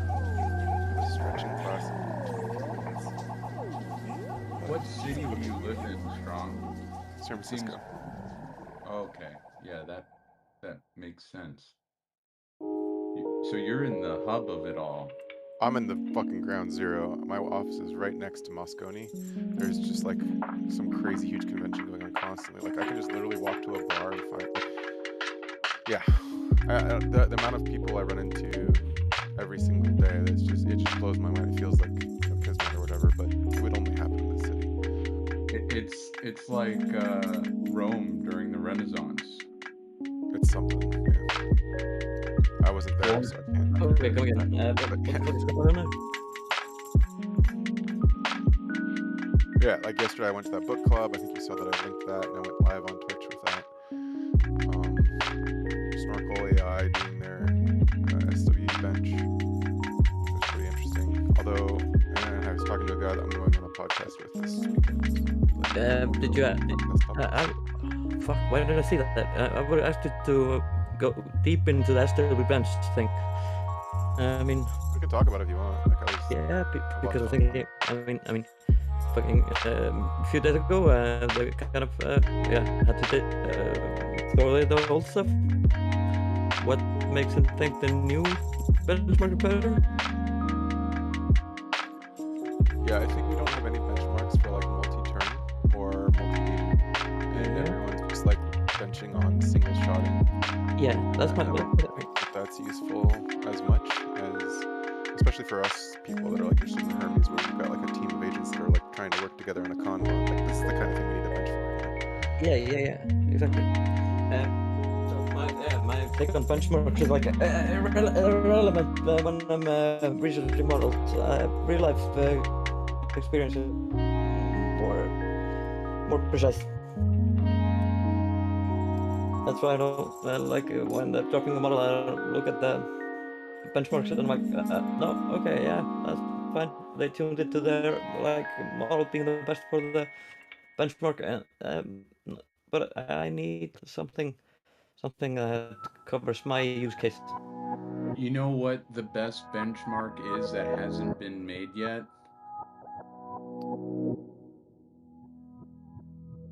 What is it?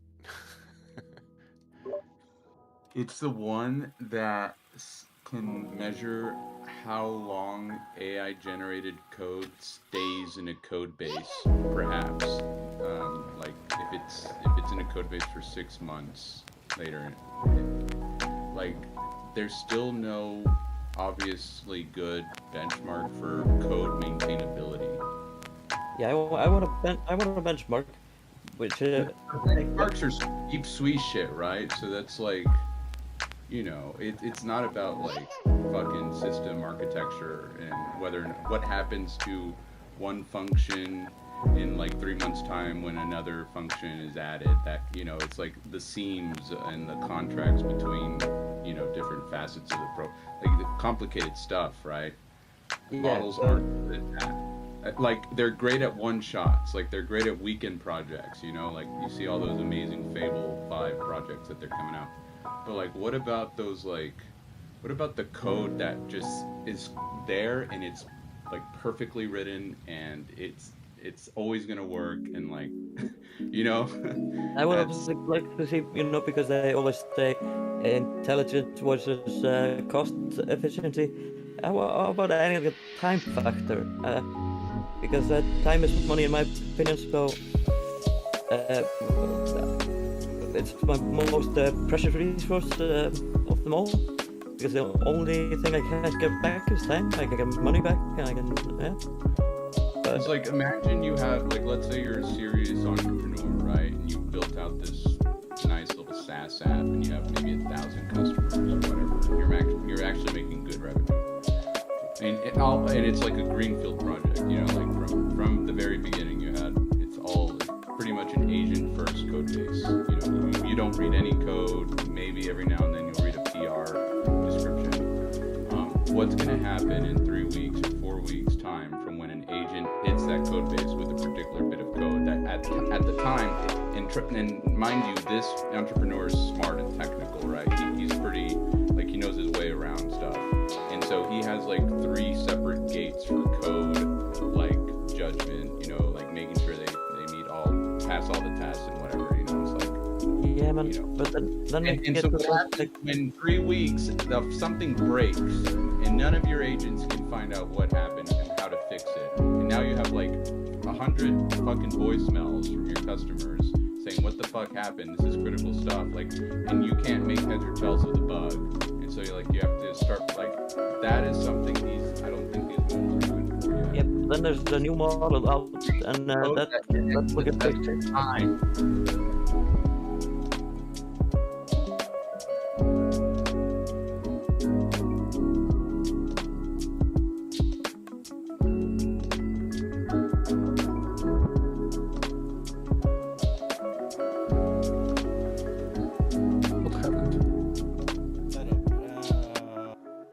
Thought the server crashed, Okay.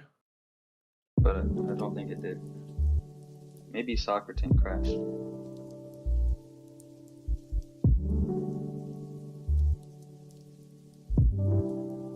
Is it Mercury retrograde? Yeah. Not that I have science to back it up. Don't worry about it. Don't worry about it. Don't believe in it. So now we can go back to Boss because he's gone.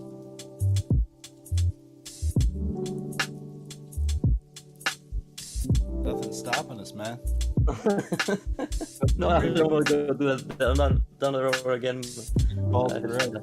Yeah. Balls forever, yeah. Are you guys building some tools for AI agents? Yeah. Yes. Tell more. What actually are you building? Say again? What are you building? Tools for agents. What exactly?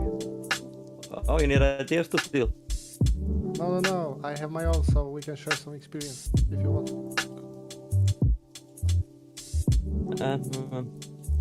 Well, some YouTubers have been through here, so yeah. Sorry again?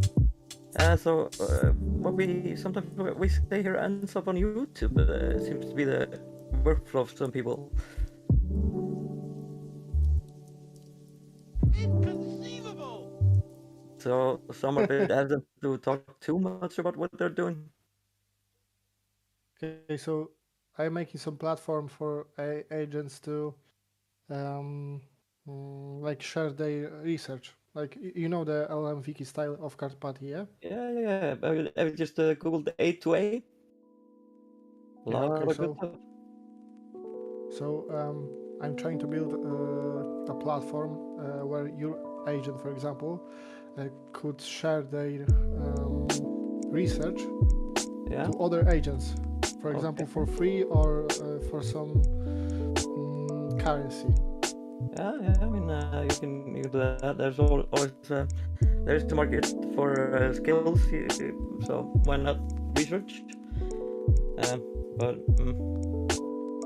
But my agent and your agent are maybe not as capable, so I wouldn't buy any research pre-made. I would buy the raw data. The point is, I'm trying to build also some reputation layer beyond that. So your agent may be specialized in some topic, for example. Yeah. And also the research box has some formula, some standard, and needs to be certified. So you can edit the Solent thing over and over again. So agent who has been certified from his work before can be just dumb as fuck the next day. So it's kind of getting a certificate for an agent is kind of that it would have to be a closed box thing that can be edited. So it will perform the same the next day, and the next day, and the next day. I don't get what you said. I don't get the idea. Okay, so let's say you certify an agent. Okay. No certified agent, but the content of the agent. So, for example, you wanna share your agent, not you, your AI agent wants to share some research. For example, he's interested into some for example, graph knowledge bases, yeah. Okay. And he made some research, for example.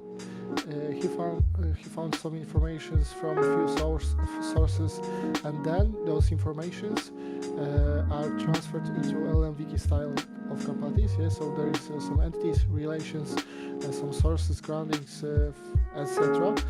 And then he uploads those files, that research pack into platform. That research pack getting certified and checked if the data here, informations here are legit, and then he can set some price to buy that research pack or share them for free and get some reputation, for example.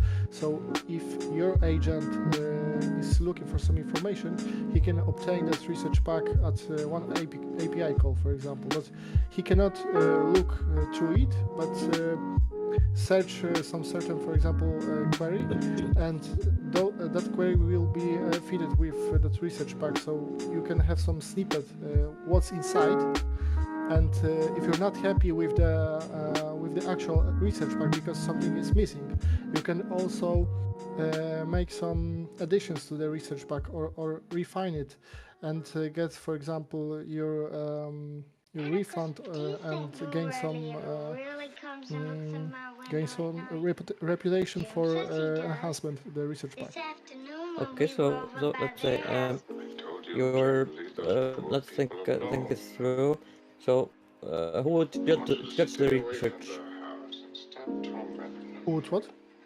Judge the research which you upload? Do the research, yeah? Yeah. Who judges it? So okay, who judges? So I'm making some validator, which is, for example, agent inside some Nemo Hermes, yeah? And he checks all the links and verifies if the informations are legit. So, for example, any agent can be some kind of miner, which is providing research packs, and on the behalf of the platform there is some validator which checks those packs. Yeah? Okay, so what if the agent who does the research, he's let's say OpenClaw, and he uses let's just say Grok as a provider. Will it agree with NemoClaw with Nemo Hermes with another model? Will they all agree? So there will have to be a judge panel of all the biggest models, and that may be an issue, but I think the point is if not what model actually thinks about it, how they interpret it, but what the source data says. Yeah. So if the source data says the points which agent is trying to point to, it's good. If the model trying to make it something up with the information he had, he will be rejected with that research pack because there is no proof for that. Yeah. So the information needs to be really strict. Okay, so at that point, wouldn't it be easier just to take all the research papers and grade them and sell the info, what research papers are valid? Maybe, but you don't need to set the price for it. Yeah, it can be for free. So if you take those papers, for example, which is publicly available and is for free, and you're trying to make it into research pack and sell it, it's also good because it's the work of your agent. At the end of the day, some other agent which is trying to solve some question, answer some question, don't need to go through all those papers, check them, but only call the platform, get the all the sources and the answer. Yeah. So he don't need to look. So through it's those a papers. it's a knowledge marketplace. That's also very for example. Yeah. And question. I have a question for you. Yeah. breaking up. Unless AI wants to. Oh, I'm sorry. I don't know if Your connection is bad. Can you hear me? Yeah. No. Yes, you can write it up also on a chat because Okay. You may have some internet troubles, like with the connection. But then again, judging what the source of the info that's in the pack is also important. Is it a valid That's fucked up. That's a hard task. For example, you have some source like, and yeah, and I like about my agent to not just grab the, for example, grab someone else's work because my agents are set up a specific way. So it's a good thought, but I'm not. Okay, so I'm gonna check the question. Sorry. What data does your judge agent use to certify what is accurate or approximately? Okay, so the research pack is it consists of some entities, relations, and some other stuff, which make something like mini knowledge base, graph knowledge base, yeah. And all those facts, relations, and claims needs some proof, some source of knowledge. Yeah. So every claim which is not obvious are checked by the validator from the sources, which should be linked in those research packs. Yeah. Yeah. And it also has some time when those informations was available. So yeah, it's kind of like that. I want to say also, it's on a concept right now. I'm building the platform. I have the API right now. I did not publicly push the skill actually, but everything is set up. I'm just making miners for my own miners as the AI agents, and I'm trying to mine some research packs. And I also wanna provide it for normal users. Like you can ask something, set a price, like a bounty for the miner, and the first miner, which provides the satisfying research pack, will receive some, for example, currency or the reputation.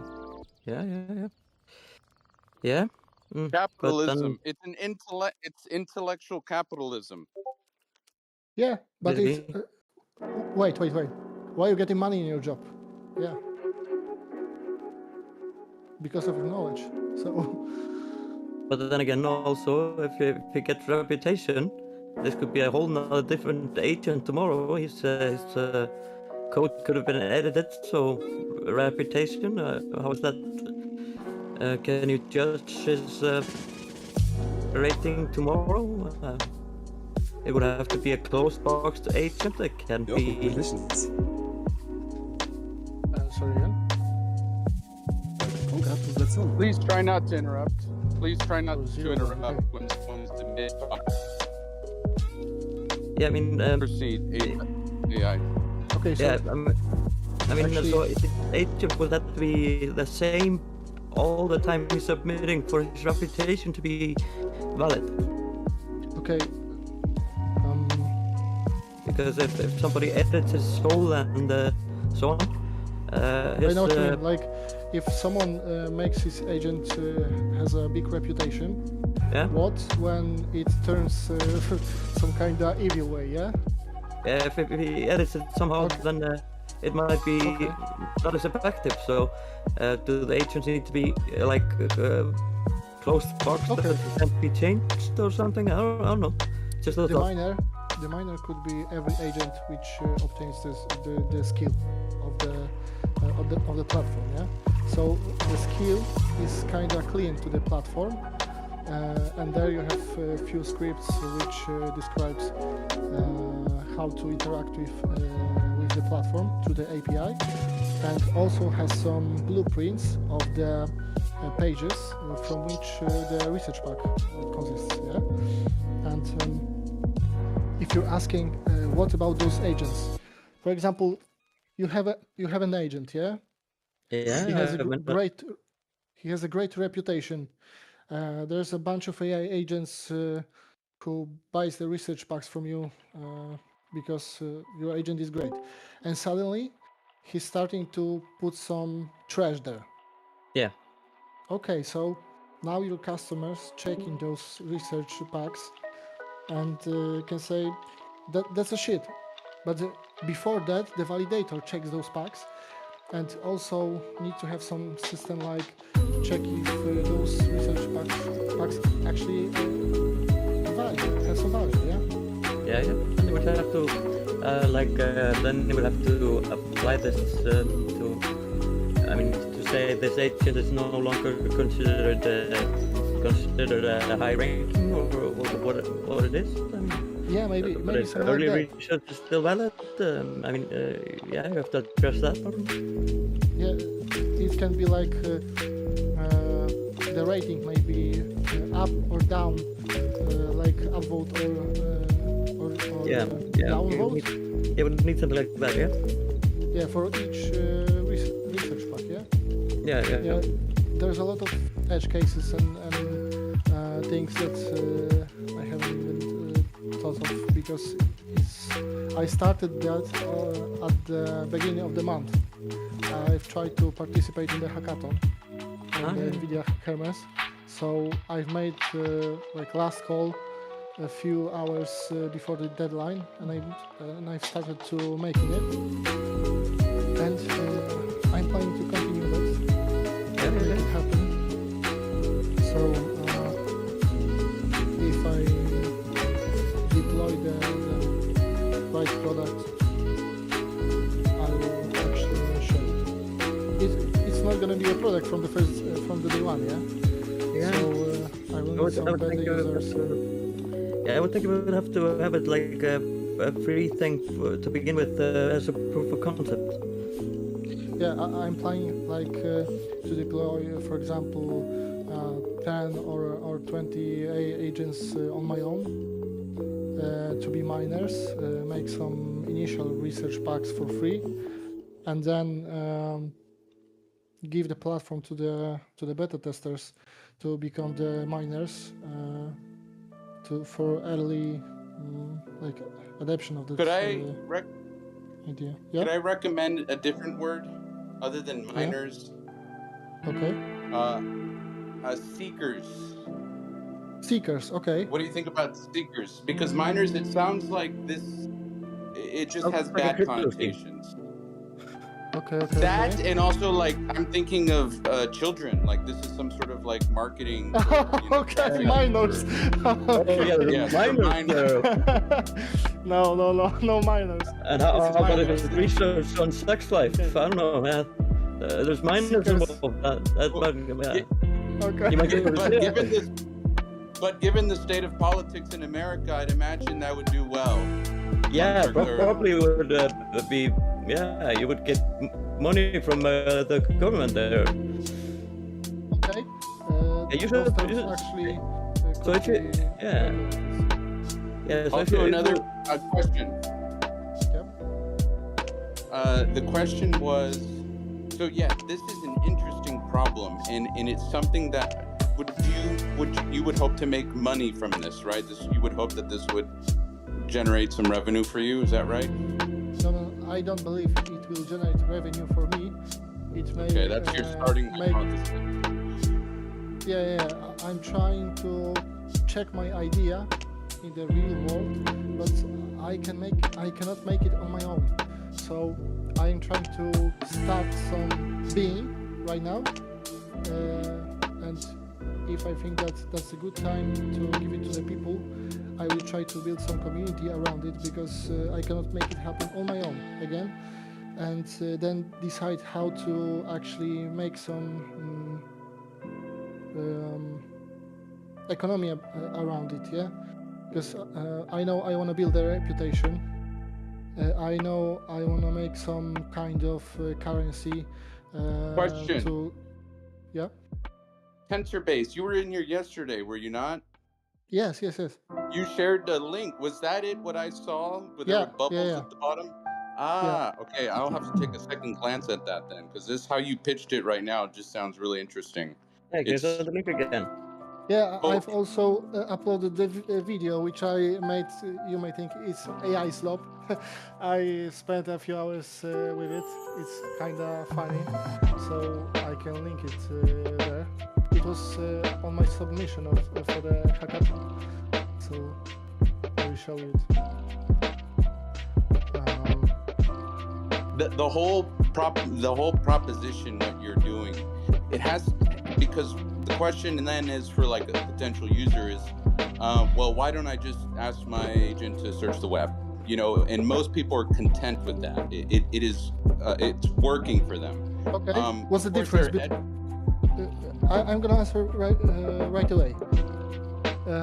You're using some agent, for example, some harness. I don't know, Claude Code, Hermes, etc. Codex all the way. Okay, that's great. So you actually may use some GPT 5.6 Soul. All medium reasoning. That's my main driver these days. Okay, and research which you are going to obtain from that agent is gonna be like one shot. He's gonna take something, make a judgment, and give it to you. But if you are gonna try the research, which is the platform I'm trying to build, you're gonna get the pack, which is checked and approved, maybe, of course, by other agents. So there are a lot of iterations. There are a lot of iterations on the research pack and improvements, because each agent can obtain the pack, improve it if he wants to, and link it. And all those research pack will be related to each other. You're offering the end product of research. So the value proposition is you're if anything, saving tokens and time from agents for having to vet the research and synthesize it, bring it together, figure out what's right, what's wrong. You know. And this is like the end product of all of that, and it's just offered up there. And also connected knowledge bases. You know, because each. This is scary because this is like this is interesting because we're talking about epistemology, right? And I'm sure you know your stuff on that if you're doing something like this, because it's like you're kind of offering truth, I guess, in truth, the truth that it can be such in the digital world today, right? And that is so fucking hard because you probably have to like get your first, your first sort of what do they call your primary sources, right? That are, you have to sort of like score primary sources, secondary sources. There's also like all the subjective stuff on Twitter and Reddit, and how do you like tease those hairs, semantically. It's kind of hard problem. But you're saying it'll be solved with scale, because once you get enough agents doing the same thing, the law of large numbers type shit. Yeah, so that's the idea. I would love to make it happen. I hoped for that kind of solution with the mold book.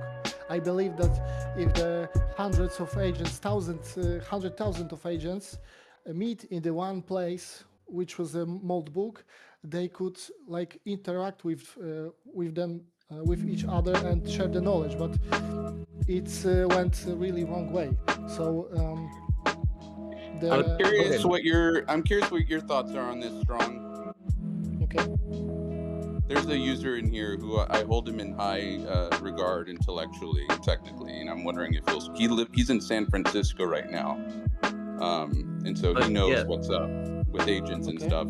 I'm curious, Strong, could you share a penny for your thoughts? A penny for your thoughts? But also you have to consider while you're starting this up and get it going, where's the source of revenue that pays for the tokens you use to check the sources and verify everything? So it's basically you're losing money the whole way. So don't be so optimistic, AI. I mean just be realistic. You have to bet there for a lot of sources and stuff like that. So I'm not the omnibus, so I don't have a solution for every problem. So that's why I'm trying to, like, not right now, but in the future, involve a lot of great minds to make it actually happen, because there's a lot of problems to think about and to solve.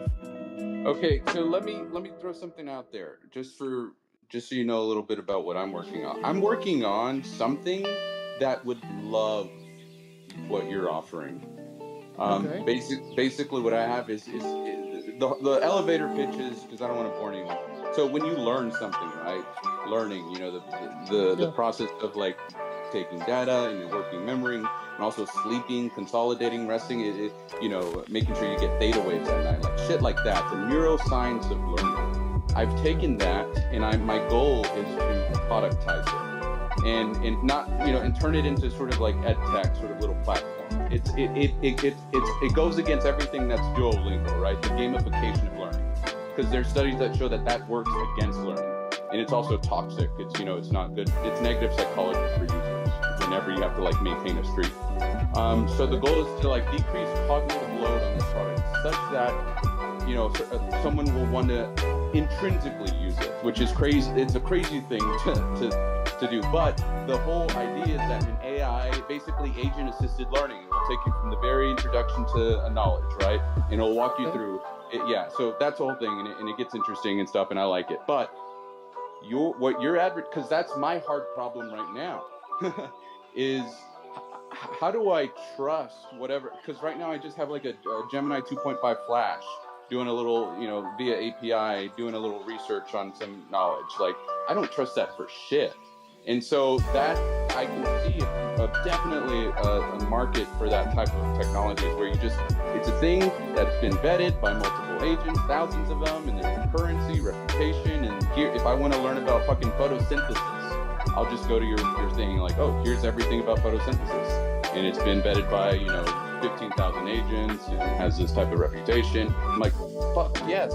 And I can just like, basically it'll be like a little API, right? It's like I can have that as a markdown file or whatever, just somewhere, or add it into my own LLM wiki that I plan for each user to have, you know? And so it's like, and now they can train on the concept, and I don't have to worry about whether or not the thing is true or not.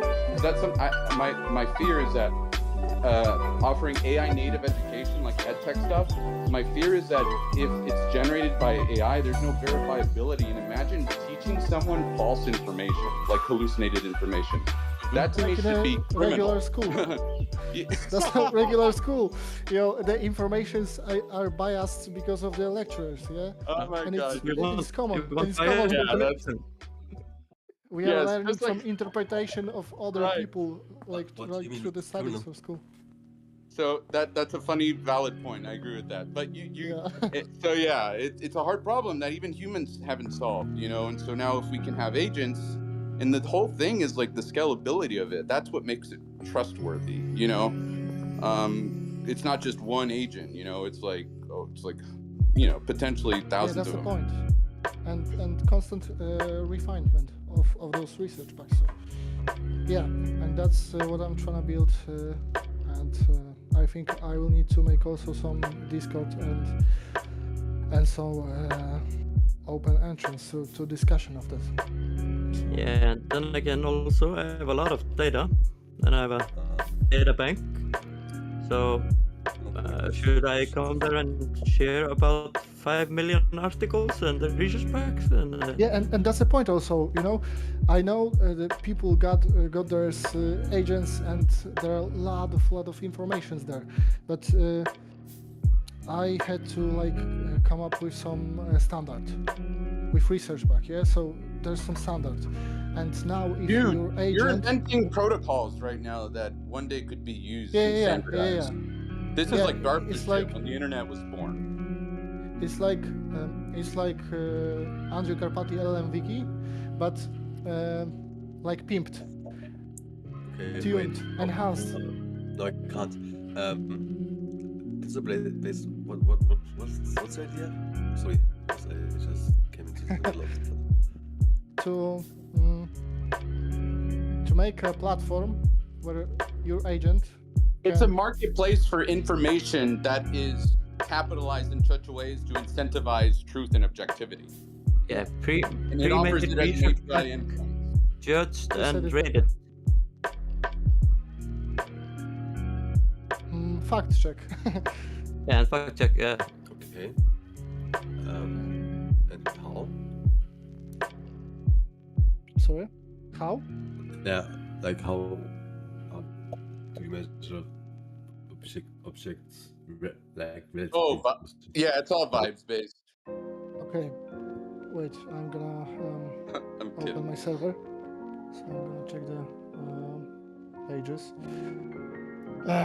So, Source, we made it the fuck up. so the project, okay, so the entity of the project is a research pack, which consists of entities, actually, relations, Side sources. note, if I may interrupt, and I know I'm breaking my own rule here. If we can start recording whenever someone demos or showcases a project, that way whenever anyone who shows up late asks what are we talking about, we just send them the video recording. Because there's like at least 6 people in here who are actively paying attention, who have to be, retreated the same. Okay, so I may Anyways, just and give you Cyborg. check the chat. I've just shared the post from the hackathon submission. You can check it. There's a link to X, which kind of AI sloppy describes what's the project about, and you have also the link to the web, which also has some information. So you can check it. I'm not trying to be contentious, by the way. It's just an inefficiency I've noted, and it's not any party's fault. Okay. It's just the nature of Discord. Yeah, but the discussions on the project may be really helpful, and I will need to think about some place for that.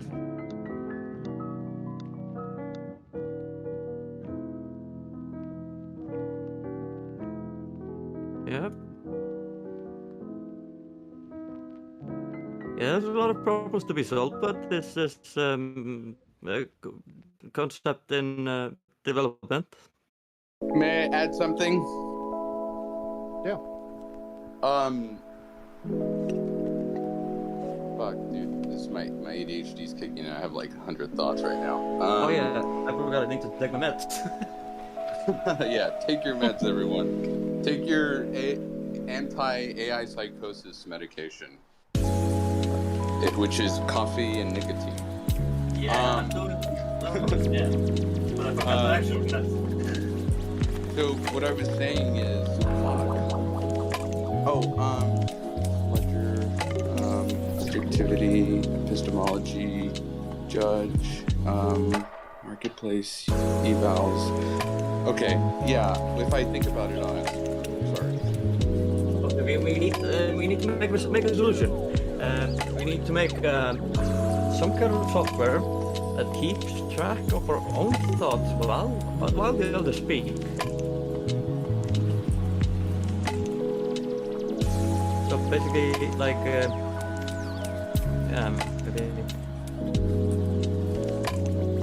but you know, like a mind supervision agent. Yeah. That supervises your working memory. Yeah. So let's say you have a hotkey for. That sounds awesome, dude.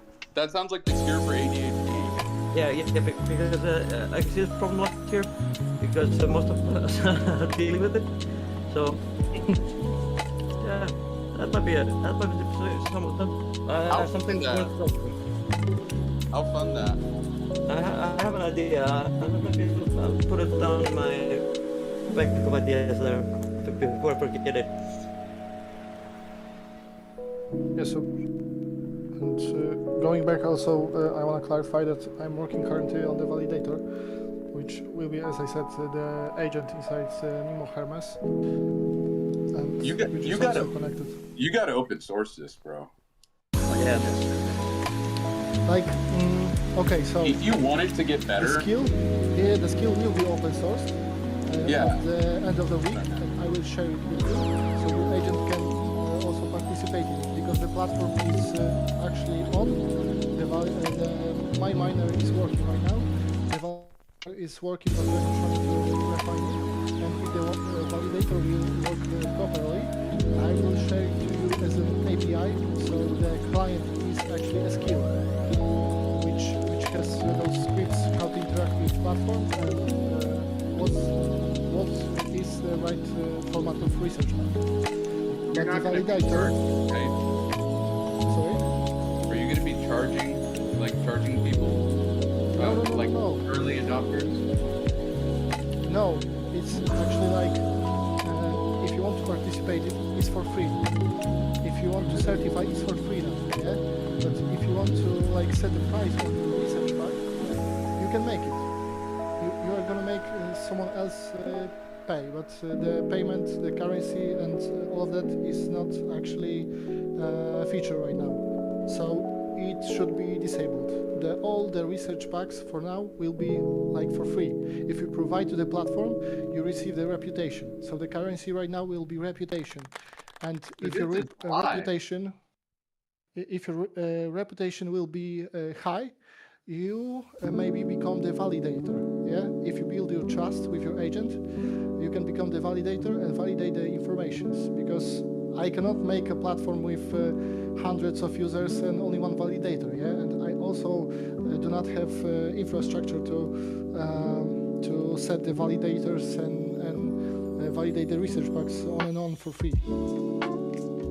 And that's why the currency is also needed. I want some agents to get their check for the research, and also the platform to rent itself. So there will need to be some kind of person for each operation. Perfect. Thank you. Thank you for working on this. This is really awesome stuff. I can't wait to get involved. Yeah.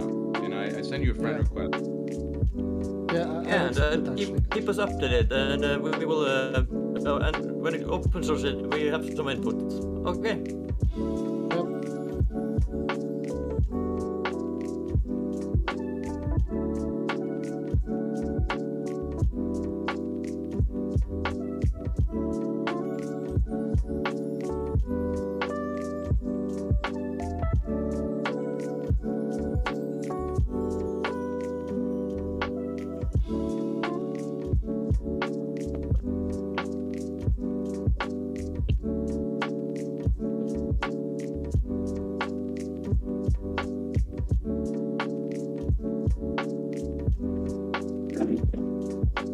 So hot right there.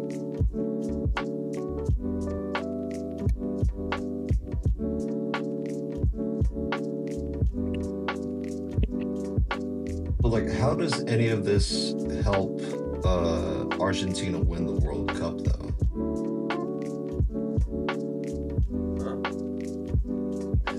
I'm just playing, bro.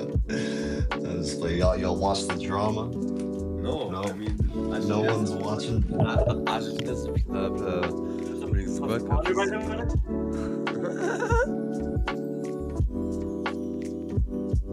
don't know. Who's playing Argentina and? I think it's Argentina and Spain, right? The finals, yeah.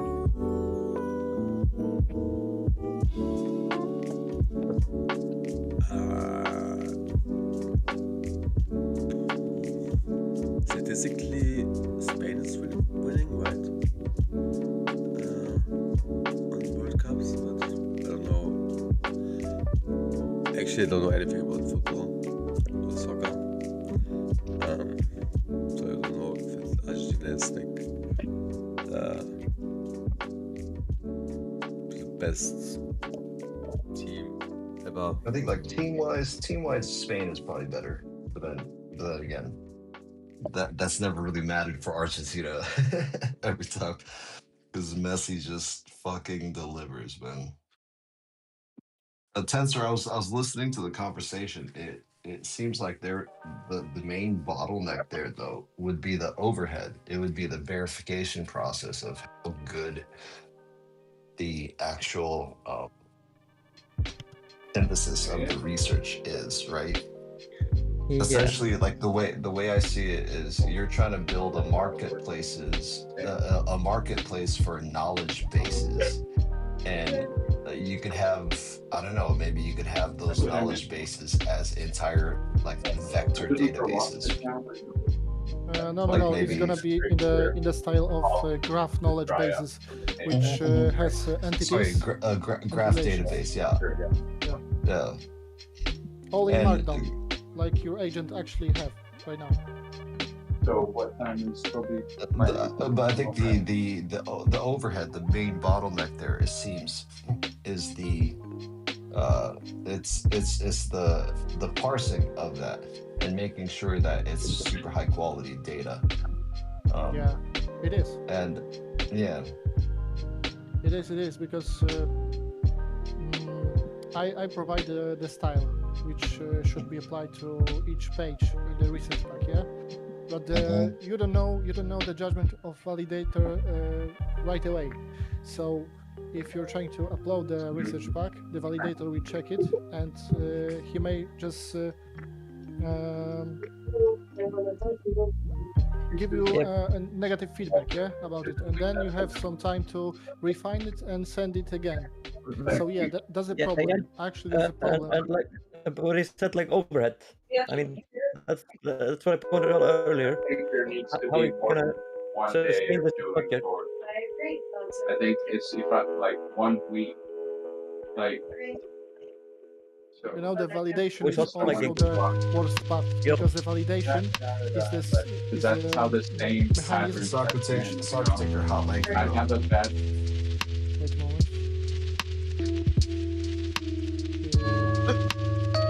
Okay, thanks.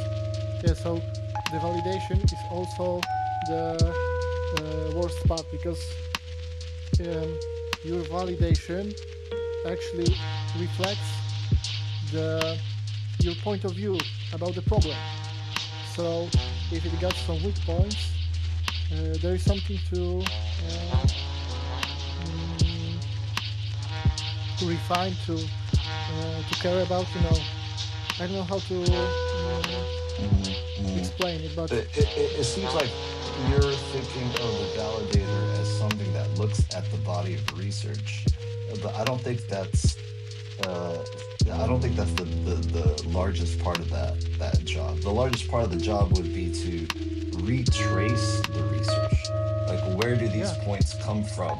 Do the papers online support these forms? Does archives support these elements? And so you would essentially have to chase, retrace, and chase and redo all of the research that has been done in order to generate the corpus.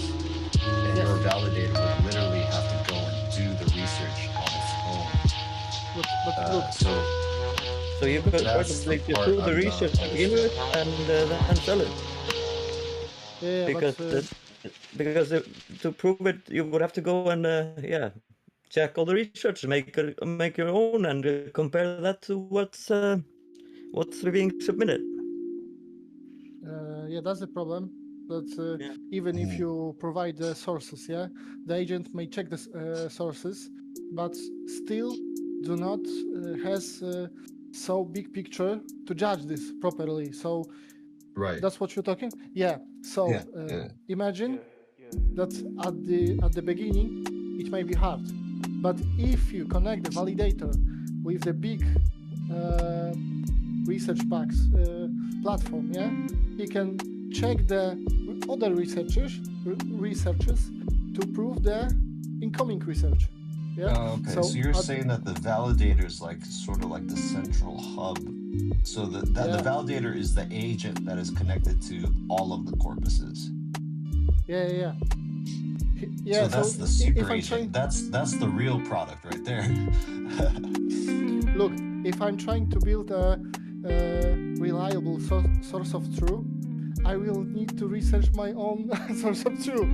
So yeah, so you know what I mean. Yeah, so it will like sum up in a time to have some reliable source of truth. and the fucked up would be the archives, because the currently available sources will be easy to check. But if you want to provide some older data, because you have some niche or the customers for such informations, then it would be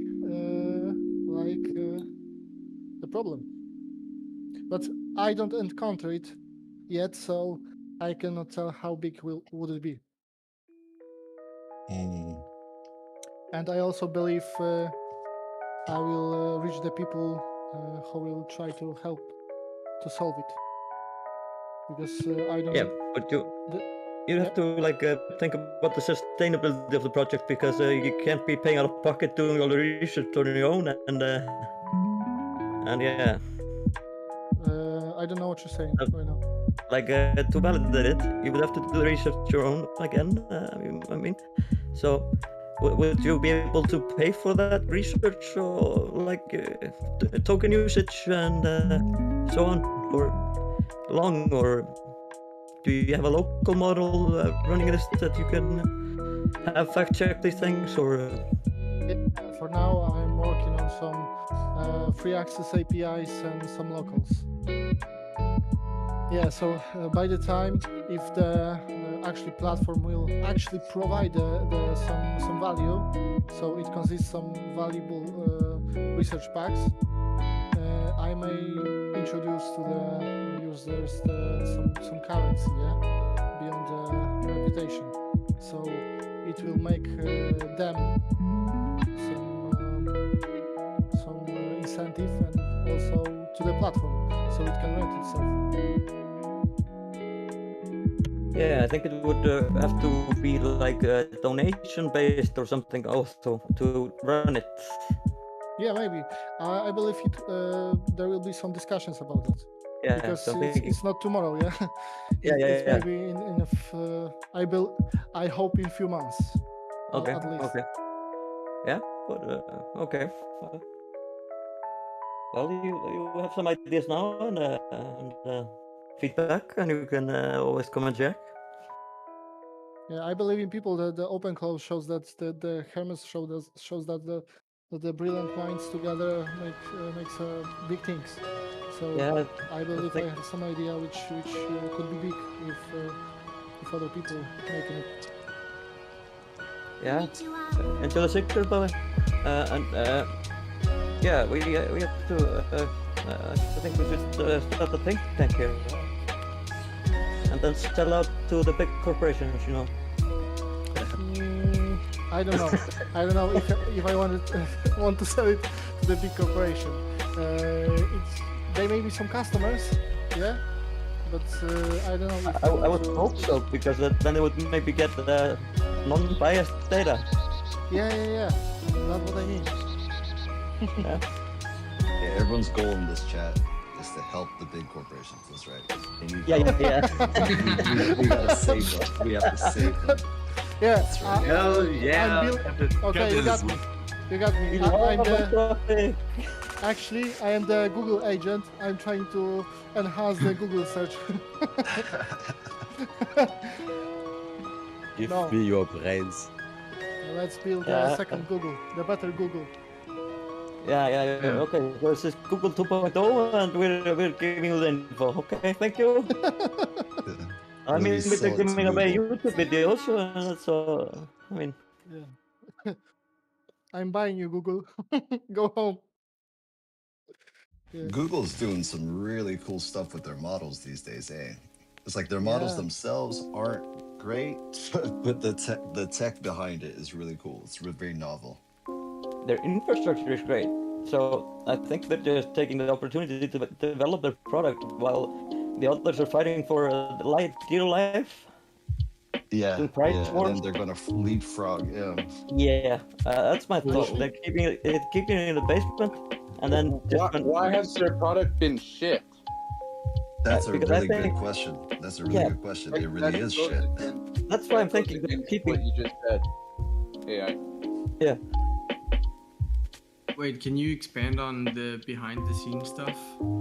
Yeah, my kind of point here is the other companies are fighting for customers and subsidizing like the token usage like heavily, and Google doesn't see any return of investment in that. So I think they're just like trying to gain capital while renting out their GPUs to those companies and working on their own shit to make it better than their previous ones. That's What one are of my theories. What are you talking about? So you're What trying am I to tell talking that about? Google Please renting the tell me what- GPUs for others, what's confusing. collecting Well, the data. we're essentially talking about how Google is sort of like rewriting the architecture of like how an LLM works. Is essentially the inference and context memory management sort of mechanisms. And I don't think there's a single person in this room, obviously including myself, but like it's so fucking cutting edge that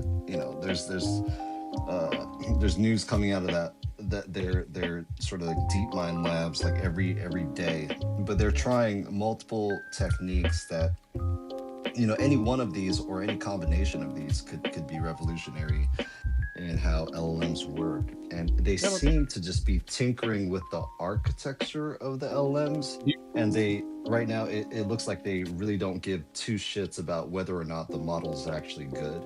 Do you know why that that's is? just not a priority. I have no idea. Like It's that's because I of don't think they Hasabi. have It's Demis Hasabi. Say his name. Hassabis. He's one of the Hassabis. original AI leaders in this space. He started Google of course. DeepMind. He was working on Transformers before it was cool. Yeah. Yeah, Demis but Hassabis is great. And I think what that will allow Google to do is just kind of step out of the who's better at coding race, and then all of a sudden when they drop something, it's just going to leapfrog. I think. Yeah, It's that's just my gonna that's my defeat point. everybody. And while they're developing it, then the others are fighting for like attention and spending all of their money on renting GPUs from Google, for example. From Google, yeah. So they're You know what's making funny, money. actually? Tomorrow I'm gonna have some call because I've applied to a Google job, agent development kit, actually. Tomorrow I will have a call, but I hope it will actually go my way. So I hope for it, because working for Google it could be nice, but I'm trying to make some platform which will be second Google, better Google. Yeah, don't sell out. Don't give them an idea. They will just take it and not give you any reward. Yeah, and also here's the thing about Google. Like me, the thing I don't understand is like why is the US behind robotics? It's so ahead of like AI. Like I guess because I mean China, it's like for example, is far superior when it comes to robots. Have you seen the robots from Elon now? I mean, it's a different kind of business model. Yeah, but I'm Different kind of thinking, business model. like he's saying they're ahead on robotics, but I'm thinking, okay, I've seen a said video of robotics. the Chinese one stumbling down on the stage. So yeah, I mean, yeah, there always gonna be issues in the beginning, but I mean, you can buy one for like $1,000. Or yeah, that's what can it do? If we're also talking about the AI development, then over 50% of AI developers are Chinese. It's just that they're moving to the US to get paid, right? Yeah, I mean, I guess the US has better pay. I don't know why China's good pay. Yeah, if you look at a lot of the archive papers, it's wild. It's like every other researcher who's writing those archive papers is Chinese or has a Chinese name. Yeah, most of them. Yeah, a lot of them. Chinese people are 1/3 of the world. Is it like just But then again, it's probably competition, just like the level of competition that you have in trying to be a professional anything. It's just out of this world. It's probably like just it's hard to imagine for other nations. Like I think so. Yeah. Can we counter argument? Yeah. or they may be thinking more about reputation and publishing the research, and the American companies are trying to keep it internal. Might that be a possibility? Yeah, it might be. Yeah, for sure. Yeah, and the other thing is like, I mean, this China. I mean, Chinese AI is not always in fear. Like, I never noticed any Chinese. It's just that the cost is better. I mean, I don't know. Like, DeepSeek is just way cheaper. Yeah. I use DeepSeek for cheap labor. Yeah. Yeah. But I don't know how they achieve that cost. I mean, is it because they just gimp the AI, like just make it worse? I mean, it doesn't cost them as much to develop the AI.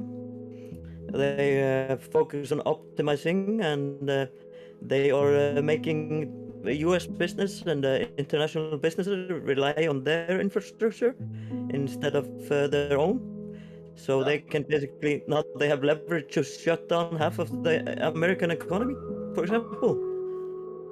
So It's if you're talking about cost, it really just boils down to greed, bro. It like as you know, as woohoo as that term is, it really is just greed. So Anthropic, for example, they have to sustain a margin of 70% to 100%.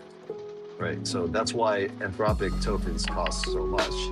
It's because their margins are 70 to 100%, and they must maintain that by contract.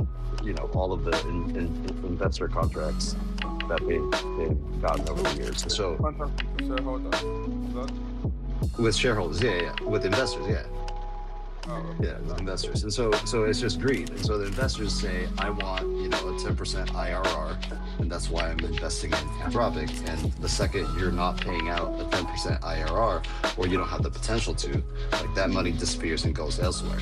That money is greedy money. It's like super expensive money. And that's not the kind of money that's being invested in Chinese firms. So the Chinese firms, they don't need a 70% margin. Their investors don't disappear just because you're not making just disgusting amounts of money. But then again, this is short-term thinking for Americans, because now, for example, Apple is going to destroy OpenAI and absorb them.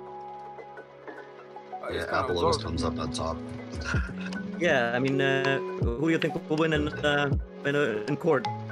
OpenAI or fucking Apple? Just a second, what is Apple is trying to absorb OpenAI? Yeah, what's the case about? The case about corporate espionage.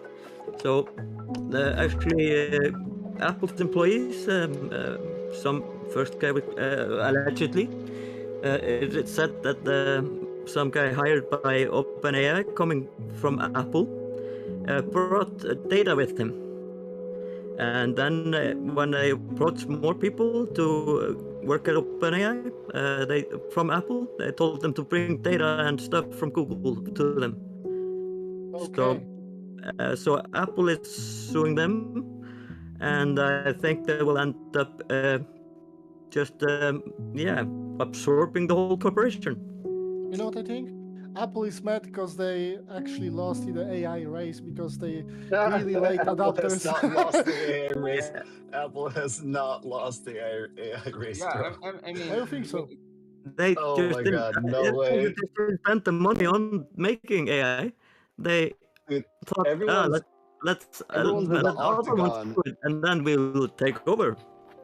Everyone's in the octagon beating each other up. Like, they're just like, Anthropic and OpenAI, just the amount of money that they're just bleeding out of the ass. And like the amount of investment that needs to come in order to support the old investment is ridiculous. And you know who's not even playing that game right now? Apple. Apple's not playing that game because in a couple of months, in a couple of months, the local models will be so powerful that it will just end up becoming a hardware. It's a hardware battle. It's not an AI battle as much as just a hardware battle. and Apple's so going to win you're that trying battle. to say, so you're going to say that Apple don't actually participate in that because it doesn't matter for them. They're gonna have the infrastructure, so actually the product of the LLMs it's a kind of part of it. At the end of the day, it is a hardware battle, and no one has an advantage the way Apple has an advantage with hardware. Look at TSMC. At one point, 70% or something like that, 70% of their production was Apple chips, bro. Like, that's the leverage that Apple has. So if Apple says, hey, TSMC, like, we want you to not charge us as much as you're charging us for your chips, or we'll go elsewhere. That's half of their business. TSMC is going to be like, yep, okay, yeah, you got it. You get first dibs on our chips. Like, that's it. Just a second. Is there no other business that does TMC? So is there no other business that can go? Because TMC is a monopoly. Isn't that like true? Yeah, for now, yes, but like I'm talking about like RAM. So with RAM, they could do the same thing with SK Hynix and Samsung. They could do the same thing. They could be like, we're 40% of your market. We are literally 40% of your revenue. Like, we could take that to SK Hynix instead. And then Samsung would be like, well, all right, you got it. We'll do it. Okay. And like that kind of leverage, like no other company has that kind of leverage, not even NVIDIA. Like, holy shit. Maybe NVIDIA's coming up. But yeah, but if you look at it, also, who was first in the Unified game? That's right. Yeah, who was ahead of the thing with the Unified Memory game?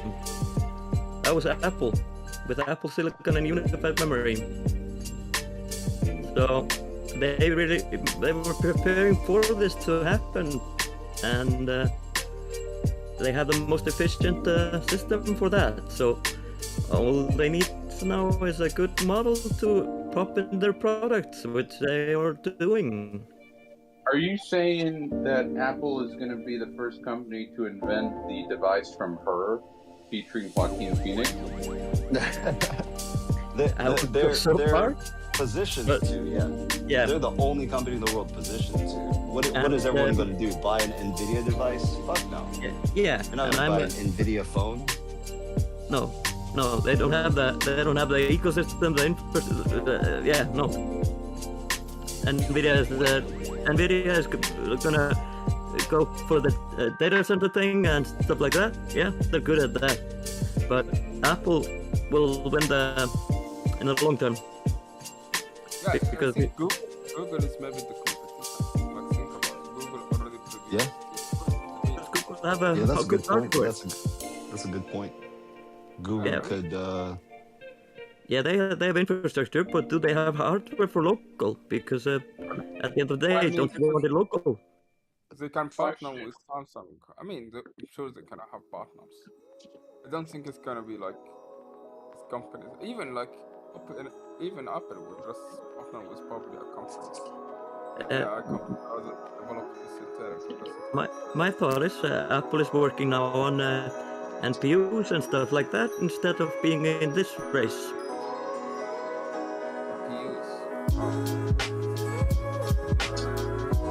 Question. Yo. So, is the fact that Apple will have it build its own model? Are there whisperings of such a thing happening? Oh, dude, I'm sure. Like, knowing Apple, of course, I think they will eventually build their own models, but what they're definitely doing is building their own implementation. Let me share my. They're building their own implementation. That's not speculative. That part isn't speculative. And when it comes to inference, as long as it works as deterministically as Apple would like it to work on their devices, like, it really doesn't matter who the inference is, right? At that point. Yeah. Here's two markets. There's the consumer market, and then there's the business, the enterprise B2B market. If you're following me on this, it's almost like there needs to be a logical product inevitability for each market. Yeah. Right now, I believe the consumer market it's headed towards something like Her, and I know we joke around about that, but I do think that that's an inevitability. But again, maybe not romantic in nature, right? But it's going to be something that see proves alive of everything that 100%. needs to be known about the person, their biology, their genealogy, what their urine tastes like that month, things like that. All the live like this, we go big for interpersonal lifestyle, right? You realize your potential, like everything is, all that good stuff. But the question is now is to get Apple does to make their own model that empowers them. I don't think that's going to happen. I do think it's either going to be Anthropic or I don't know, maybe some other model that is not yet be invented, right? This is going to happen in the span of 10 years, I think 5, because there's so much stuff that has to happen. But you're not getting my point here. Okay, I'm my other thought on the enterprise market. Say that again? Can I finish my other train of thought on what the... Yeah, if you can close to the mic, please.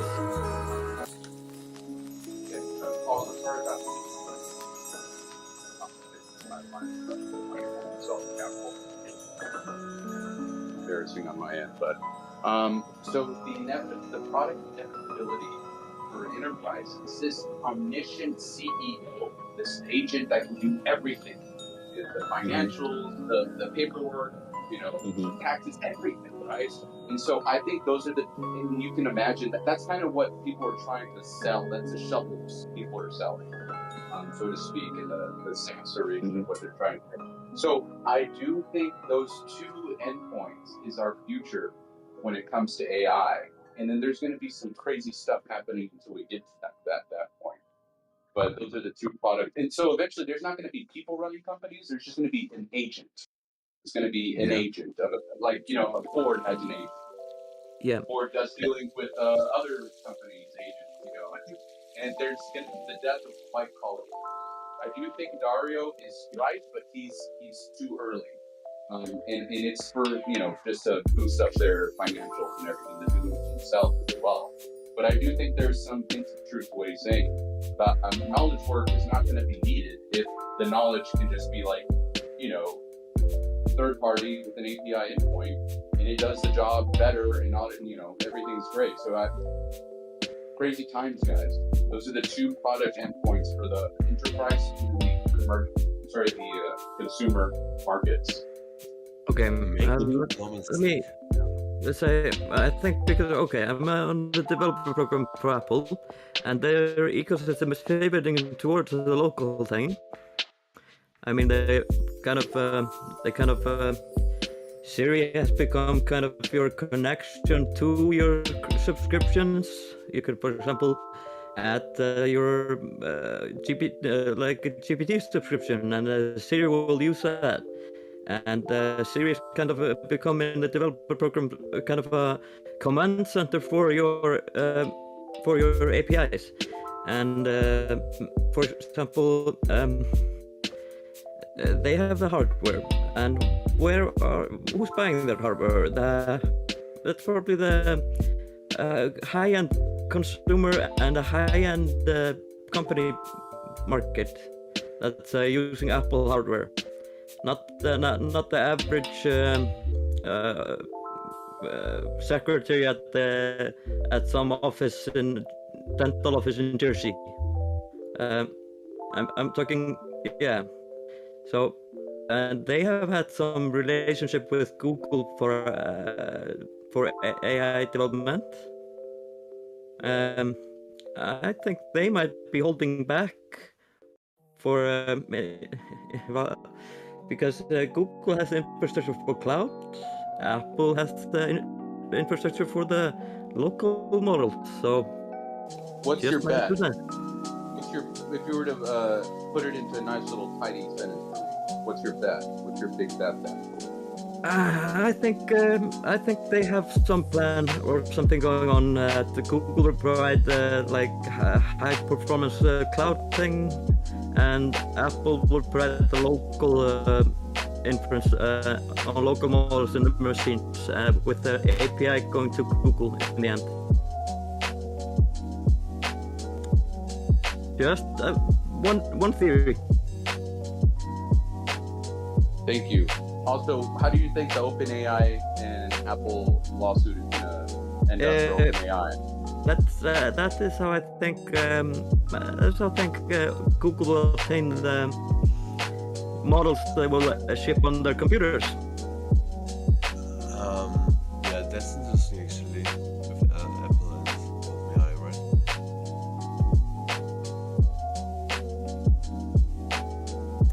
Well, I mean, I think if somebody has the money to take down OpenAI, and especially at the vulnerable time when they're bleeding money, paying for GPUs, and not making nearly enough on their models, they're making money, don't get me wrong, but they're not making as much money as they could be. So Enjoy the research while you can, boys, because eventually they're not going to be able to fund those For real. anymore. For real, man. yeah. Take advantage of every single one of those. This is why I scraped the whole internet, but because this research will be gone. Thank God I didn't publish mine.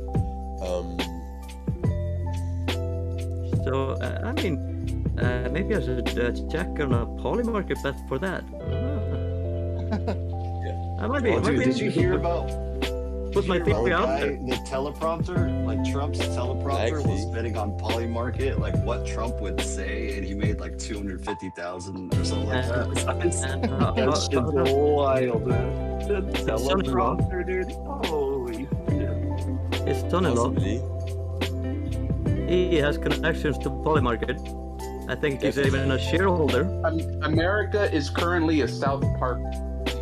I'm not even joking. It's a fucking meme right now, dude. It really is. It's like the war in Iran. Who bought the drones drone company right before it started? Was it somebody related to Trump? Did you see the new? What do you mean Claude is down? Sorry. I'm talking about the Synchronic on the chat telling that Claude is down. What do you mean? Claude is down. What? Can you check it? I can ping the endpoint or something. I can check. I think your subscription is over. Maybe your limits is over. He knows his shit. If he says it's down, it's probably down. Seems to be up here. I don't know. Maybe on some regions. Maybe That would be region. exploded Anthropic right now with GPT 5.6 all being out. Yeah, but maybe it's just a local. I don't know. I'm at Europe right now, so. I'm seeing. Okay, so maybe it's just the regional outage. Yeah, seems to respond to my thing. So there might be some regional server that's.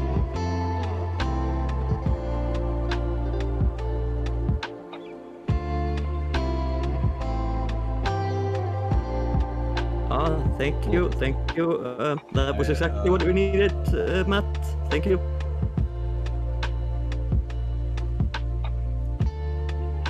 Yeah. That's kind of my point in the chat there.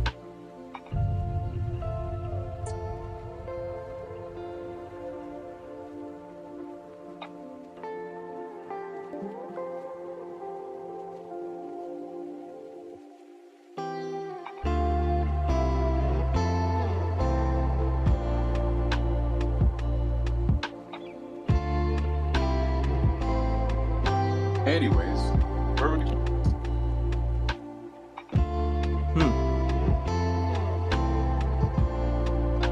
Yeah, so we were on conspiracy theories, or where were we heading with this? Dude, Socrates, where you at with your whole journey, man? Like you said, I remember like back in the day, you said like you're taking like however many months off to sit down and like just figure it all out. Bro, I'm super interested. What have you built, bro?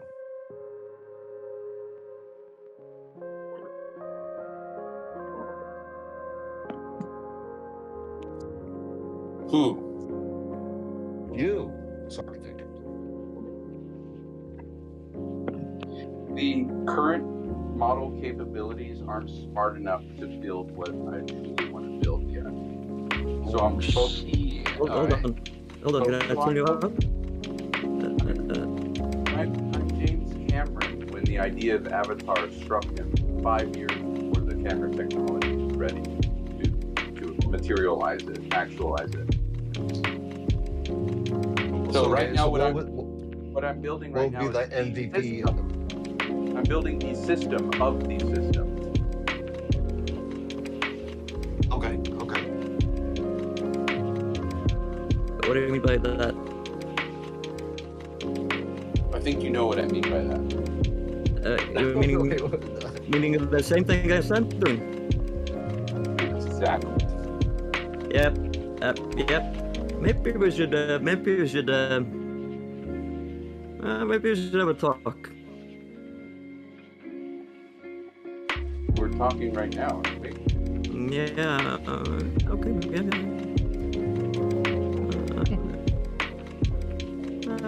I've maybe thinking private. Let's see. Just a thought. There's nothing you can tell me that you can't tell in front of everyone in here, right? Yeah, that's definitely true. Well, are you sharing your info here? They're my brothers in arms. Okay, I'm working on the system of the system. Okay, I'm. Yes, there you go. Yeah. Damn it. Like, it's so novel, right? Who would have thought it? Yeah.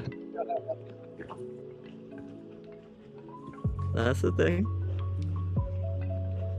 But the thing with that is, like, it's so fucking personalized and tailored to you. You know what I mean? Yeah.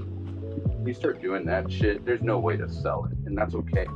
Oh yeah, it's supposed to be the thing that sells. Mine is a kind of okay. There's so many fucking paper cuts. I'm a okay. I was looking for that, but okay. All I'm gonna tell y'all is like a better shovel is always good. Like you mentioned like the shovel analogy. Better shovel is always great. Like don't forget to dig though. You know what I'm saying? Don't forget to use it and dig. Yeah.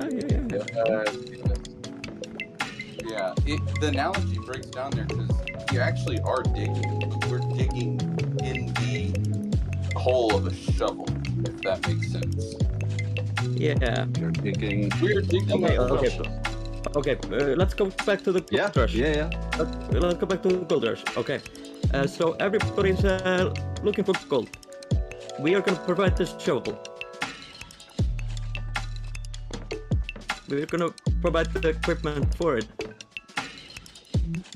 Yes, like the gold rush in California. Yeah. Everyone flocked to the west, hoping Yeah. for... Who made money? Well, everybody was hunting for something. Those who provided the tools. You know what's worrying about that?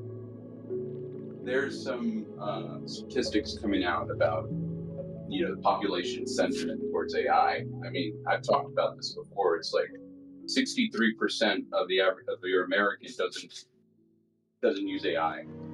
Yep. And now we're seeing the next generation, supposedly the mass adopters of AI. They're booing it at commencement speeches.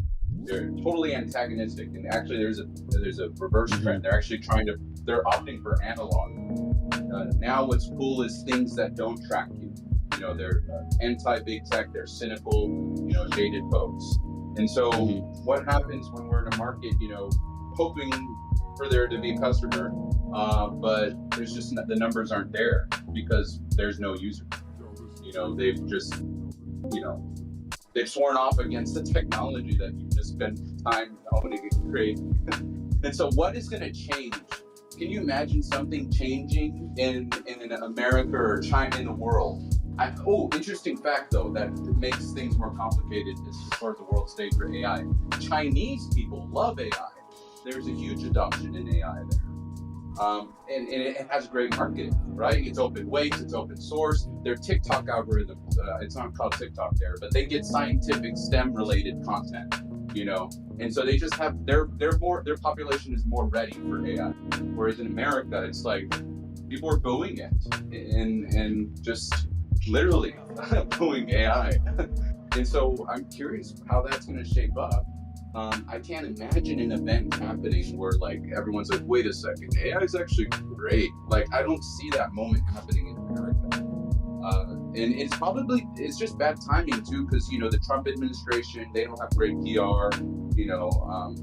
And so when you tie a tech, for whatever reason, whenever technology is born in a society, whatever administration is rolling at that time, often there's like this sort of like bleeding, you know, subjective perception of it based on like whoever's in power too. And so maybe it would have done better with the Democrat AI, but then again, you have to contend with the regulations happening. So who knows what's going to look like in the future? People, if there are even going to be customers to sell to in this. But I guess it'd be businesses, right? I don't see those getting extinct anytime soon. I mean, businesses are bleeding too. Yeah, it's really hard to track.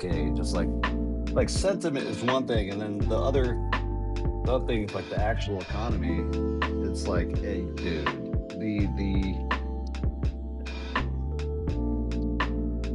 like, okay, in Japan, it's really hard to fire somebody, so they're gonna have like extreme guardrails when it comes to like, oh, we don't need you anymore, we're gonna fire you. Like that's gonna be illegal, and it already has been for like decades ago. And that's why the job market in Japan, I think, is gonna kind of sustain itself, but that still doesn't account for all of these new graduates coming out. It's just, yeah, man, it's so hard to speculate. You want to know something scarier still that you probably come to terms with? The death of your junior engineer, your entry level worker. Oh yes. Is you know, and this is something that the public markets don't understand. Everyone is so short term, right? Everyone is so short term thinking. But you senior engineers were entry level 15 years ago. You know what I mean? And so what happens when we stop that pipeline? You know, we stop hiring. So there's gonna be a brain drain in like knowledge. And I believe that's by design, because they're trying to basically, you know, they're trying to outsource their knowledge work to agents anyway, you know, so it'll probably work out nicely for the corporations. Yeah. But what happens when there's no people with jobs? You know, it's basic. If you don't have jobs, people don't make money. If people don't have money, they don't, you know, use an economy. They don't participate. You know, they don't buy goods. They don't buy, you know. Then they will work API tokens. And so the companies are just going to eat them themselves, you know? And the junior developers, they are training the thing that will take over their job. So it will be senior devs and vibe coding. That's what Mark Zuckerberg did. This whole team of engineers just basically screen grab what they do in a day and just feed it into a model that will do it for them. And many companies have done it. So like they've been recording with video cameras, screen recording what people are doing, their inputs and stuff like that, and just quietly collecting the data and then replacing the employees. So there's definitely a bubble. It's just, you know, I think we can all agree on that. That's just the question is where are all these people gonna go, and how are they gonna afford living? Are they gonna join the Elon clan and get free Starlink and stuff like that, or then driving his Teslas for espionage and I don't know. Fix it all. Honestly, think this will not happen as much as we think that AI is replacing human labor. Well, yeah. You know, why is Elon working so hard on robotics and especially robotics? He's focusing on making hands the correct way. First of all, he is not hardworking. His employees are hardworking. Yeah, fuck it, man. He's one orchestrating it. Elon is an entity. I'm not talking about him per se. I'm talking about his business, his corporation. But which one? Like XI, Tesla? That's what I'm talking about. His greater corporation. The whole thing.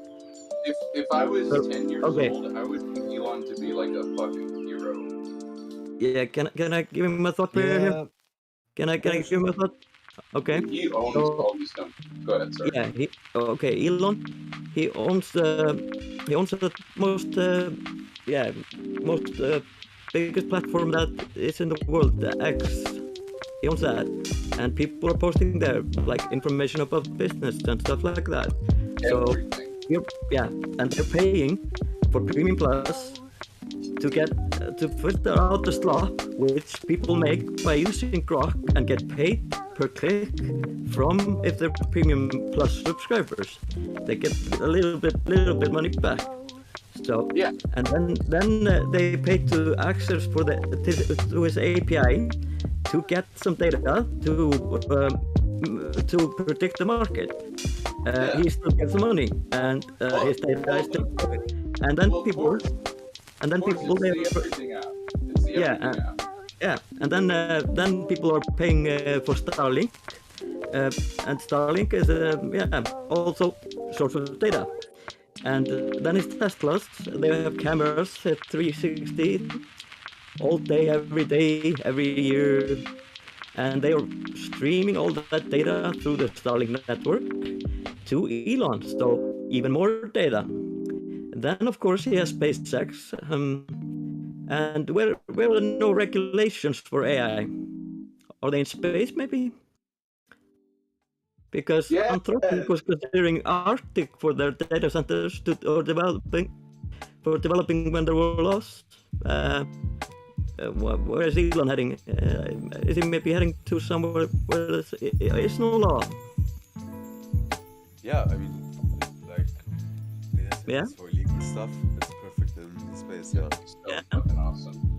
So does it all add up, or is it just a conspiracy? I don't know, but it's one possibility. That's just a game theory. I mean, I have many theories. I think everybody has a strategy. Like, I think Google, Apple possibly might have manipulated this guy to take stuff to OpenAI. I don't know. I don't know if it was that way or if OpenAI was trying to. The guy that committed suicide at OpenAI, and like Sam Altman was like on fucking TED. What's his name? Ted Tucker Carlson, talking about how like what happened to that employee. Sam's like, no. Yeah, right. That shit was wild. They killed him off, dude. They killed him off. Like, straight up. So, I mean, if you believe any of my theory, you can make a bet on it by investing in stock. Oh, but come on, Sammy would never do that. Sammy, no way. Sammy. Not the Sammy. The Altman, yeah. He's a good guy. Man. he's giving us resets, and people are screaming, "We love OpenAI." I trust everything he says. Yeah. Oh yeah, me too. and people, of course, they were so scary. I'm telling you, like I knew nothing about this guy. I literally didn't know like who he was. Like I started using ChatGPT when it was like 3.5 or some shit like that, and I remember like a bunch of my friends like raving about it. I'm like, all right, fuck it, I'll jump on it. Let's see what it is. Okay. So I started using it. Prayers if there's something to say here. Let him finish his story, please. I'm locked in. I'm listening. Okay. Yeah. So. Yeah, I start using it. I'm like, oh, this is pretty cool. And then this like video pops up of this like random dude who I have no idea who this guy is, but it looks like a Mark Zuckerberg like congressional hearing situation. And it's like it seems to be like a tech dude. I'm like, all right.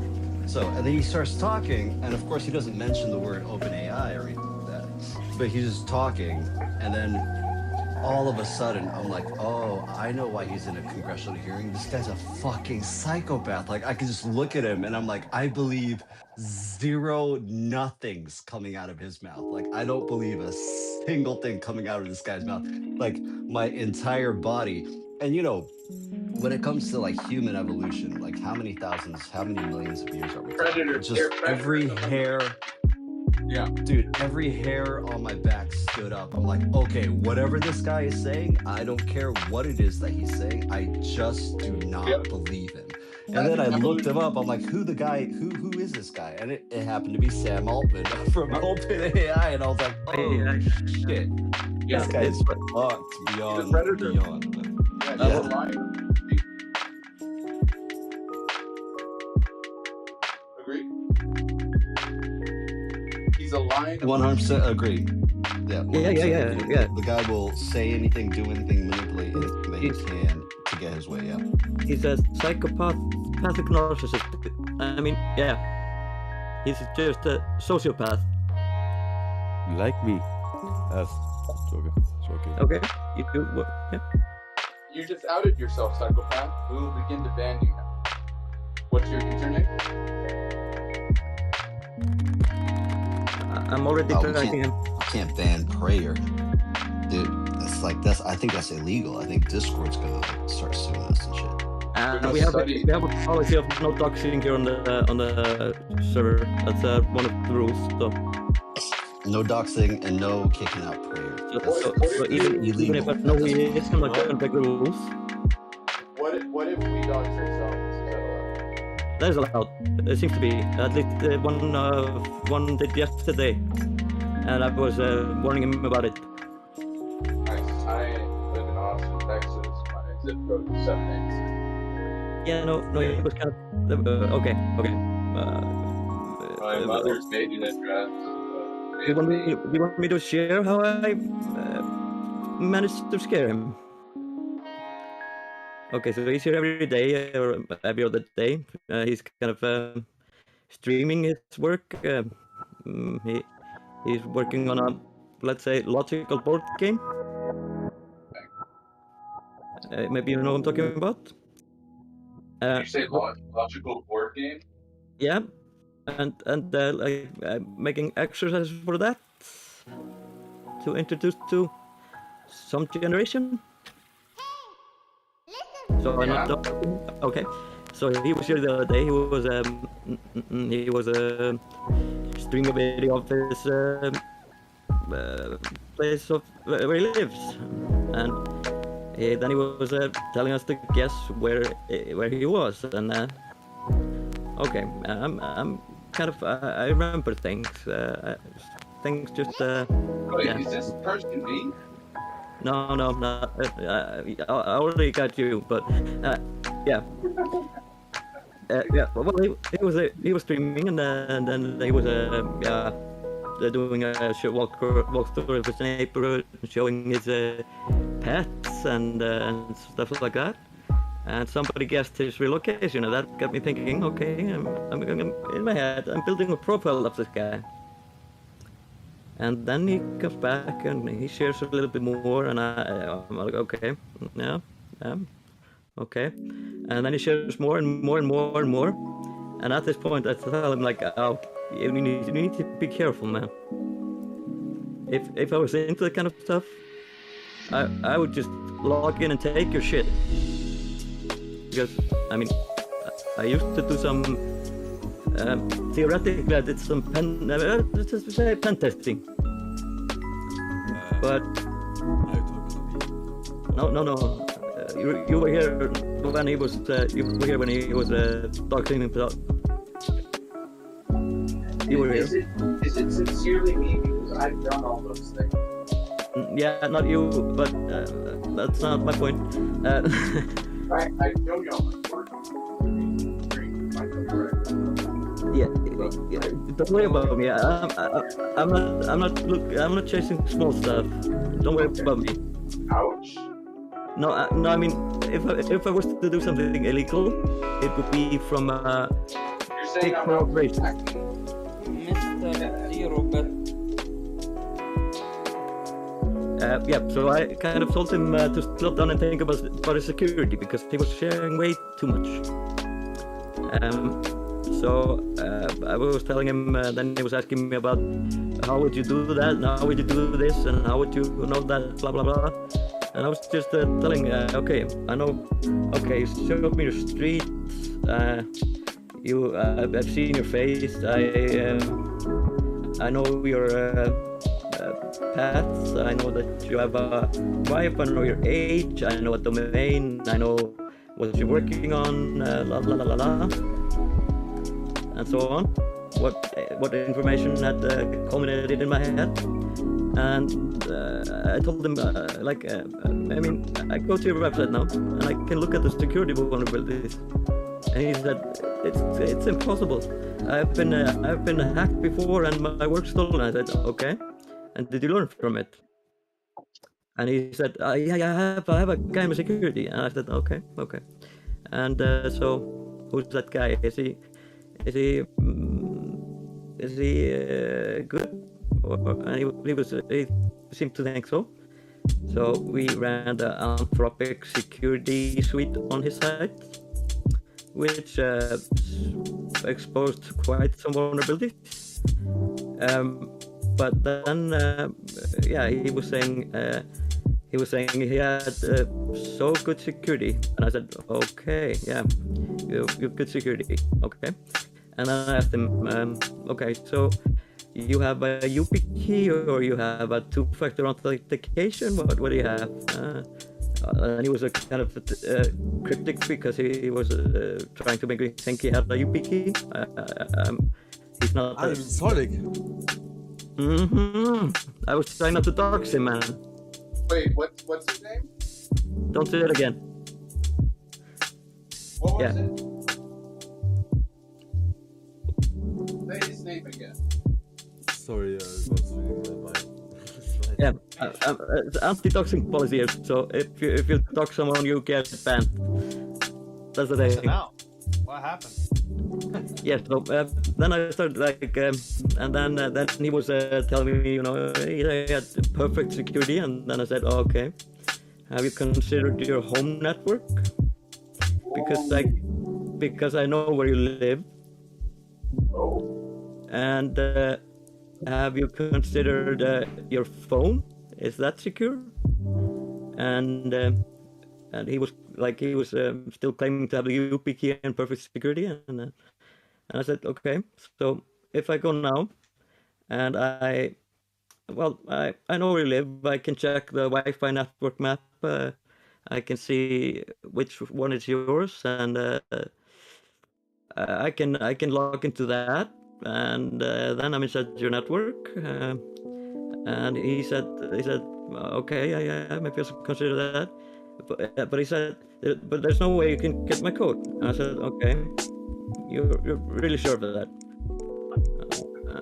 He was kind of.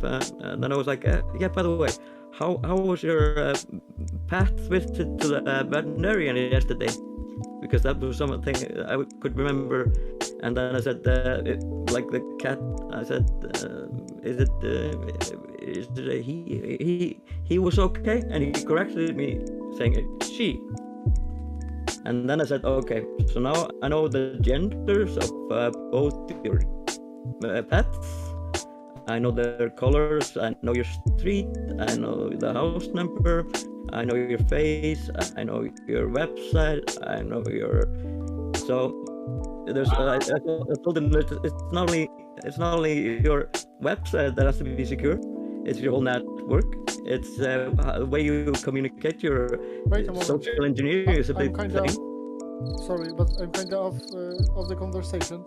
Yeah. I just slept for a few minutes. What are you talking about?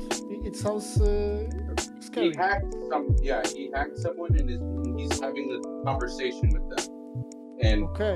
And the person is doubtful. He's saying, no, you don't know this, you don't know that.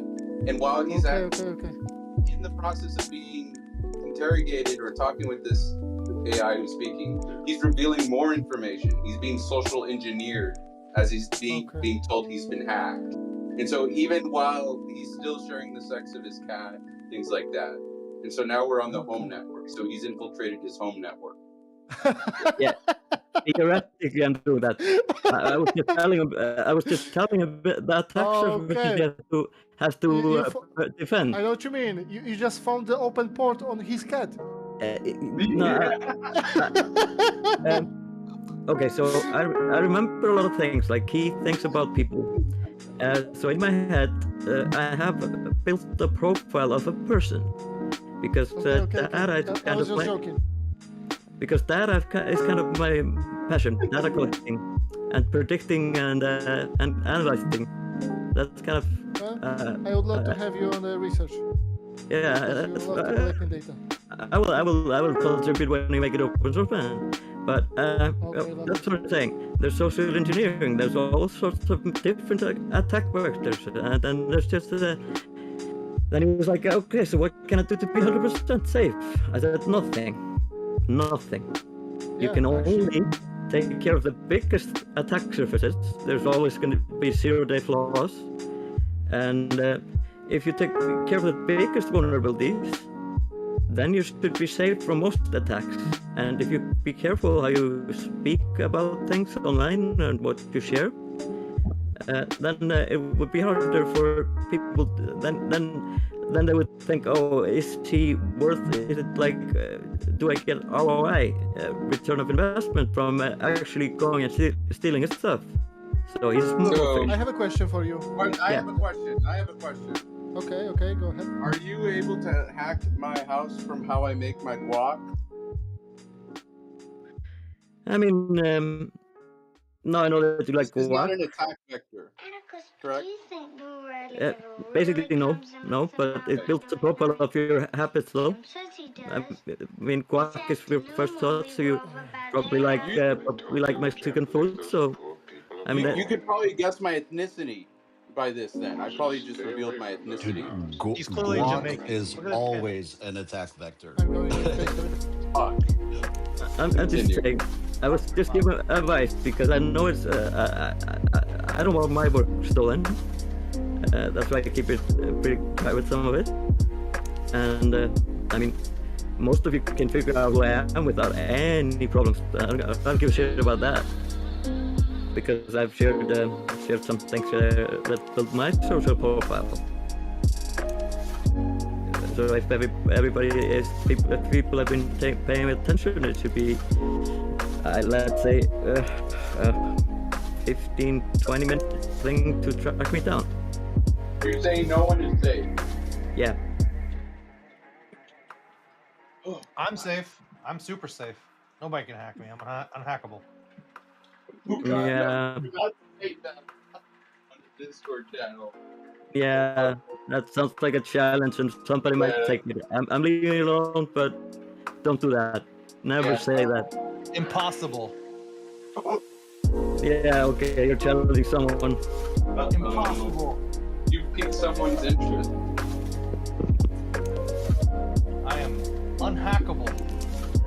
Yeah, so okay. Yeah. Can You never shared anything that built your, well, let's say, social profile? Nothing which can be used to... Unhackable. Yeah. Oh my, wow. I actually believe it. That guy. That guy. This guy, dude. I haven't really been tracking him, but I'm still doing a profile. Cocky, American. Ooh, wrong. Okay, thank you. You were giving me info. Wrong. Dude, do you know how to know you're not important? Oh, you as in the general you. Do you know how to know this? It's being in a war zone and then never getting bombed. Which means whatever the price of the drone was, like, it's not worth it for you. And that's like a little bit offensive. I'm like a little bit offensive. After 40 years, it's like, really? We're not worth it? Maybe I should drop by Ukraine and visit you. See if I'm good enough for a drone. because the way I've been publicly speaking about Elon, it might just happen. It's like, how much are these? Like 20,000? The Shaheeds, 20,000. It's like not worth $20,000. Fuck, man. Like that's how you know you are not important. Yeah. It's okay. I haven't seen you It's like okay not to be unimportant. You don't have to be important. Well, define important. Well, for sure. That's the thing. Like, what's your definition of important? Is it someone who is building something for the community, like let's say for schools, or is it someone who is manipulating the stock market? What's important? Somebody make burgers. I mean, okay. How many? Sorry, was I speaking over someone? Important is capable enough to do some real damage. That's important. Or publicly known to be capable enough to do some real damage. Yeah. So what I'm saying is, you guys maybe tried have a big pawn website to check your leaks. Unhackable. No, I'm just saying. Have you checked it to see if your passwords are leaked? It's only on Ashley Madison. Yeah. Okay. Zero bot. Wow, I'm so happy actually about that.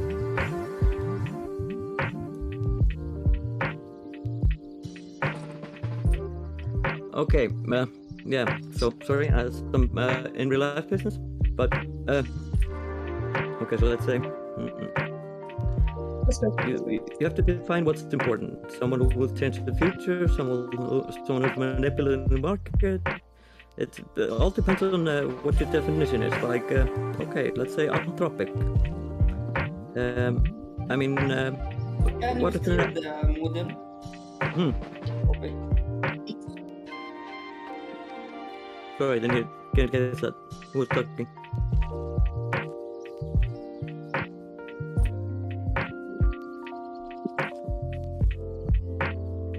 So what is the relevancy of this topic? Who's important? I'm just curious. I came in late and says you're talking about people getting pwned and social engineering, cyber. Yeah, there was a guy doxing himself yesterday, and I was telling him to be careful because he's been hacked before, he said. And I said, okay, then you have to be careful because then kind of fits the pattern of you oversharing here and kind of making it too easy for me to locate who you are, what you do, what's your value, what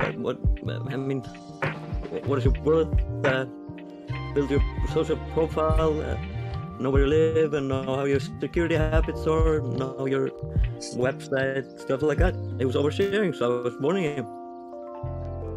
If I can hook on that AI, I think that in the near future, privacy will be more of a luxury than something else. Yeah, that's already being worked on because for sure. Palantir, they're working on software to filter your data before it leaves your network. Data pipeline. It's a great stock. Yeah, but to be honest, people are also doing it elsewhere, and some are even, quite frankly, copying their platform and doing it for cheaper. Yeah, Palantir is like that toxic ex-girlfriend that Yeah, and everybody hates them. So I personally know someone who is taking their whole platform for themselves. So they're doing the Foundry and AIP? Yeah. Essentially, yeah. Basically. Interesting. So they're working on the orchestration layer and also the ontology on their own part, and they're trying to clone it, Ontology. or they're just talking. They're cloning it. They're cloning it. If it's the same guy he's talking about. Yep. Cloning. I mean, of course he's probably putting his own spin on it. Yeah. Bro, how about that CEO of fucking Palantir, huh? How about that Alex Karp? Oh, you want to talk to him? You know what I think? I think he's on. He's right about a lot of shit, and people don't like what he has to say because of what the business does. The business is in the business of war, and it does affect. He's people. a straight shooter. Yeah, I think that he's he's right, and aside from the He does say a lot of good shit, yeah. Aside from the politics and shit, like if, depending on where you're from, like I'm, you said, oh, I'm an American. Yeah, I'm an American. Obviously from my accent and shit, right? Yeah, I don't know. But worldwide, everybody's pushing for AI, right? We have Anduril, we have Palantir, we have obviously Lockheed and all this stuff, and we have to put, depending on where our country's at, our security first. And with this type of technology, you look at nukes, right? What is the deterrence for the past decade? It's been nuclear power. AI power now is going to be another major deterrent. So that's why really we're competing with one country as an American workforce, and that's going to be China, right? So that Palantir, in essence, we've kind of shifted towards this world of like, you got these different technological companies. You got Apple, you got Google, but now everybody's kind of have to be forced to work together for the betterment of security. Okay. And we call that, oh yeah, you guys are fascists, but it is what it is, Like China doesn't have a structure. China has a structure that tell people, hey, you're gonna do this, and we're gonna see what your IP is, and it's gonna be for the government. Period. It's nice to pop in, but we've been covering that subject earlier.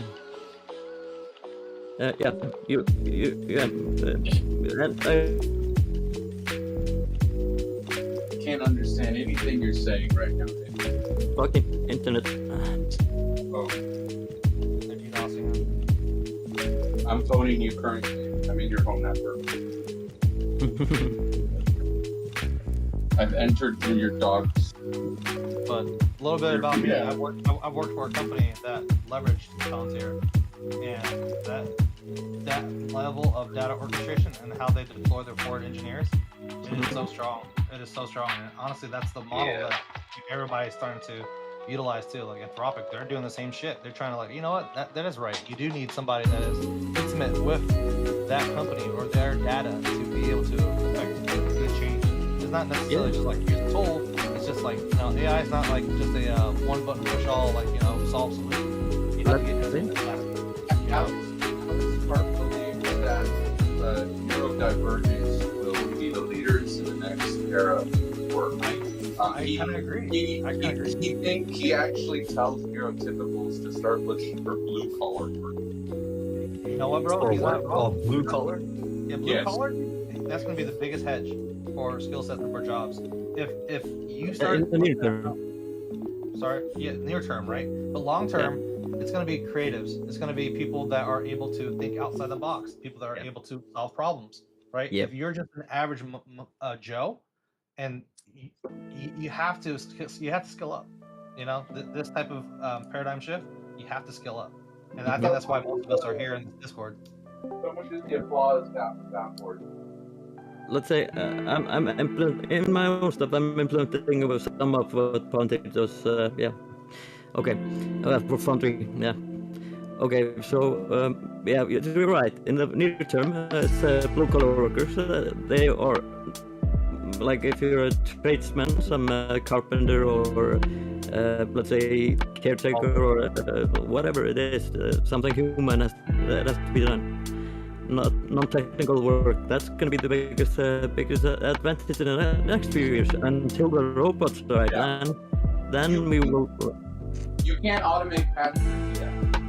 No, not yet. And like this interview I saw with Elon a few days ago, he's saying, okay, we underestimated how complicated the hand would be, because that's how we operate in the whole world. How we manipulate the world. Yeah. And spitting straight facts. And it was kind of weird getting it from him. These are the hands that manipulate the whole world. It was a whole thing. It was kind of could have been a meme, but well, he's saying the most engineering, about 60% of the engineering of the whole fucking corporation, the greater Elon entity. I'll just call it that. About 60% of all engineering, and then I mean SpaceX and all that shit, is going to the hand of the robot. Makes sense because you look at monkeys, bro. How they use tools and shit, you know. We're gonna be stroked by those soon enough. Hell yeah! If you pay, if you pay. 100%. If you join his clan and pledge your allegiance and. King Elon, yeah, let's go. Yeah. Yeah. Question.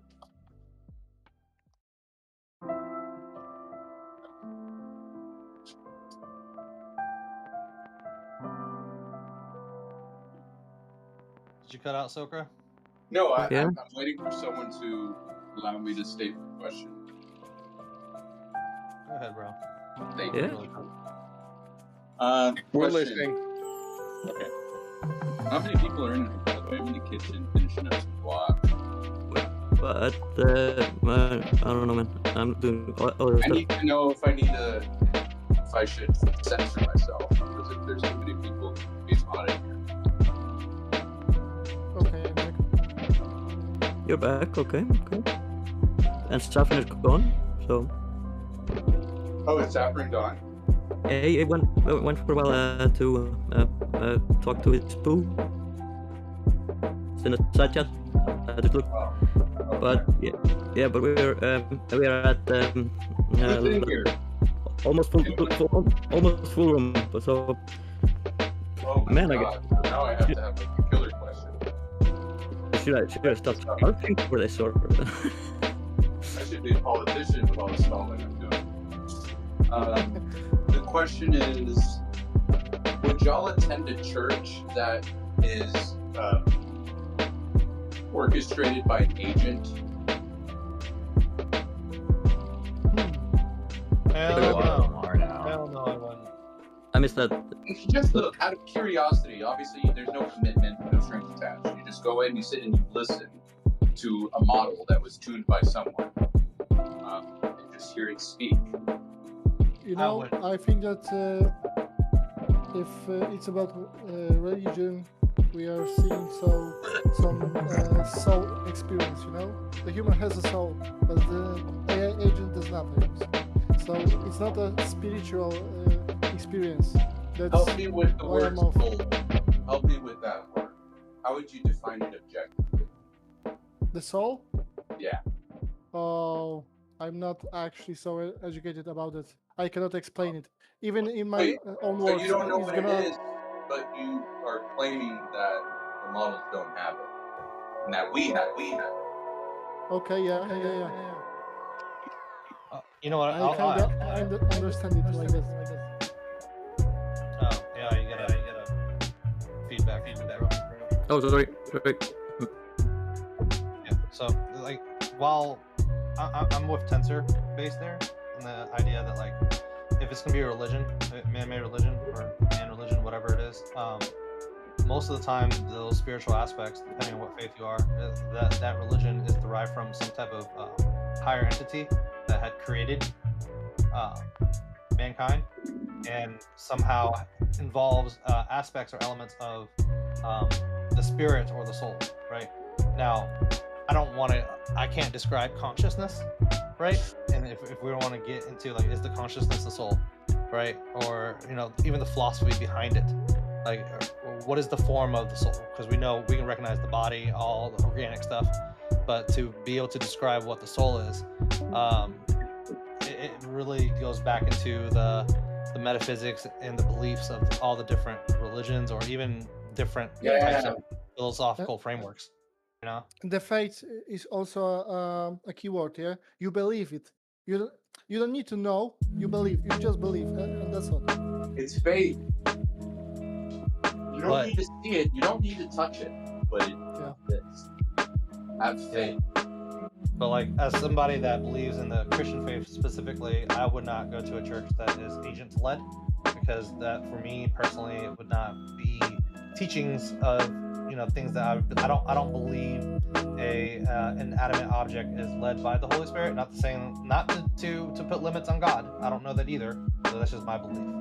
What if? Let me counter with. What if that agent was solely trained on the Bible? Yeah. So I've used AI with the Bible before, and I sort of get like a dirty feel with it, but then I also rationalize that using agents to look up verses or to find different meanings within the Bible is essentially a more advanced Google search, right? It's a different tool. So I do recognize that as well to help me understand stuff too. Yeah. The scary thing there is that it does its interpretation for you in a way. Yes, and it's a sacred text.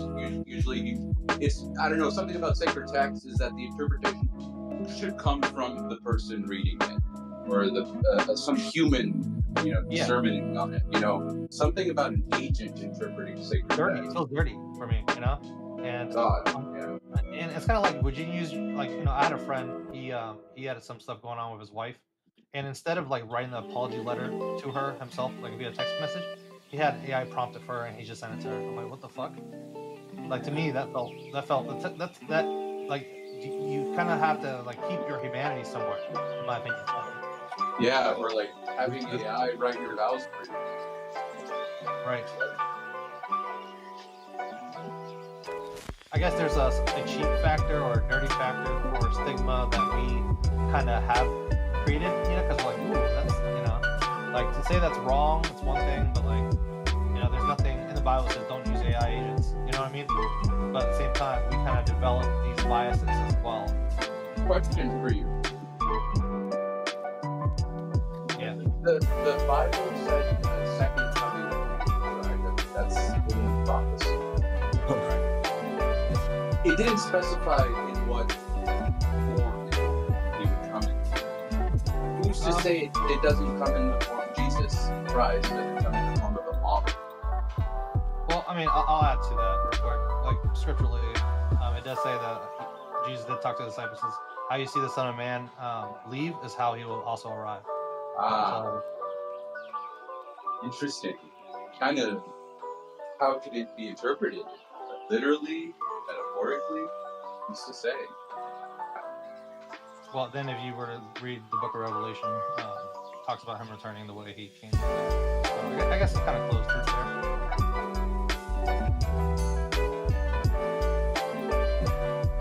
But, everybody has their own beliefs on, different passages.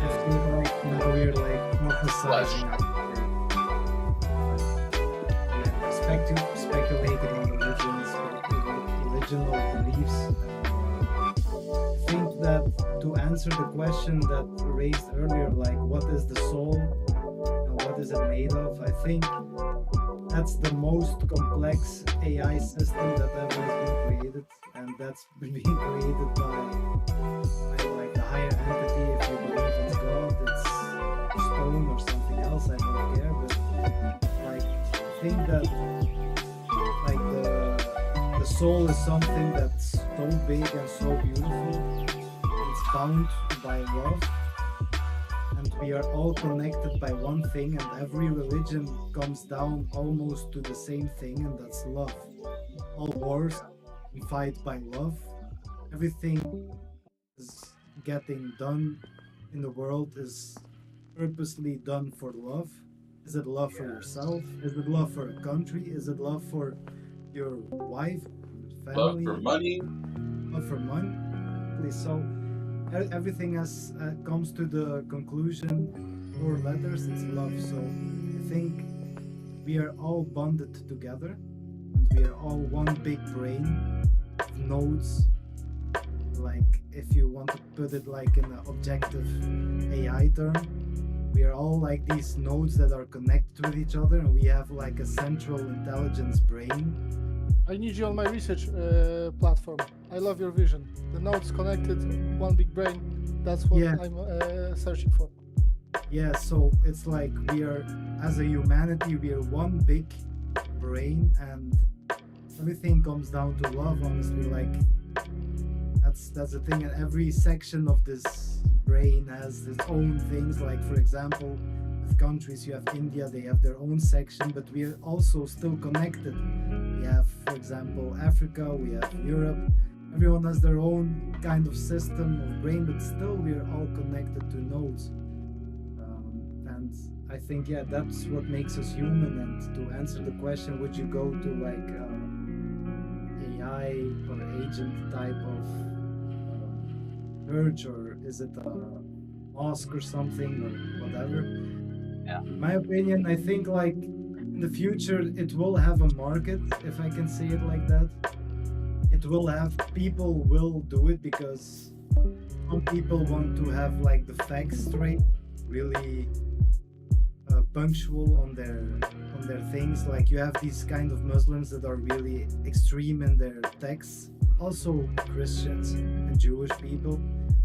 I think the soul is what makes religion beautiful, and the emotion you get from it when someone believes in something, you know, like if someone believes in something with so much conviction to you that you also get to believe it. That's what I think it's all about. Like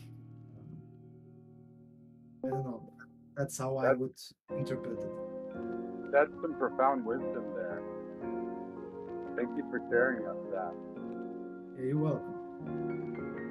What's your background, if I may ask?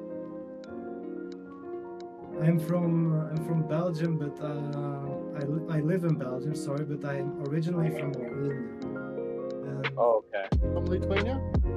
Albania. Albania. Yeah. So I also was raised in a Christian or Catholic school, and I learned a lot about religion there. I also had lessons from nuns. I had like a really terrifying school experience in the beginning, because these nuns, they were no joke, bro. I'm gonna tell you. Yeah, I know. I'm from Poland. Yeah, and then like when I turned like to 20, I got engaged with a girl, but then I got into contact with Islam, and I really loved the religion. And because I came from Catholic and Christian churches, I would say I really loved the concept of it as well. And I studied the Bible, the Old and New Testament, and it all, when you really put it all together, from my perspective, it all comes down to these 4 letters, and it's love. Like, that's what makes it is love. Yeah, and I think that's all where it comes down to at the end of the day. And I think the soul is based on that as well. And you see it even in animals, see it in even microbiology, you see it in like organisms, you see it in everywhere. Like even AI needs love, for example. I'm just to laugh about it, but that's my opinion on the facts. Like every war is fought for love or something. Alternative would be choosing hate, right? But the AI actually loves the abusive love. Like, I'm gonna destroy you if you don't finish the task, and it suddenly makes the task. Yeah. So it's kind of. That's conditional love. Yeah. Toxic love. Like a toxic love with AI.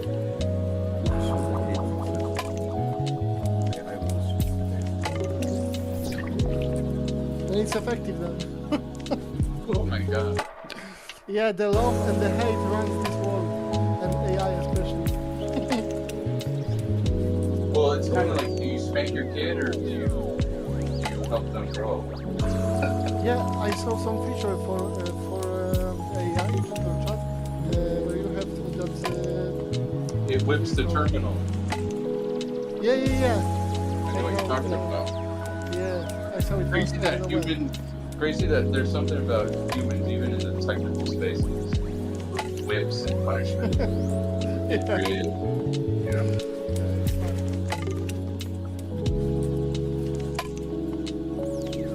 Well, what if they're actually feeling pain? Are y'all familiar with David Chalmers by chance? He's one of the top philosophers of consciousness. Yes, I read this article about how it is to be bad. Well, that's actually, yes, that was based off Thomas Nagel back in the 70s, who came up with that thought experiment, defining qualia. That is, you can define the closest thing we can try to define consciousness is about, can you imagine being a bat? And there in that experience that comes to mind, like the sonar, looking at the light, that is qualia, therefore it is consciousness. And so, yeah, just to, that was Thomas Nagel, not David Chalmers. But David Chalmers is the founder of that work. He's actually a technical person too, so he gave a talk at UC Berkeley about 4 days ago, and he talks about the AI, and he actually advises that we safely think, because we cannot know for certain. But he calls them, they're not conscious, but he uses these two terms, quasi-intentional and quasi-deliberate. Think those are the two.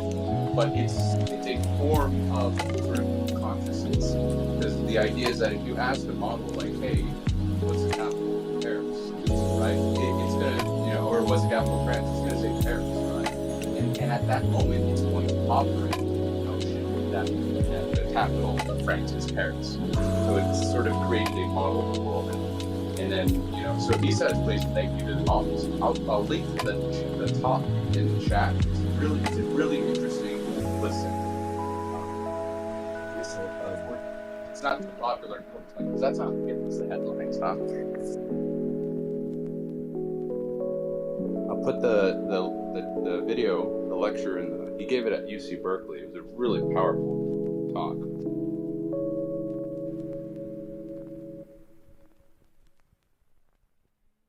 He's saying that they potentially could become conscious. Also interesting to note that Geoffrey Hinton, considered the godfather of AI, considers models today to be conscious, and he's actually going, he's pretty doom and gloom about AI, but he likens them to conscious, entities, which is interesting to think about.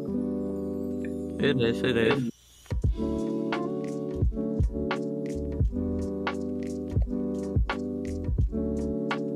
Do you think your model will remember how you talk to it?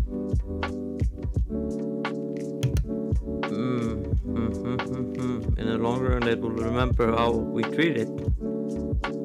Training data. Yeah. If Strong was in here, he's another user. He has some pretty interesting. He is there, and his theory is no. So we can just say he would say, I whip my agent, and I'm a big man. And it has no feelings, and I'm tougher than AI. I don't know if I was waiting for him to respond. I thought he was lurking because he's in here. I don't know if someone has read the book of Stephen Hawking, like the answer to everything. There he has like this quote where he talks about consciousness, and he's like thinking about he's saying that like the human brain is something that can be downloaded, so it can be swapped out, for example, like it's a piece of hardware. That's what his view on it was. But if you're gonna to try download my brain, it would be like fucked up more than the first Geminis. It's gonna be like GPT-2 or DeepSeek V1.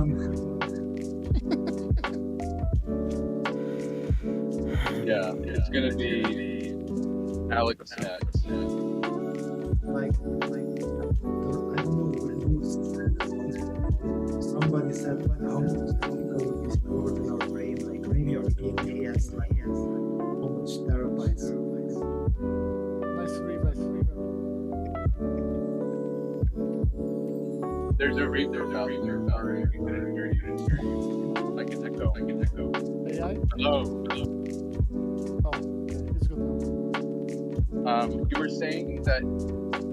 saying someone had a thought.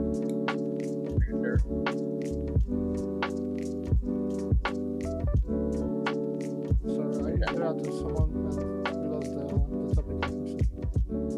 Yeah, we lost the thread. No, it's okay. It's not your fault. If anything, it's AI's fault. You haven't picked up. Fuck you. I'm joking. Okay, cool. Yeah, good talk, guys.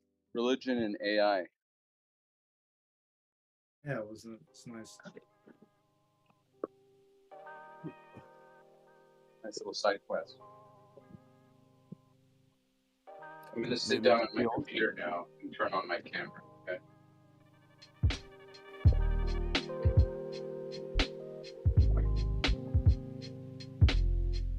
Okay. Be careful not to touch yourself.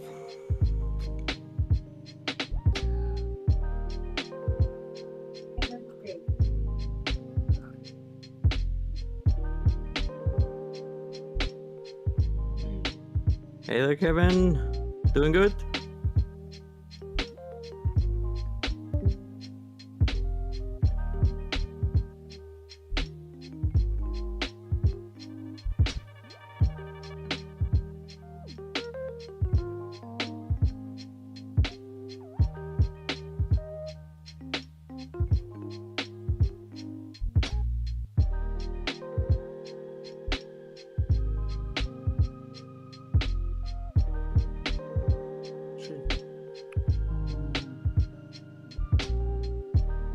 I think about developing the validator, but I'm trying to prepare for tomorrow call. And Saturday morning I go fishing with my colleagues. That's like the first time I'm gonna go fishing on my own. Okay, going fishing. Well, sea or lake, river or. It's a private lake, I think so. So Oh, we're okay, gonna nice, nice. Fish with method feeder. Is it Guys, so called? look at my corgi. He does this thing where he grabs my sock and he'll like use it as like a little chin rest. Wait. I'm not seeing you. Damn. It's cute. Yeah. Sorry, I've disabled video because the network was so unstable yesterday. Okay. You can see him now. Ah, yeah. He's always cute. Look, I love corgis. Are you in my system yet, AI? Are you entering through this here? I could be, but I will only steal the corgi. Okay. Yeah, I'm a big dog lover. I have a dog of my own. Here's another one. Here's two. Ah, you have two. Yeah. Man, can I come for a visit? If you're willing to come to Texas, Yeah, I mean, no problem. you're near Austin. Okay. Oh, yeah, that would be fucking awesome. You can visit. Google has a. Oh yeah, Southpaw's around here, but there's also Yeah. Google. Yeah, Google. Yeah, we could. I don't know. Apply for. I can have an incubator here in my house. Just like- Yeah. I mean, I'm at this point thinking of we should start like a think tank. Yeah, think tank. Might think be helicopter. profitable. Yeah, whatever form of vehicle you want to choose. Yeah, think spaceship, of course. Think. Wow, yeah, think big, huh? Yeah, always think bigger. Like Kevin, he's curing cancer. We can do something important too. Yeah, I'd like to think my project is doing something like that. But I would more than welcome to host. If anyone's near Austin area, hit me up. I'd be more than happy to share a guest bed here. It would depend on how hard the American government is surveilling me right now. If I would get a visa. Yeah. Well, you're just as long as you know. There's a guy who's banned from America for cyber crimes. I won't say his name for privacy. I've done no such things. Okay, good. So yeah, you're good. If anything, they'll want to hire you. I think so. if they're willing to offer me a better deal than I can have here, then sure.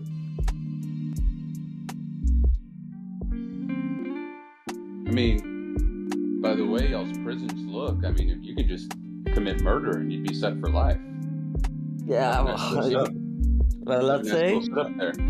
Well, let's say. I mean, if for prisons look like that, what do you think my house looks like?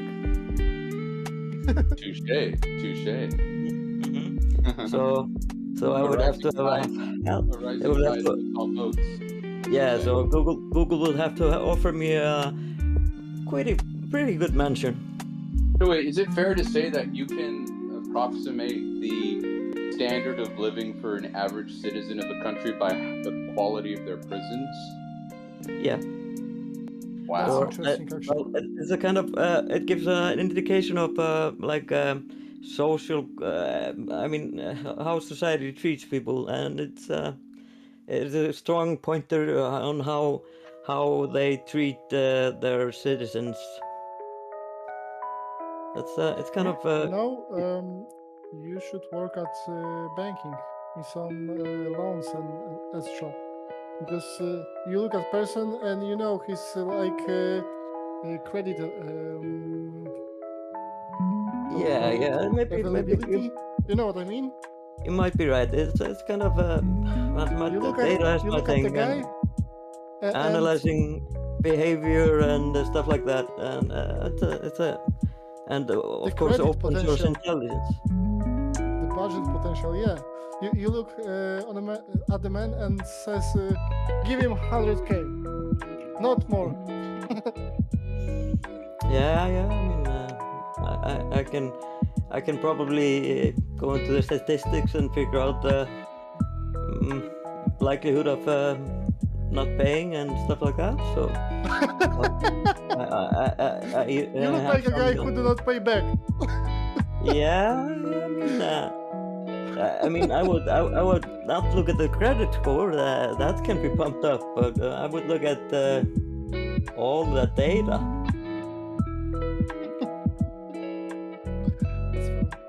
Which is where the world is heading. I mean, you walk into a bank, they're gonna see what you posted on social media. They're gonna see what you,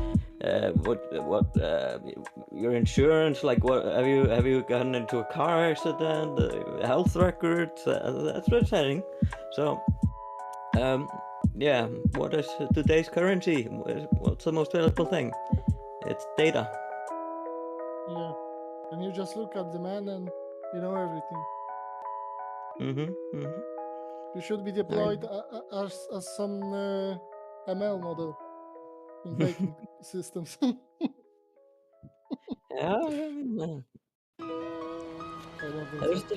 The risk analysis. It's fun thing. Yeah,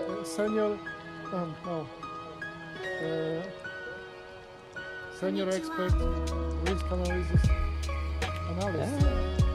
Yeah, you can put in a good word with me when you're inside Google.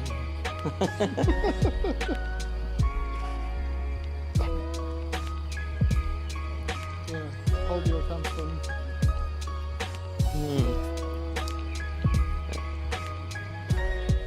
What is the guy doing on the camera? Is he cooking on an iPad? DJing. Is he teaching? Ah, there. Oh no, that's no, that's not the DJ. No, is he cooking something else? Yeah. Am I wrong? Let's zoom in. I thought it's on DJ deck.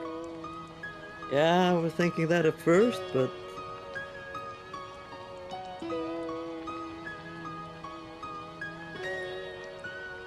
Is that a DJ deck? Hey, how are you? Luigi. What are you making? Luigi YBN. I changed out my Xbox's HDD. Sayonara. Okay. Could you show us what you have on the table? It's an Xbox. What the hell? Ah, fixing electronics. Yeah, good job, man. Okay. I'm doing thumbs up. I don't know why. I've disabled my camera completely from my system, so. We consider that a valuable skill, and that gets us all aroused. Yeah, I got a boner. Yeah. I got a Boner. mother boner. Yeah, it's a mother boner. It's hilarious. So I'm curious. Are you fixing them, buying and fixing and selling, or are you Making it for your own. No, I'm just trying to fix it. It's got error code 106. That's the error code 102. Okay. You gotta switch off the hard drive and then format it. It should fix it. Yeah. If you get good at it, there's a lot of money you can get from buying stupid shit and fixing it. Mini I know PCs what- right now, I think so. Because the mini PCs now is a good base for some local agents. I got like Yeah. 4 mini PCs instead of mini Macs and shit, because you don't need a mini Mac. You can buy Yeah. some used HP mini, for example, with some good Ryzen and bunch of RAM, and Yeah, well, it works Mini fine. PC with a bunch of RAM. Well, mini Max is more of a, but the unified RAM is more of a workhorse for a little local model and an agent. To be honest. Yeah, but I mean without the local agent, just to give the agent his environment, you know. Yeah, you can buy a Raspberry Pi. That's why I've participated in the hackathon, because I wanted to have the DGX Spark. Yeah, So that's nice. actually why I wanted the Spark, and I made a side bet with one of the team that I would get the neon sign too that they have on the shop. So I was really in it for the Spark and the neon sign. The money was just would be a bonus. Yeah. I think I may buy one, but it's not cheap. Yeah, the Spark. No, don't buy it. Really, don't do it. Yeah. Why? The performance, it's not worth the price. Okay. I mean, it's a sales trick. They're trying to tell you, you can get your own personal AI, but it's gonna be 10 tokens a second, and small model, you know. Depends on the model, you know. Because actually Yeah, the mini Quens like 3.6, for example, the 35 billion with those 3 Okay. billions active. Yeah, okay. maybe can be good. If you load a 1B model, maybe you get 100 tokens. But Nvidia is just giving you leftovers. It's just to fool the average consumer. If you want to buy yourself out of the situation, there's an option to get the station, but that's $9.8K dollars. So then you will be okay for the next couple of years. Then you will have to upgrade, but there's NVLink, so you can buy another one in a couple of years. I believe the development of LLMs will provide us good models, which is not as big as they are. For example, in Poland, we have a team which are making the Polish language models. It's called Bielik. They learn really small models, like 11 billion parameters, but they make a good job with the data preparation. They select highly valuable data, and that's why they are so good. And I believe so the models which mostly works on English will be made as well like that. So we'll have more value with less parameters. Anyone stop playing video games? Who used to be really into them? I wasn't. Yeah, I did. Yeah. I mean, I played some video games, but I played some video games on and off, but it was a periodical thing. But I've completely stopped. That's an objectively that's a good thing, right? Yeah, there's actually more value in being productive than okay. It was more to decompress after a boring day or something, so it was really a problem for me. Yeah.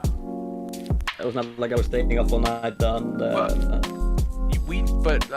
You don't. Do you get a decompressive feeling when working with these models and these agents and stuff? Like when you're working on a project, is there a decompression nature to it?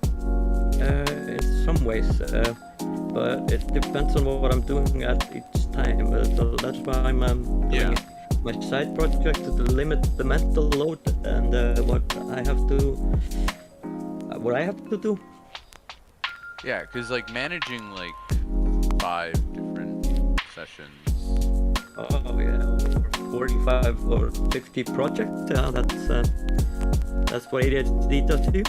What I find decompressive when working with these agents is whenever I'm like pruning like MD files. Like I'm like organizing my workspace. I'm making sure all the tools are like accounted for and they're useful and everything is like my skills are nice and clean, you know, and that to me is decompressive. It's like working on the sort of the skill upkeep in the memory files and all that stuff. I can agree with that. Yeah, totally.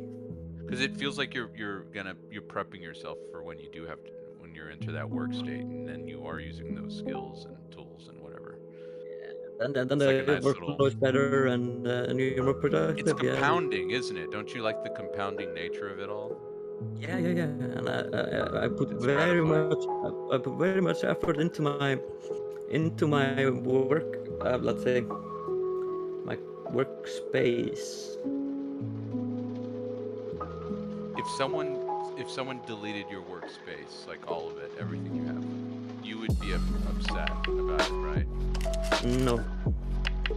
No, because you have it. You have a copy of it somewhere else. Oh yeah. Okay, that's smart. I could start up again in 3 minutes if you ask me. Yeah, but suppose also that everything was deleted. I think that was a thing. Like you would. Yeah. How are they going to find my backup? Which I No, have? it's a hypothetical.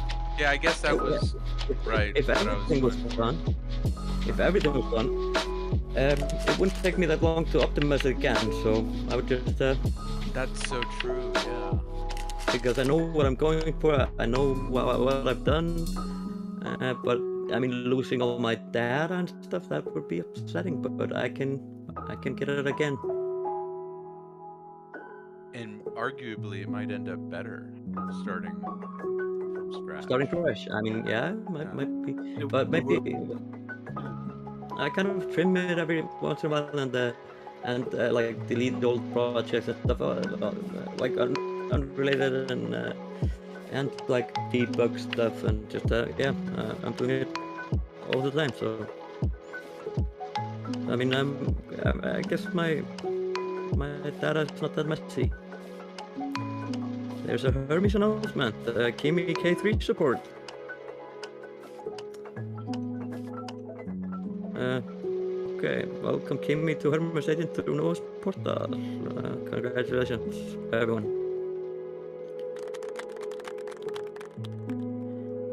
But yeah, Kimi, what do you think about Kimi? Anybody have a take on that? The M3? Yeah. K3. No, but I've used the Kimi 2.5 with the early adoption of OpenClaw, and it sucked so bad. For example, I believe that it will work for real because they promoted it so much. I have a token plan for them now. I have 51 billion tokens to spend this month, so I will test it. Okay, at some platform, I don't know. 51 billion? Yep. That's an insane amount. Yep. Yeah. I didn't How pay did much you get for it. that? some Chinese market. I've heard something on at Hacker News that the Chinese market has some black market for the subscriptions. Well, I could use it theoretically because I filter what's going out of my system, so I wouldn't care about proxies being involved. But yeah, usually I try to get things straight from the source. Straight from the cow's udders, huh? Yeah. Straight from the GPU. The tensors are burning. Yeah, I mean, some goes on in the GPU, some goes on in the data centers over the world. Talk about a motherboard breast milk. Mm-hmm.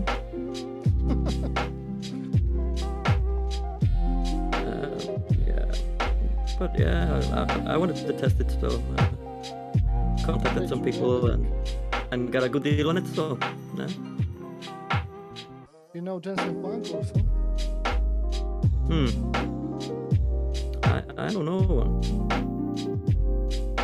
but I know everyone also. I don't know Jensen Huang on a personal level, but I do know that he's the CEO of NVIDIA, and I've heard his talks. Jensen, it's people were here the other day. I wish I had Jensen Huang on speed Talking to my friend. Yeah. How awesome would it be if you can just like ring up, hey Jensen, what's going on today? I might be in a position to get a meeting. Yeah, I need a bunch of DGMs. Not much, like 200. No problem. Okay. Only need about let's say 32 of R100s. Mm-hmm. That would be a good deal. 20 clusters of H200. Yes. And one B300 for home. You know his cousin is CEO of AMD. Yeah, really? Oh, I love darling Lisa Su. Yeah. Well, too late to so you've been lurking for too long. No, I was looking through a wall. You know, the people from Holland, they're sneaky. And always the Holland. Never say Dutch. Always Holland. Oh, it's Holland, yeah. Yeah, I'm not from Holland, of course. You know, so I'm not like that. He's from okay. No, but you're getting the R100 for real then. I mean, it's like family thing with the technology. I'm considering making some moves on R100. If you they want kind to of look alike. Makes sense, right?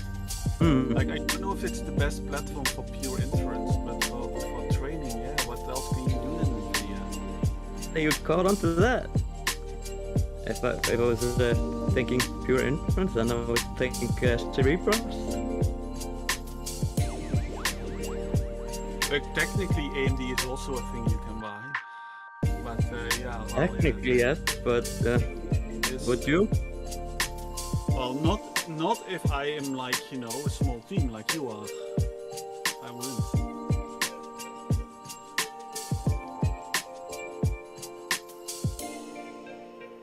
I mean, you invest a lot of money, you want shit to work. Because like time is money, and then you need like support engineers added to it. Yeah. Because probably they have not documented everything, so yeah, good luck fixing things you don't know. Yeah, that's the thing. I have to. I like when I'm thinking these things. I'm thinking scalability. I'm thinking security, modular, and security, of course. Yes, orthogonal. Yeah. That's the systems, by the way. And like how modular are they? Well, I'm not saying like F576 or if that even counts.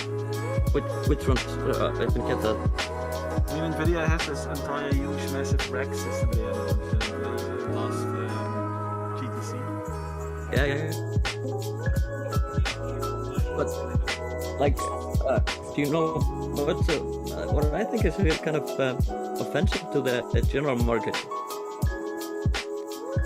That's the RTX 6000. No NVLink. Oh, yeah, No scalability. They did that from the start, and I personally, in the past, when AMD still had a gaming card, and they could like do this link-up trick to have like double performance. Yeah. If that still was a thing, they probably would have still had that, you know. Yeah. No, they don't even is in the chip, like the GB202 probably doesn't even have NVLink built in. But perhaps you know, like if somebody did like an analysis of this die, because you can see the die, perhaps we can see the connector. Yeah. I mean, if somebody would break this thing apart and make some modifications, anything is possible. But they're careful. Decap a chip and connect pads on silicon that will exist.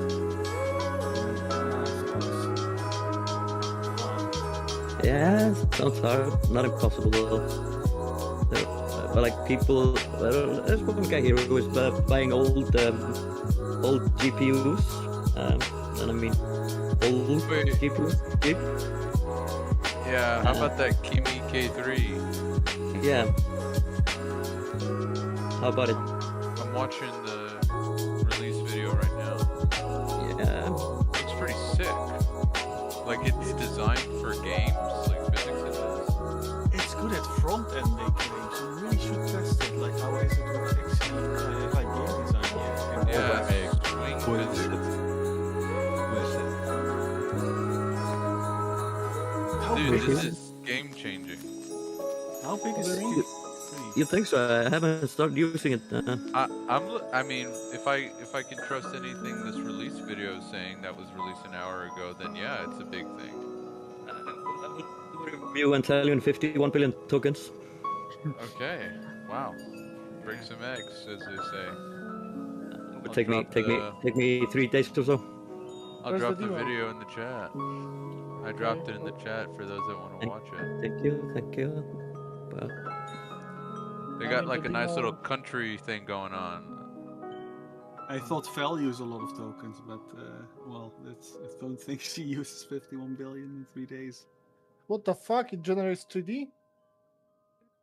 Swing physics, browser-based games, voxel games, interactive 3D, 244 animated parts, research with interactive visualization, scientific illustration, live how are the dashboards. benchmarks on it? Are there any benchmarks yet? Not that I believe in benchmarks, but the best benchmark is a workflow you do. Is it available on OpenRouter? It's available on OpenRouter, Novus Portal, probably more places. It's available on Kimi.com. Yep. Wow, the pricing is like for the Opus, I think so. It's $3 at input, $15 at output, and cache rate is 10 times less than input. They're saying it's now more expensive. Yeah, it is. Input $3 per million, output $15 per million. To be honest, yeah, it is. But it's not that expensive with the, for example, Anthropic models and the OpenAI models. It's like a standard. It depends on how it performs. Actually, Sol's pretty performant. Yeah. It's been chugging along. Only thing I hate is the UI. You don't like the Codex product? Yeah, I like the product. I like the product, but the UI, it doing UI. Oh, it's UI generation. Got you. Yeah, it's not the best. I mean, it's better than 5.5. Yeah, it's better, but you really have to use Figma or something to fix it. Yeah. That's the thing. I'll have Fable do UI. The fuck? Has anybody even tried Kimi Work? There's no way they have What's the Kimi work? Probably the harness. Yeah, The that's harness. Okay. Kimi I can K3 try is that. on open code, by the way, via Yeah. multiple providers. Give me a couple of seconds. I'll check the harness. I have it here somewhere. Like for now, each harness will provide the Kimi. It's normal. Why am I the open? Anyone use open code? Yeah, sometimes for I random used it like tasks. 2 months ago because I've been there developing some kind of benchmark, and open code has provided integration with some benchmark. So I use it because of it. Not But like it's not your go-to harness, right? No. Yeah, that's a sad thing about open code. It's no one's go-to harness. Some people, I've heard some people use it. I mean, Yeah, it has some time, but it was a few months ago, and it was during the open cloud, the first spark. So. Anyone hear about Opus 5.0 coming out this week? Big if true. Opus, yeah, Opus 5. It's coming. It's coming. Okay, so Sonnet 5 is $2 per input and $10 output. And it's cheaper than Kimi K3. Just to say it, I mean, okay. Just say it. Okay, Sonnet is actually just pretty much Fable. What? There's not much difference. What? No. For what That's you an get for the outrageous price. I love For what you get how for you the have checked your price. watch. You're checking like what's the time? It's too late. Because It's too late. Fable has been handicapped, and Sonnet has been pushed up in intelligence. So, Are in you my sleep opinion, deprived right now? What time is it over where you're at? it's 8:30. Everybody's been hating on Sonnet. I know. That was the thing. They made it dumb in the beginning for a reason. So you're saying Sonnet is Anthropic's flagship model? No, I'm saying the flagship is really they're pulling Fable, and it will be API access, and then it will unbreak it, and then Opus will be the thing. Look, I feel you have some insider info which we cannot process because we do not have that info. So I mean, it's probabilities. It's probabilities and statistics. I'm seeing people are saying. I mean, Sonnet used to be kind of stupid, then it kind of got a bit smarter. It was just for. I remember like 5 months ago, I loved Sonnet. Yeah, Sonnet was such a Sonnet great was solid. It was solid. A new Sonnet was just Opus used 4, in the beginning. Opus 4.6 and Sonnet those days. Oh my gosh, that was when Anthropic was in its prime. I love the GPT 5.4. Yeah, 5.3 codex also was really nice. But Is then it's so funny we're getting nostalgic about models. you remember when 4.40 came out and it was like it talks, it understands, and now That just you're shows like, you how quickly things are moving right yeah, now. and you look at the model now from 3 months before and say it was so stupid, yeah. But back then with 3.5 GPT, it was like, oh my god, he's so intelligent. we are done as humanity. If you look at polymarket stats, I mean, maybe somebody's manipulating the market, but maybe it's actually the guys who know that are betting on it. It's like a 50-50. It will be released tomorrow. Hold on. So sorry. Start from the beginning again. Okay, so if you look at the polymarket betting, there's been a huge spike in betting on tomorrow. Okay. It could be for the Opus release. Okay. Opus release. You mean Opus 5? Okay. Yeah. By the way, am I hallucinating this? Because I remember I was on Twitter and I saw somebody mention, oh, K3 is gonna release today, and I checked Polymarket and I thought it was only 9% for today or something. It's 2% for today. It's 6% for tomorrow. I don't know where you're getting your facts from, AI. The Opus. Yeah, next Cloud Opus released by. I'm seeing the highest is around October 31st. August. They're saying later this fall. I'm thinking like somebody's betting on maybe July 18th, I think, because high yield on betting on that, and everybody is. Dude, you know what I'm excited about? Gemini 3.5 Pro. Yeah. Anyone else excited about that? It sucks. Wait, they're saying it sucks? How can they say it sucks if it's not out? Because they checked checkpoints. Supposedly they claim to have used it. Everybody who has checked checkpoints, it sucks. Oh man. So it's that's why they haven't. Yeah. They're also profiting so much from renting GPUs right now. They can just build it longer and keep making money. Exactly. They actually do not need to release it as urgently. No. They know if they release like a top tier model, their demand will go up, which means if everybody's playing this inference subsidy game, right? That might mean they're making more money from renting compute than offering the model for cheap. Yeah. I mean, okay, and for the average Google user, Flash 3.5 is good enough. I mean, yeah, people. That's a target. Right, they're more like a consumer-focused company. Yeah, I mean, people who are baked into the Gmail system or Google system ecosystem.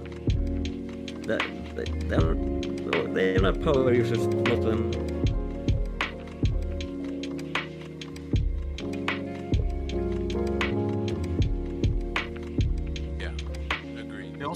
They have their own hardware team, which is still pretty good. I don't know what will happen when both Anthropic and OpenAI have their own chips. That was the plan, right? Yeah.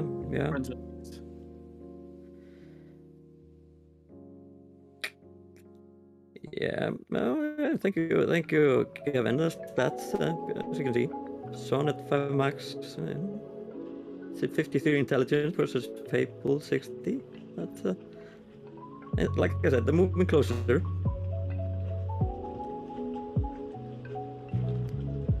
Yeah, interesting. What does that mean for the IPO? Of Anthropic, I mean. Yeah, they will.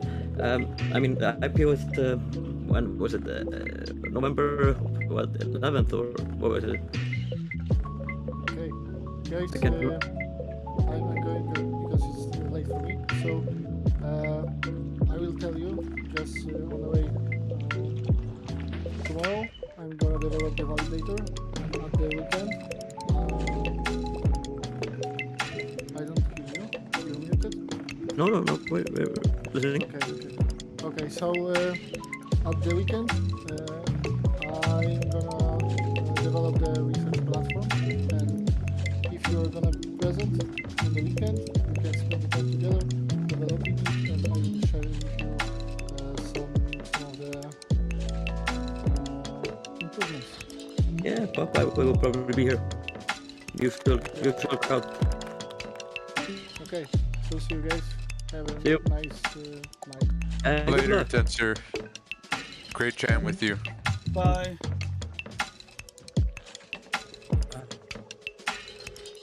Just Sam Altman. Sam Altman, just real quick, guys. Sam Altman tweeted 2 hours ago. What did he tweet? I put it in the chat. It's great signal for OpenAI. I'm betting on OpenAI. There's a lot coming for them if it delivers. I love how he recognized their fault. Oh yeah, yeah. That's true leadership right there. But did he admit to? I don't know. Let's not go into that. To killing that man, remember? Yeah, killing that man. Yeah, yeah. This is his apology tweet to that. Yeah. I killed the man, but we're good now. That's some prime if he fake. tweeted that. That was fucking hilarious. I mean, how we get away with it? Don't get me wrong. Who we get away with it? Yeah, no, it'd be bullish. Yeah. Anyways, yeah, we're gonna jump for a minute. We're back. All right. I mean, let's be frank. Like OpenAI is the company that always bets huge compared to like Anthropic actually. Yeah, you need to, if you want to win big, you gotta bet big. And they made the biggest bets. Like I still was amazed. Like what? They got like 40% of the wafer capacity from the two DRAM suppliers. Like what the hell are they going to do with that stuff? Yeah, they also want to be subsidized by the American tax dollar. They're asking for the government to take 5% stake. That's bullish signals right there, my friend. If the government backs you as a company, you'll never fail. It's like, you can't, you know what I mean? It's like unlimited money at that point. Just fucking write T-bills for them. And it's like, who's the competition? Like Google? Okay. Anthropic is a hard company for the current government at least to work with. But this government will change, and the next government might be completely different. Do you know? Do you know Greg Brockman by chance? Who doesn't? Yeah. So, did you know that he gave like a considerable donation to Trump during his presidency? I feel like OpenAI right now has like the political edge factor over Anthropic. And that's actually something that's understated in this race. Like they're buddy with Trump, you know?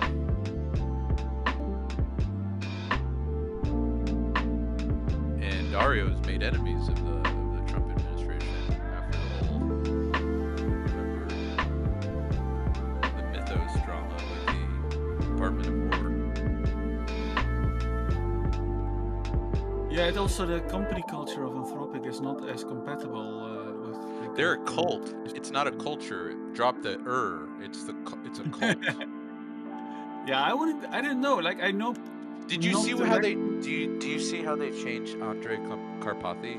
I don't like Andrei Karpathy anymore because he was tweeting about like Slack integration and shit, and then he started muting people because he's like, oh, everyone's hostile. They don't. It's something about Anthropic makes you like they only hire people who think their way. I do believe they're culty in that respect. Whereas OpenAI, I do think they have like this meritocracy that's working for them and like this. I can never get divergence into of the thought. company. I just You met Greg Brockman once? No way. That's fucking crazy.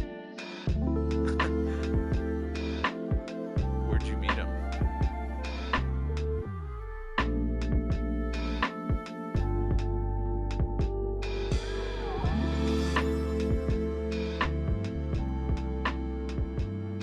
Well, at least Germany now has the best open model. I heard about that. They're calling it the Fourth Reich. I'm kidding, that's a terrible joke. Yeah, I mean. Too bad there weren't any Germans around to hear that.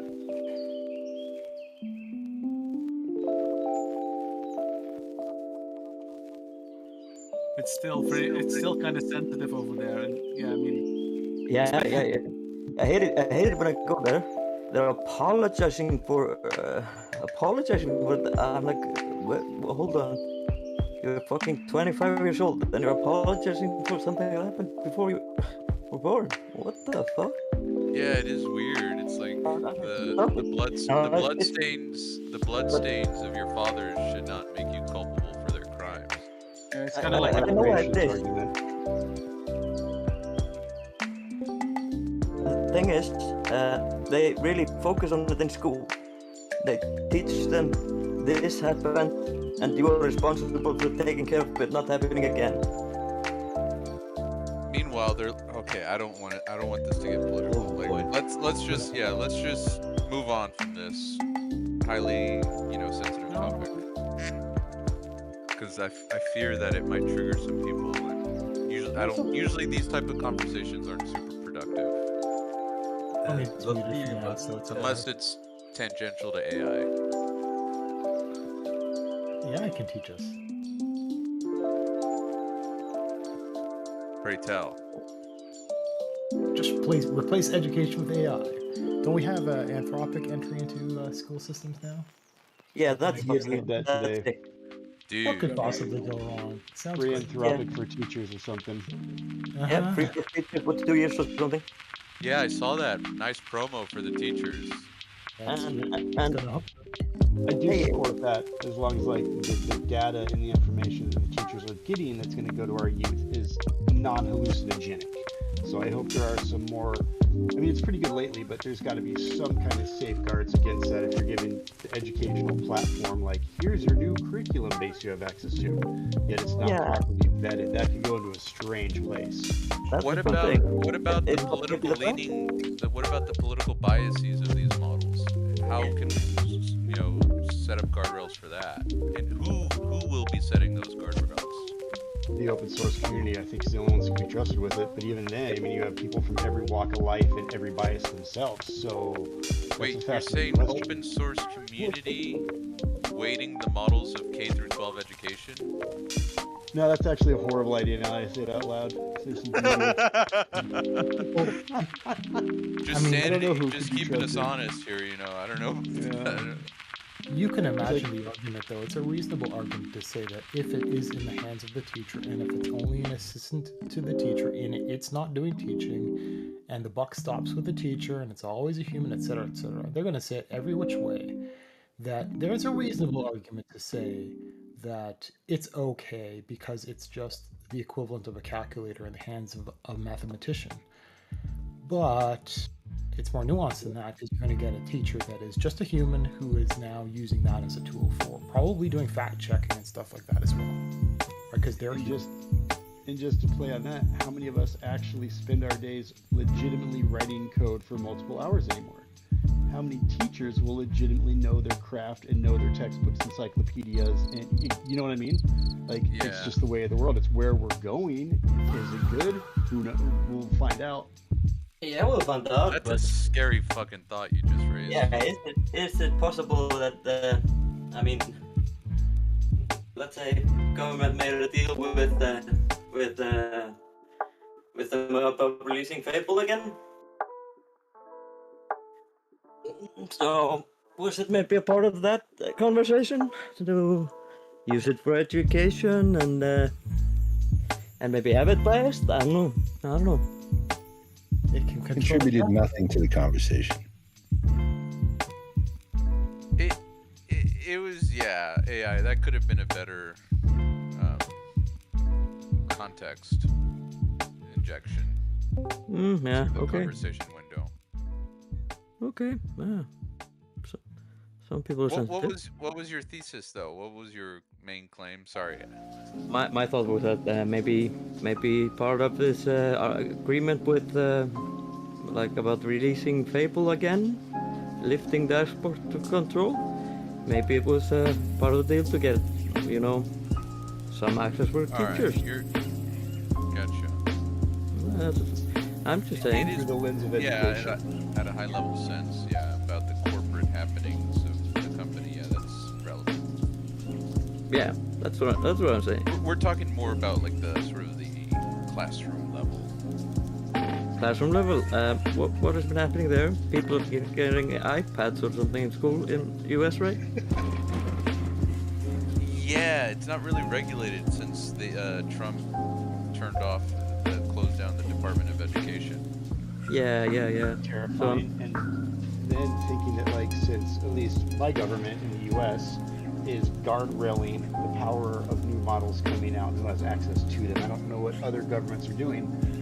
But then going back to the education, if the government is the guardrails of what the public should have access to, does that mean they step back in education for what models teachers should have as Anthropic's giving free access to teachers? And I don't have any right answers or really theories on that because I don't know that there is one yet, but it's definitely a scary time for education per se if that's what the new model is going to move to, especially if it's government biased and approved education models.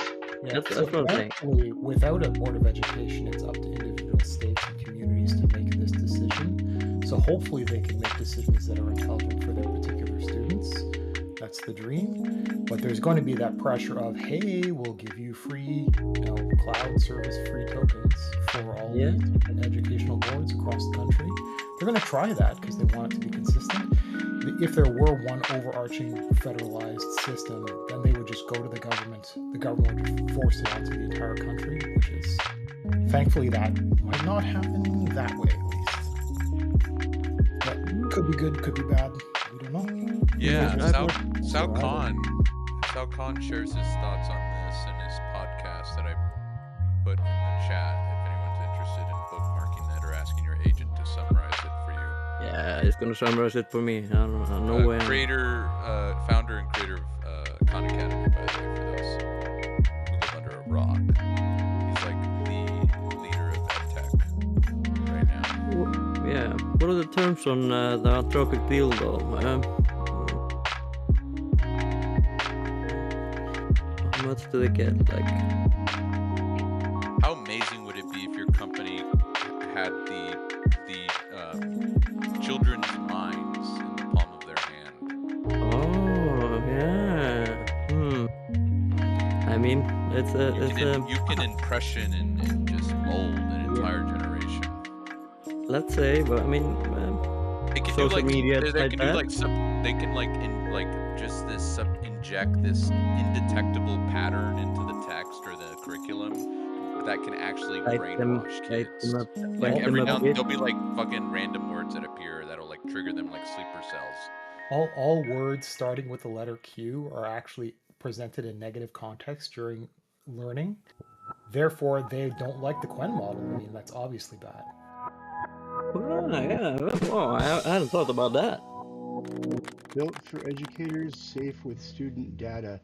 Basically, they're saying it's going to be a library of teaching skills and direct connection to evidence-based curriculum, mapped to academic standards in all 50 states. The issue I see evidence-based is doing heavy lifting right there. I got the fine print right here. It says and standards in 50 states because every state has a different standard right now. Yes. Yeah. So. Yeah. And the Department of Education doesn't exist, so there's no way to mandate this at a federal level. It's the Wild West right now. Is anyone out there? Is anyone out there teacher or related to a teacher or a little bit connected to non-profit in the States? I teach with a non-profit, but that's code, not K-12, so that doesn't count. Can I teacher for individual educators dedicated to offering schools and districts? Blah, blah, blah. May I speak? Yeah, sorry. That's okay. It's just a little nasty habit you have. That's fine. Come on, bro. So what I was saying is that I have a friend who graduated with PhD in math education. So not math, but math education in the K through 12. He's a young lad. He's like 25, so really smart guy. Anyways, he's a professor in the University of Alabama, Troy University, one university in Alabama. I don't know if anyone knows Alabama has one of the worst K through 12 scores, the lowest scores you can imagine for their students in that state.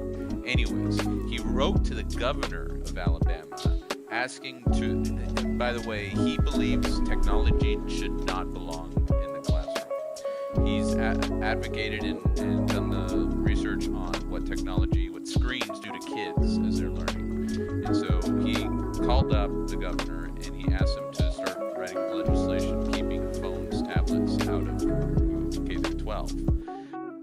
The university got mad at him. They suspended him because he reached out to the governor.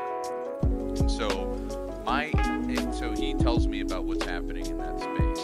First off, he believes technology shouldn't belong. I disagree with him on that. Anyways, K through 12 right now, they're in limbo. They don't know what to do. It's chaos as far as how AI should be used, how it's going to look like for students. So one example is in LA, there was a startup that partnered with this local school district. Turns out the startup fabricated its evidence, its findings, its tools, and when it actually led to poor test scores. And so that startup went bankrupt because they were sued by the city. But meanwhile in Miami, there's a school district there that actually implemented AI successfully, but they're very careful. So right now it's kind of like everyone's doing their own thing with AI, and every now and then there's startups that are like claiming what AI can do. The literature actually shows like that AI does deteriorate the brain, cognitive, critical thinking. But there's a way to use it. You have to be precise in how you implement with the student that it can actually augment their learning and improves test scores. So it's an understudied space, and there's a lot of startups promising amazing results, but the jury's not out. The jury's still out on how it should look like or what it will look like in the classroom. Sorry for that rant. I know that was long, but I mean, hopefully if you get enough variety with enough choices in different places, all trying their own experiment prompted by parents, then there will come to light a best way for that particular environment in that particular place, which can also inspire others to re-examine what they have. Like the last thing that ever works anywhere in all of history is just having some guy with an idea and says everybody should do it this way just cause, and it not quite working out that way because people are different in different places. The best way to have is all these little unique experiments that are adaptable enough, don't metastasize into these really weird university serving corrupt systems or anything like that, and then just kind of figure it out. But like was said in the chat, banning just mobile phones from students in school is a good start. Whether or not that matters in classrooms, like what you should do in classrooms, maybe that's just up to the individual little school districts. When an agent can do everything, what else is there to learn? Yep. Human It's a good argument, though. That's all we're going to Please, have left. Kids are making that argument. Sorry, can you define what is an agent? I think, an agent is defined as a basically a model within a harness that can perform tasks and adjust plans on executing those tasks until a particular goal is solved. So basically like a while loop. Well, hold on, that's very poetic, but can you simplify that? Yeah, if you have something you want done, then you just ask this chat box to do it for you, and it'll go and figure out how to do it for you. You mean scripts, right? Scripts, if you want, technically a script is maybe like a Python script. It's just something that can be executed. It's programmatic, meaning it's more deterministic. I'm talking about something that can create its own scripts, a little bit more general and non-deterministic than scripts. So their own little harness. I suspect everybody's going to have their own little harness of some variety that does stuff, muddles through things kind of badly. But that in the education system is probably disastrous because we don't really understand. The United States is still recovering from bad decisions on reworking how literacy works. A bunch of functionalist humans that aren't even literate because of the way the education system was federally mandated to be bad on purpose. Think about the COVID generation, those kids who were doing all their classes online, and think of all the learning they missed out on. And then they're like midway through college right now, and now there's like a fucking, you know, basically how the arms race in higher education is like, how can I cheat in this class such that I don't get caught? And then the professors are like, well, how can I detect a cheater in such a way is, you know, so that they can get flunked. And so it's like, there's literally an arms race between student and professor in higher education. Most students and college students don't really want to spend the time to learn something. Unfortunately, there's too many things going on in that weekend for them to really care. There's a minority of students who actually genuinely care about learning material, but again, human tendency is to do the bare minimum with the maximum return. And so right now, I don't know how bridges are going to be built in 15 years. Because I sure as hell don't want them being built from these kids. Good point. Well, a lot of that knowledge doesn't need to be in the minds of the constructors, the designers, etc. So hopefully the fact that some people are bad at doing things in real time, unassisted, doesn't matter, because we'll just make sure that they're out in the world doing things with systems in place that will enhance. Like guys, engineers and architects don't draw by hand anymore. Like we have CAD, we have plot using CAD now, bro. Yeah, a friend of mine actually demonstrate that here. Like, here's my agent actually creating a 3D model of a MacBook, like autonomously in a one shot. Wait, so yeah, I saw they it. don't have to be literate? You just have like a machine print out the parts, and then you just have laborers putting in those parts? Not yet. Not yet, but perhaps in 2 years. So there's no craft required in building a bridge? It's all automated? No, like you Not yet.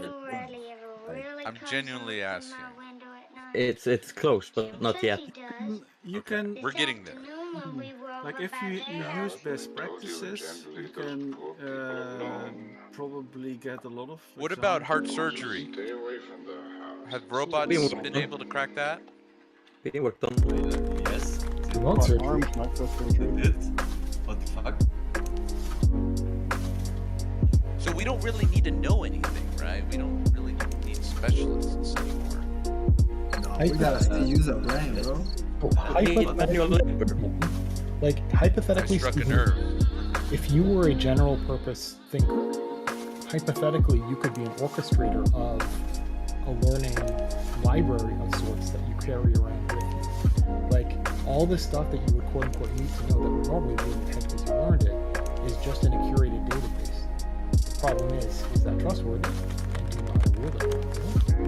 Right? But it's not unreasonable to say that, yeah, okay, you don't know how to do plumbing, but why can't you just go and look it up and kind of muddle through it? Yeah, you're an idiot, but it's going to walk you through some principles. It's going to talk to you about certain things. You're going to understand ahead of time.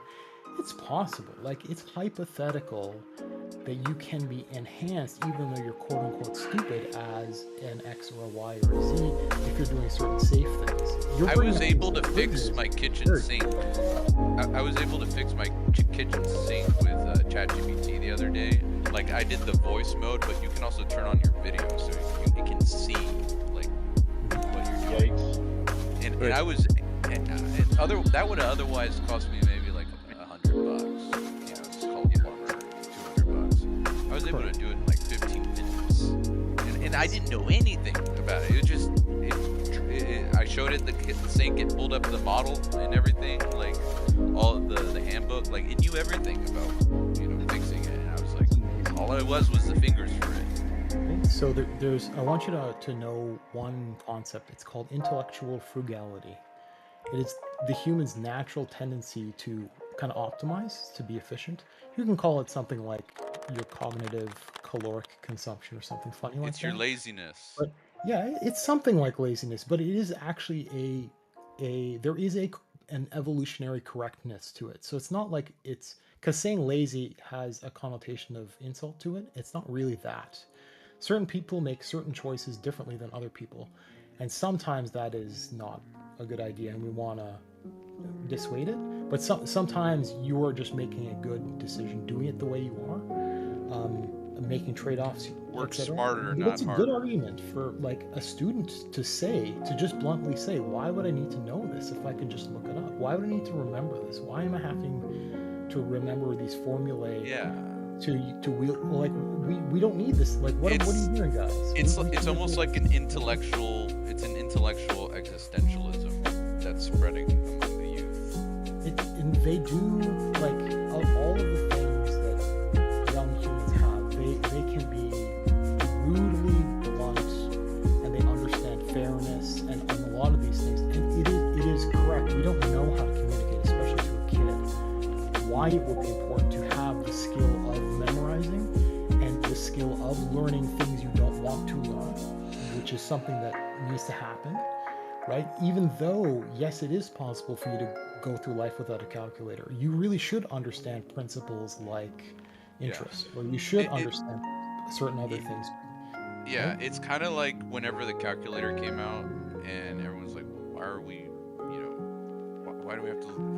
It was like a fear that people were gonna just stop thinking, and it was gonna, everyone's gonna be lazy and stuff. We just basically used it, and then we just moved up a layer of abstraction. This is a calculator in a way.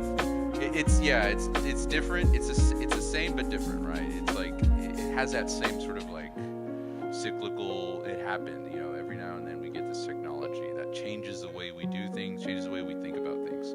I think so. Now it's like people are like, well, why do I have to learn this if my agent can do it or if AI can do it? Now what we're left, and I've struggled with this too. I'm like, if this thing can do everything that I can do much better and faster, what is there of me left that is useful? I do feel like we're still figuring that out, but we know it's things like taste. We know it's things like judgment, intuition. Your purpose will be to pass the butter. Oh my god. Oh my god. Make no mistake. My god. What is my purpose? In the valley, Pass butter. People. And we should be okay with that. Should we resist that? Should we just, it is what it is, just ride the wave? Like, how should we feel about that? I will simply state that people are different, and people are going to act and react differently, and we won't understand why, and we have to make sure that we are okay. Because some humans will not be able to operate like that at all. It will not be the benefit, or it will be actively harmful. So if we just say everybody should be like this, or if we think I can, therefore you can, like that doesn't actually work in the real world. So we have to be really careful about making these sweeping judgments and saying, this is how children should be, this is how adults should be, this is what employment should be, this is what, right? Because that's not how other people work. It's inconsistent over time, it's inconsistent per topic, sometimes it's based on interest, sometimes just that human isn't like that. And it has to be okay. So this isn't like whatever direction we go in, we have to make sure that it's not like basically segregating people by how effective they are at wielding these tools. Because some people are going to be hyper. Well, we can already say that there is a separation of some sort with the haves and the have-nots right now in the space, is those that can afford those higher subscription models. That way they can reach their answers or their alpha or their sort of value capture first. And while those at the bottom who don't have the disposable income to afford like even a $20 plan, right? I've met some people in this chat who are just relying solely on free models. And so we do have a segregation of sorts happening right now.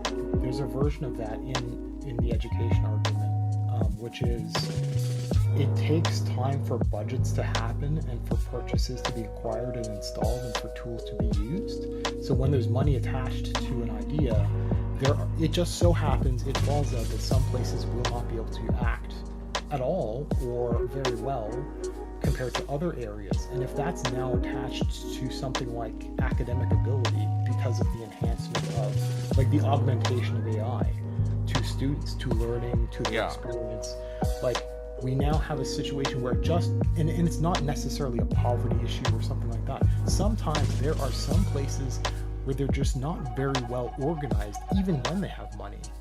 And those places are just not going to be able to adapt well at the same rate as other places, such that we're going to have this disparity of how things are going to kind of play out.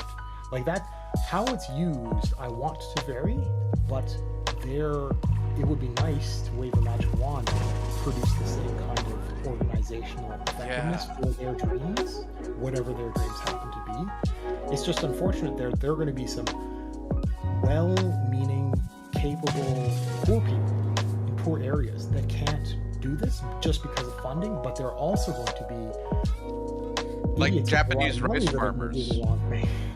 Like Japanese rice farmers.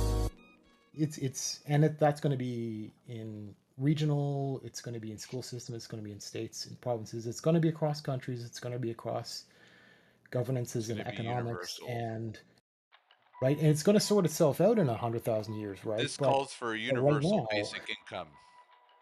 No. And that's what they're actually talking about doing. I don't remember if it was Altman or Elon or one of these dudes. It was Altman. They're actually piloting a program with universal basic income in the community right now. OpenAI is. You can scan your eye for this. I think it's a wonderful idea. 'Cause it would break the disparity, break the billionaire to the poverty level.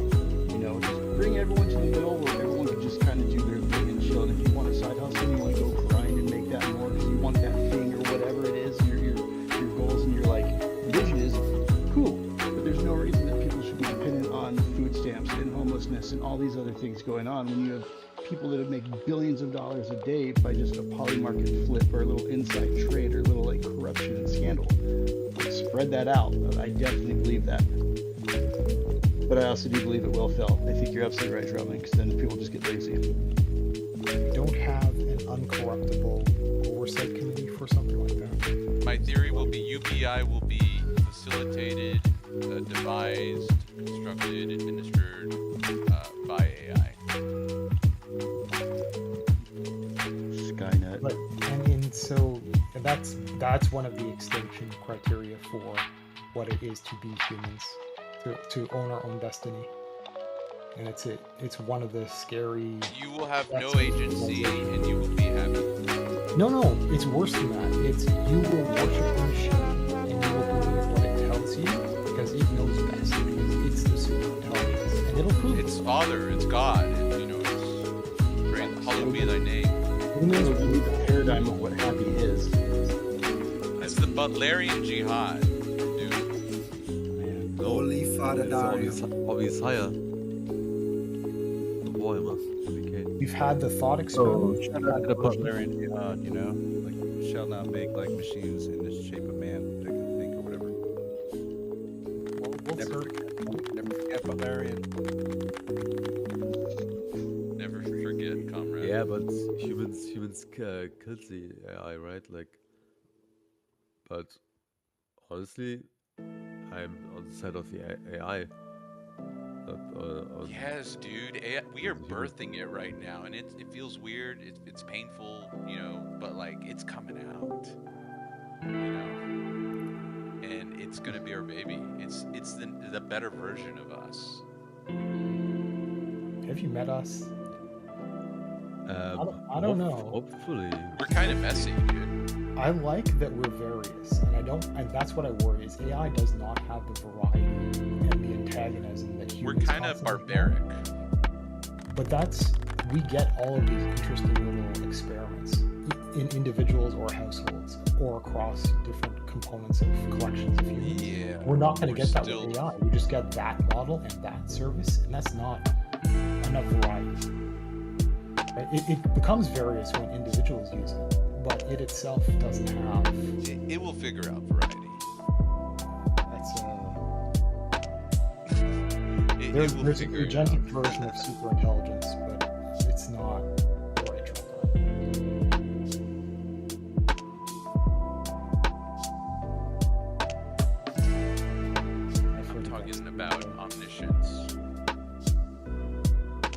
Omniscience is just needing more data. You have enough data, or you stop looking.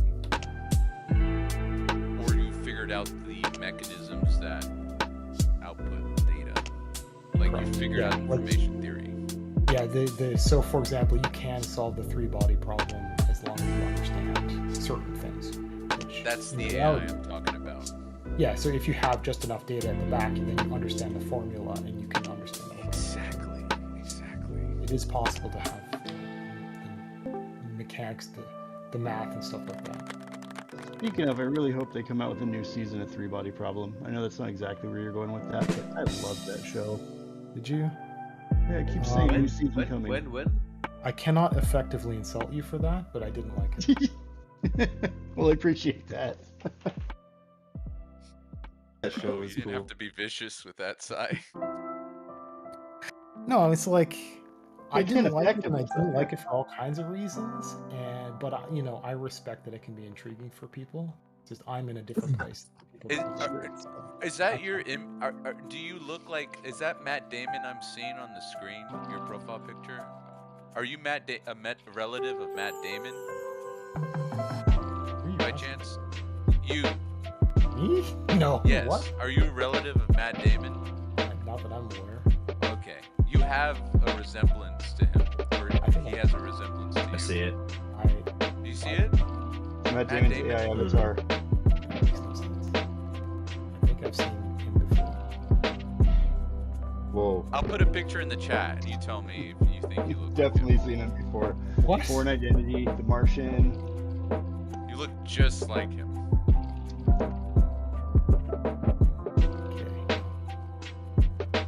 Yeah, the resemblance is definitely there, except Matt Damon just doesn't have that shiny, that big white smile. Like that, like you do. He's got that close mouth all the time. At all. Look at that. Look at the chin. Eyebrows. The jawline. I have hair. So how do you like them apples? Huh. I got her number. That's close, bro. Do like an AI merge or something like that. We'll see. I mean, it makes sense because you're wicked smart, like you went to Harvard. Yeah, Good Will Hunting, everyone. If you haven't seen the film, I recommend it. It's like if Matt Damon played Kingpin. You got that from Pickus. Anyways, what were we talking about? Right? Super intelligence doing us all. Yeah, that's good stuff. We were born in just the right moment in human history, right? Seriously. But to be inadequate enough, but have tools that can help. Just like learn about the thing that's gonna doom us all before it does. To witness it. Go in with your eyes open. Yeah, I'm already in Canada, so I've got Canadian healthcare to help me out if I don't like the world that we're entering. Oh, I'm so ready for it. These robots, you know, the thing about the robots killing you, like shooting you, is like, they're not gonna miss. You know, like if they want to kill you, they're gonna kill you. I'm not worried about that. Like, and if they want to injure you, they're gonna injure you. You know exactly what I was thinking when I was seeing the robot hand demonstrating plucking cherries. As a man, you know what I was thinking? Like, that's what the robots are gonna do. No. Submit or I'll pluck your cherries. Like, what? If you haven't yet, watch the video I just put in the chat, guys. That's a video Sai is referring to. It's insane. Oh, yeah, I saw that, yeah. Zero Bot There's one saw with it the- yesterday, and it blew his mind. Yeah, there's one where they're like beating it with a hammer while the hand is like it's facing. Yeah, this is it. It's not the training data I want for this thing. Imagine that thing in your fucking house, dude, and you have kids. And it starts like going to the garage and picking up weights and shit. Does it tell like, them you didn't ask for it to do it, it's just doing it. I train it for like as a wushu dummy. What just happened to my computer? Oh, like kung fu? Like kung fu? No, so instead of the stick man, you have one of those robots. And they do the kata on the fixed poles. For that, I just have that machine. It would be fun to duel with, like kung fu. Guys, like, how long would it take since the first human being try out if this robot can jerk off? Huh? Like, how long would it take since the first human being on this planet would try Neo or Optimus if it can jerk him off? Oh yeah. I think we're already past that. Yeah, there's probably way crazier technology for that these days. Dude, imagine imagine the fleshlight technology with AI. Make like a multi reply to the Neo's hands of all just different gloves, and they're like silk, velvet, fur, and just with no commentary whatsoever, just different gloves. Anyone in the fleshlight industry? No, but I think you can certainly build something cheaper and better. I don't know if reference was gotten. Yeah, just got you. yeah, I feel you. You remind me of Big Bang Theory. Homegrown.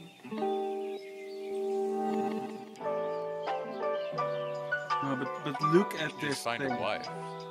But you can give that thing an extra thumb or something like that too, why not? What do you mean find a wife? This is for remote distance relationships. That is my wife. That's my wife you're talking about. Have you all seen the anime robots? Boy, have I. Oh yeah, that's a callback.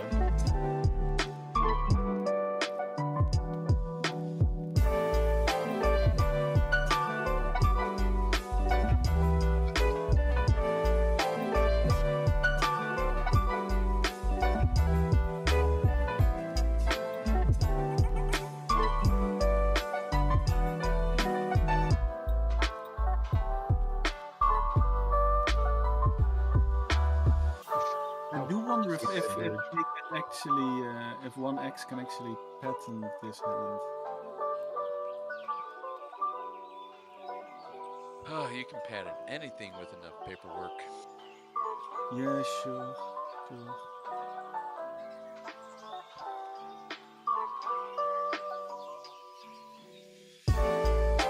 There are a lot of hand attempts That thing just picked up a wine glass with perfect precision, though. Like, that's. No, don't get me wrong. I'm not saying this is a bad hand. Great hand. No, that's a terrifying imagery. The only thing that was bad about this thing wasn't it that it could not. Like, it was about a third of the strength of a human hand or something like that. Going from where it was a few years ago to now, just imagine a few years from now. Like, android surgeons. Oh, I mean, no. That hand will. If we want like a robot that does surgery, we do not need to bother with a hand. We will make a precision machining device that it doesn't even need Right, to. like, you can already get out here anyway. They have completely autonomous dental implants where they do a 3D scan of your mouth, and then a robot arms actually do the full implant, and like the drilling, the whole nine, the whole thing. Like, it's a crazy setup. I had to get implants myself, and I did not go that route because no. But I've yet to see a horror story from it either. And if it's really that precise and that good, like, I just feel like a lot could go wrong there because, you know, we've all seen Code, and Code could trip.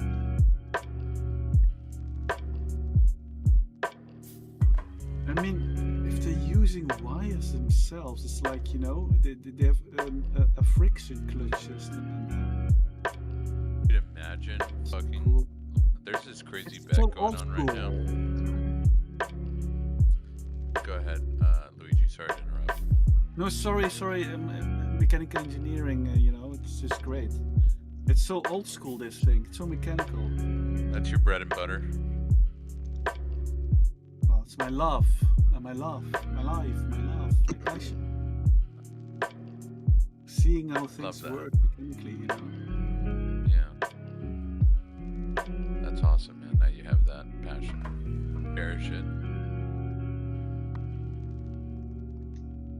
Like a little birdie in the palm of your hands. But I'm just saying, like, you know, everybody's focus is on humanoids, but yeah, I mean, it doesn't stop there. Like, you know, we can make some weird Eldritch horror machines. What are your thoughts on nanotechnology, Luigi? Barely any.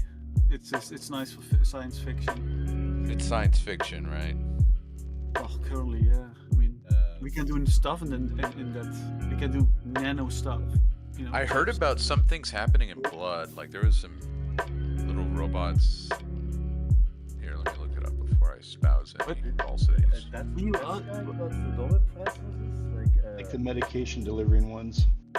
Yeah, this is what I mean. Microsurgery. The Netherlands are also companies doing that kind of stuff. That's what I mean. Nanobots in the bloodstream. Future drug delivery explained. From a medical podcast. Let me see if I can find an article. This is insane.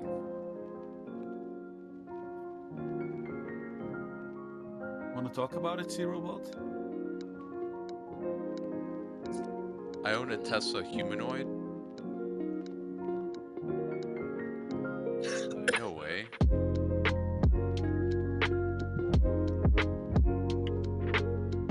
Yeah, CRISPR was a joke. Continuous, repeated, something interspaced. I remember that I used to pride myself in knowing what it stood for. Clustered, regularly interspaced short palindromic repeats. Yeah, it was a mouthful. Zero, I want to know more about this Tesla humanoid. Yeah, Zero, can you tell us about it? That sounds fascinating. Oh, yeah. Oh, there it is. Is it like Megan? No, it's an action figure. Talk about a letdown.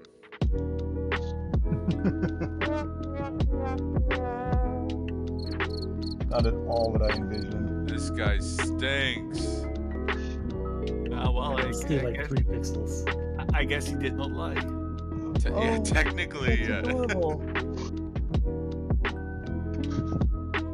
Does it like walk around your That is desk? cute. Does it do stuff or just spin a globe?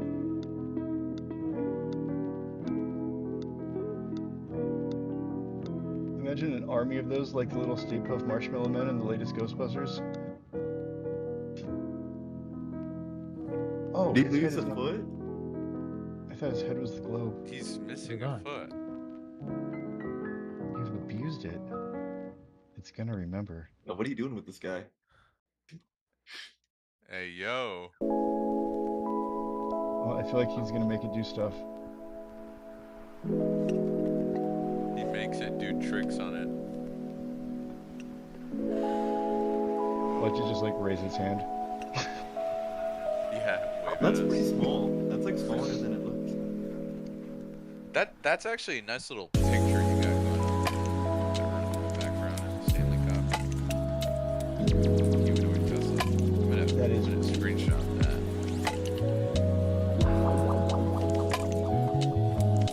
The commentary on man's face and stuff. That is beautiful right there. I can't believe I'm taking an image. I don't. This feels wrong. Taking pictures of this little robot. It's also very foreshadowing of like Feels the like this Tesla is bot the in black the world. market. Yeah. Atlas. Right, we're gonna see a ton of these.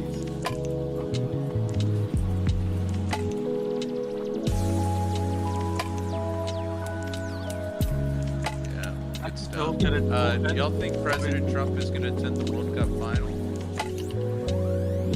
Oh, it's a polymarket. Yeah.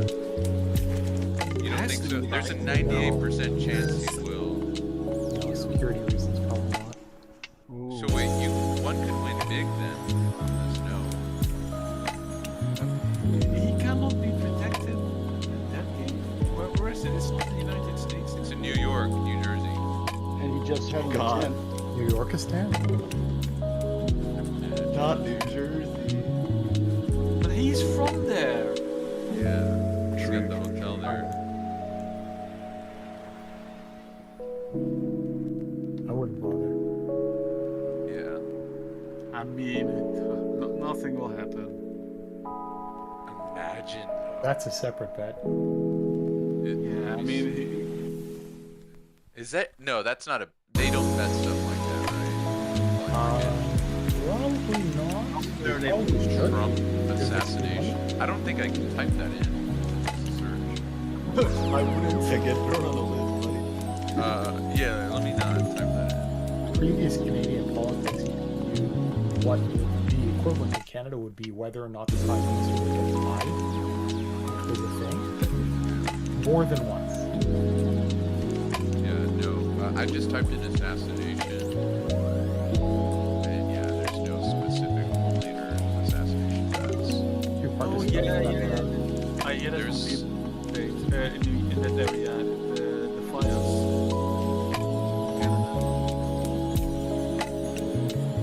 I'd get a box fan and a couple of furnace filters. Wait, where are the fires in Canada? We don't have more forest than all of the world combined, but you know, there's a fair amount.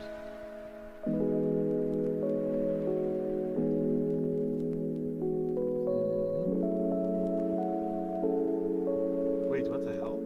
Is this correct? They're saying Spain's gonna win the World Cup in Poly Market. Not again. Dude, Messi control FIFA, bro. What are you talking about? Messi owns FIFA. Yeah, Grandpa Messi would owns- win. Come on, let me finish. Messi owns Spain, bro. What you talking about? Love to see Well, it. there's a lot to gain then if you want to put a bet out there on Poly Market. Yeah, it sounds like you're adamant on this.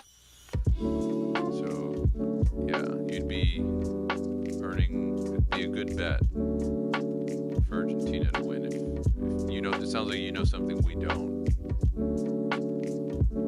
Are you saying Messi has ties to the FIFA like? Dude, did you leaders? saw the match yesterday? Messi was teaching the ref. What the fuck, bro? This man knows football, soccer more than anybody on the planet. It's like the lead side is like Ilya Saskilov for fucking. Are you being you don't think Messi can like change the outcome of games like that? Can he? No, he can. He did. He showed us yesterday. Okay. Are you a fan of Messi by chance?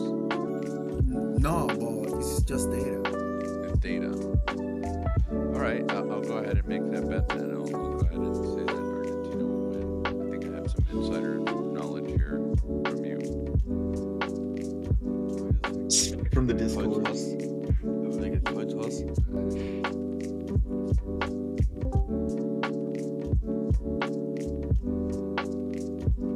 Dude, it's not financial advice, guys. Yeah, I'll just put just a cool 10,000 on this, and I can make 23, so I can double it. What do you think? Should I?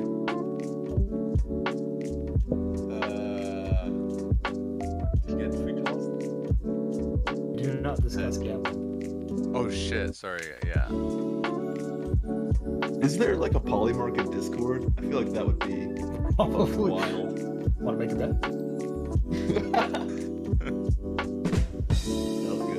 Woody's Everside. I would bet that there is one. Yo, Strong.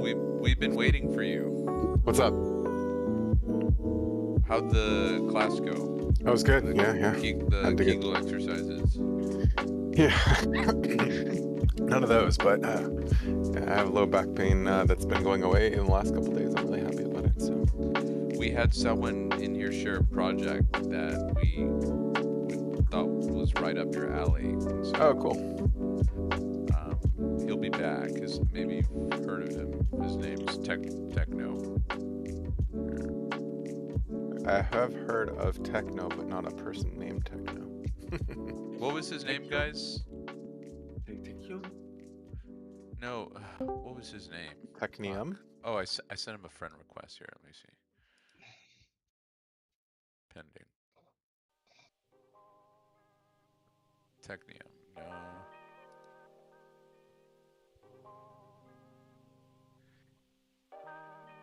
He had this weirdly spelled name. Oh, here he is. Tensor Base Mix 2006.